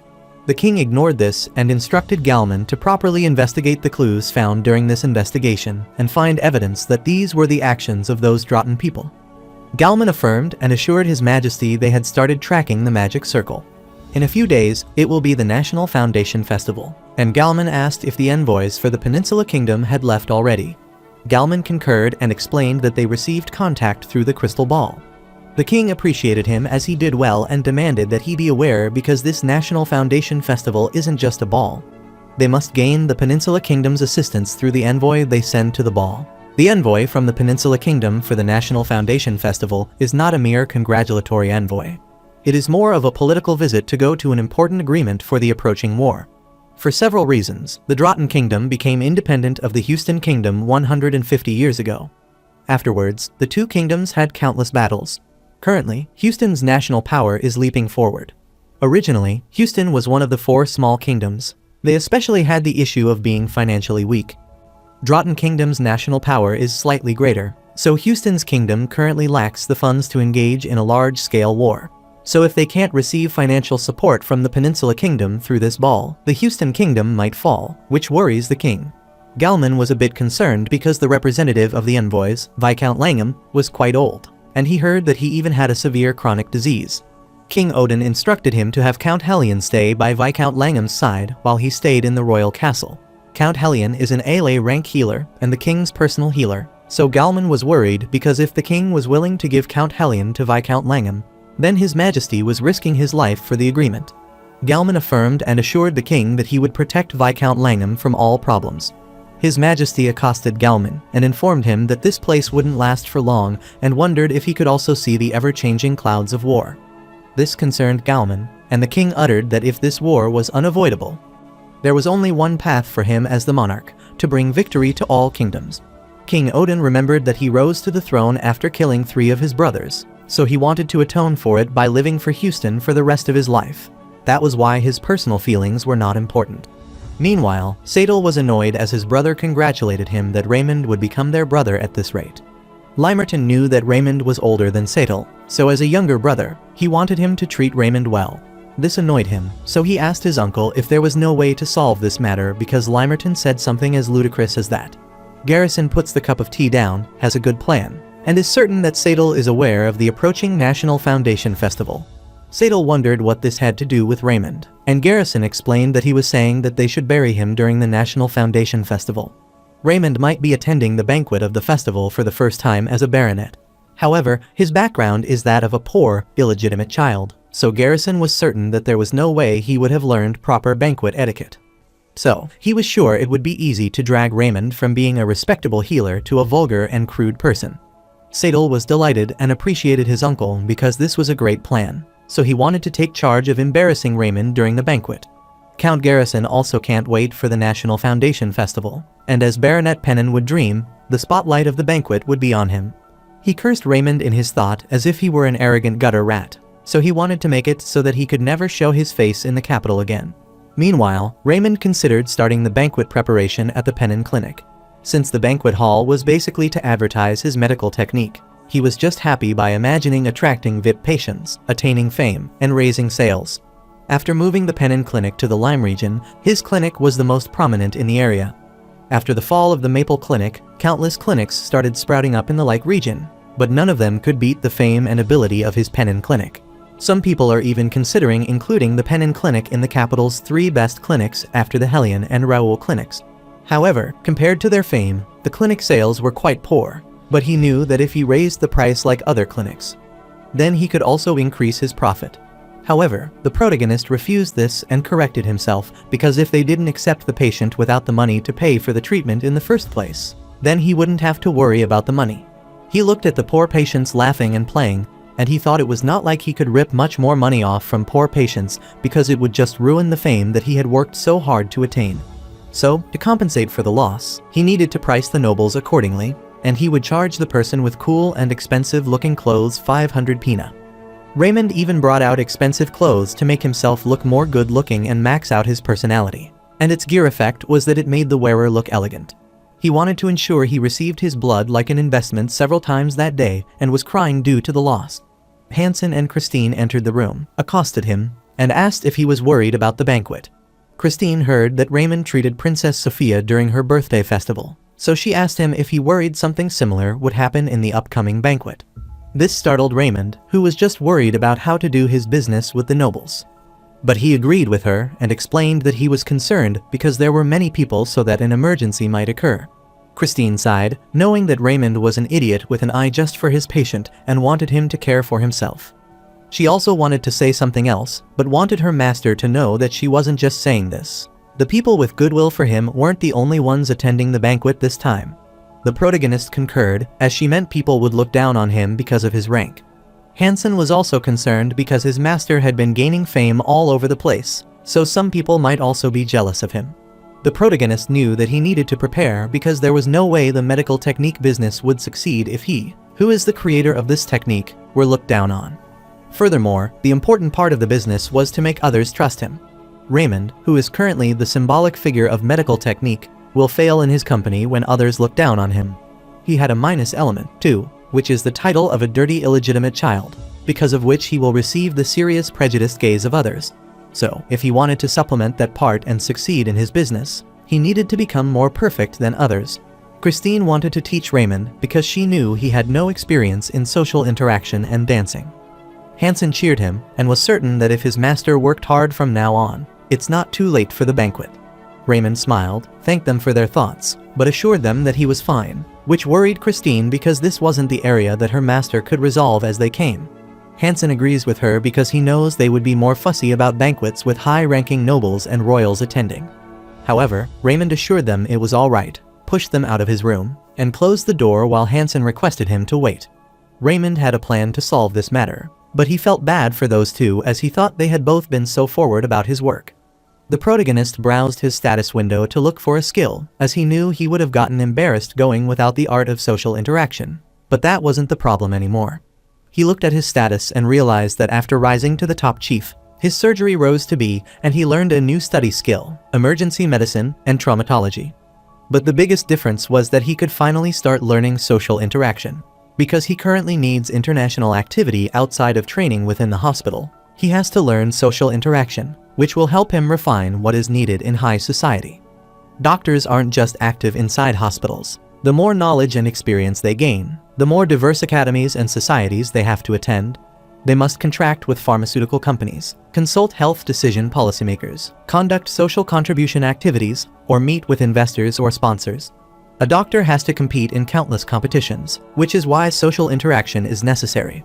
However, he wasn't sure what kind of social interaction he should learn, whether he should become a dignified conversationalist, charm-enhancing fashionista, royal etiquette, or noble social dancer.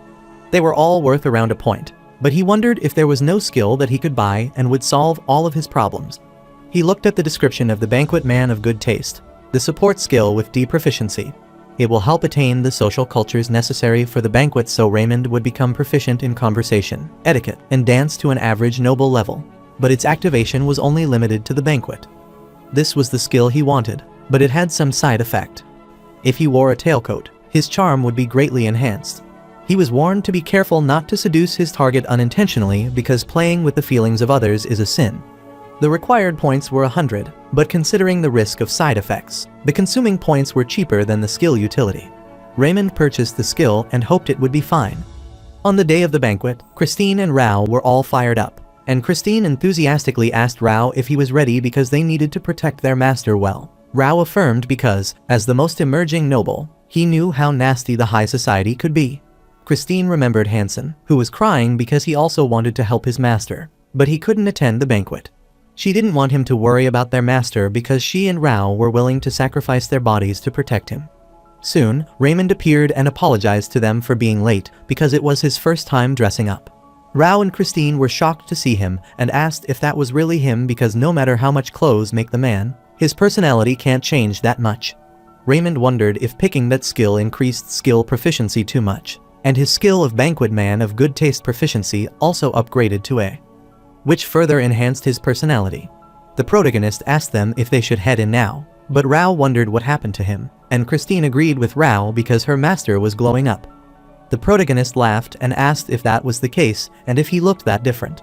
The proficiency of his skills has been increased to a limit of 24 hours in social cultures, which is necessary for the banquet, so he has become proficient in all the skills to the level of an average noble.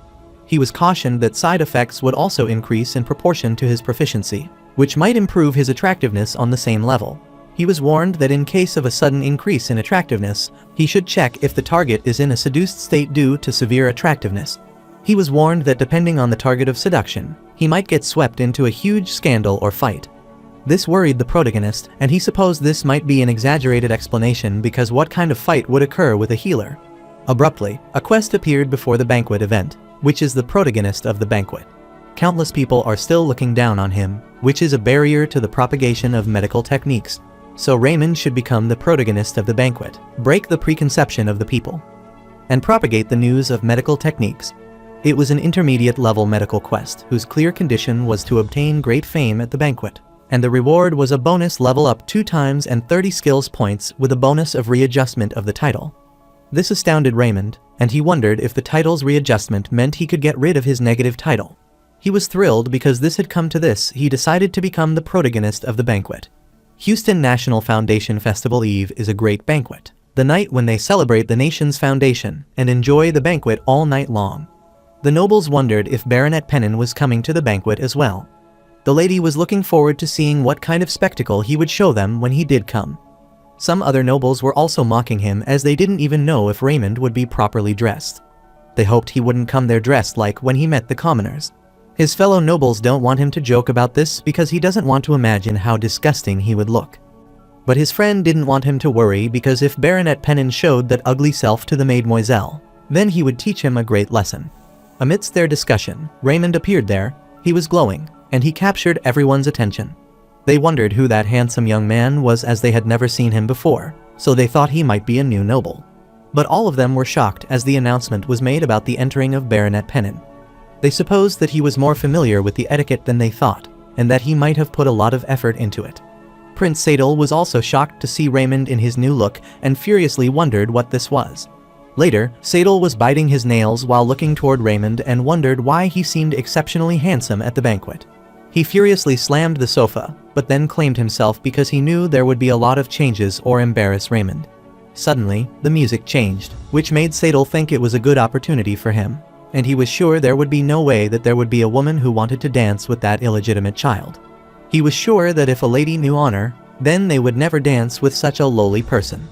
But he was shocked to see Raymond dancing with Lady Christine. Christine was happily dancing with Raymond, which made Sadal wonder why the daughter of the Duke was dancing with him. A few minutes ago, the protagonist wondered if everyone had started to look for a partner or dance with.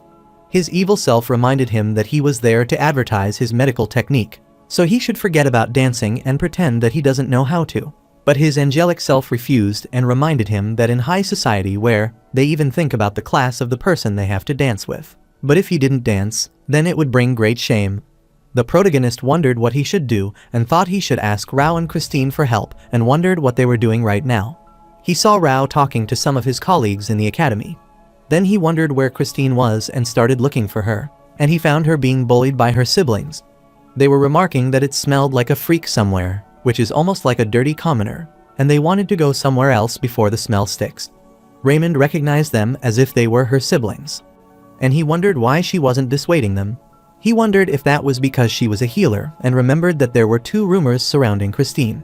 She was a kind lady who volunteered for commoners and the shame of the duchy, so the nobles probably looked down on her and thought of her as pathetic. This infuriated him without realizing that they were the pathetic ones because Christine was certainly a passionate healer and his disciple. Raymond supposed that he shouldn't have even thought about it, and there was no need to worry about his dance partner from the start. Abruptly, Christine saw him and was startled, and Raymond asked her if she was enjoying the banquet. Christine affirmed and uttered that she had just talked with her sister earlier and was a bit embarrassed. Raymond requested she fulfill his one request if she had the time because that was his first ball, so he wanted to ask her if she could escort him. And while they were at it, he wanted her to show all these arrogant nobles the true level of the Pennon Clinic. She agreed to dance with him and also help him advertise their Pennon Clinic. Later, Raymond was happy because the dance ended well, and the other things also worked out well. He remembers everyone remarking to him that it was Raymond's first banquet, yet he was so graceful. Everyone realized that Baronet Pennon was quite educated, and unlike the rumors, Lady Christine was also elegant because her dance was akin to that of a swan. The protagonist remembered Christine's sister's annoyed face, and he was delighted because this was life, and he felt so refreshed. Suddenly, he looked ahead and saw Princess Sophia staring at him furiously, and he immediately greeted the Supreme Princess. He was worried, wondering what the matter was with her and why she wasn't speaking, and he wanted her to leave if she didn't have anything to say. Princess Sophia asked him if he enjoyed meditating in front of ladies, which startled Raymond. He wondered if she had come all the way there to dance with him, and wondered if this was a new type of bullying. He couldn't believe that she wanted to dance with him, and the princess got furious and wondered if they would teach him to talk like that these days. The protagonist wondered if the princess was asking him to ask her again with proper etiquette, but he was scared to dance with the princess. He gathered his courage and asked her if she would grant him the honor of dancing with her highness. This shocked Princess Sophia, and she furiously asked him what he thought he was doing, and if he felt she had so much time that she would come there to dance with him. The protagonist apologized to her, which calmed the princess, and she thought he was teasing her on purpose. The protagonist wonders why she was so scary, and Princess Sophia explains that she came because she has something to say, so she wants him to excuse him for a moment. She warned him to leave the banquet hall immediately, which shocked him, and she clarified that her troublemaker brother of a brother is targeting him right now. It seems like several of her brothers, vassal, were also helping him, so if he doesn't leave quickly, then he may be into a big problem sooner or later. This concerned Raymond because if Sophia came to inform him herself, then it might be an incredibly evil plot.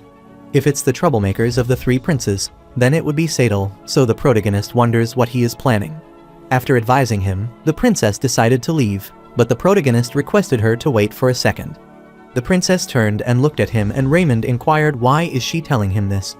Princess Sophia knew that it was none of her business what difficulties he caused, but if someone who treated her gets embarrassed, then she thinks that would piss her off.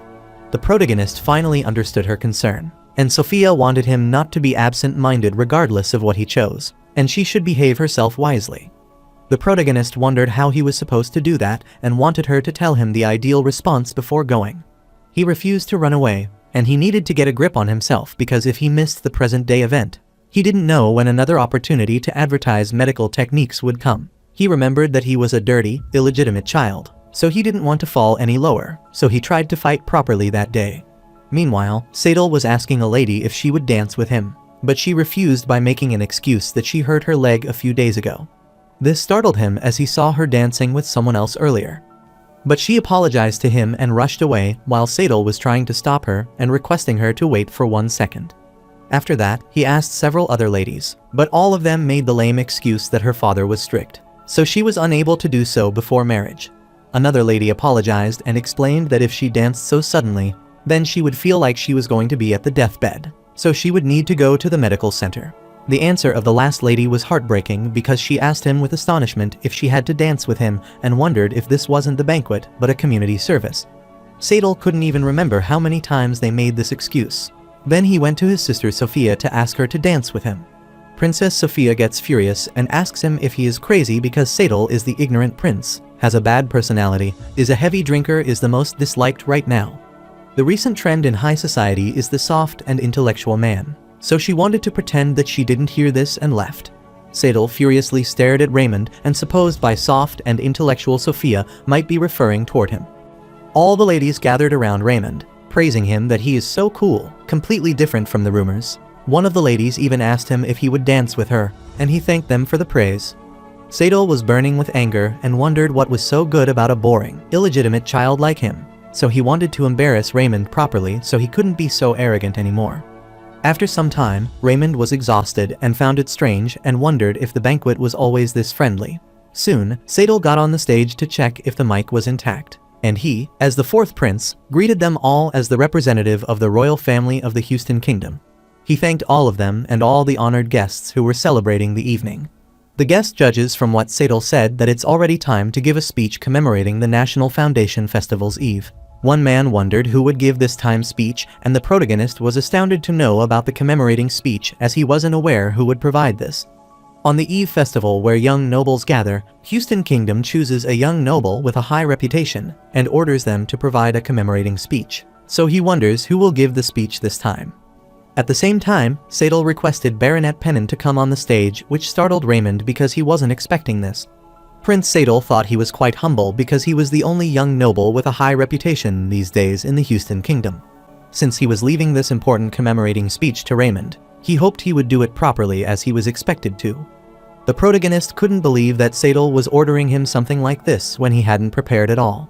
He cursed Sadal as he intentionally did that, but soon, he was alerted that he had been given the opportunity to speak for the patient, so his skill of eloquence was activated.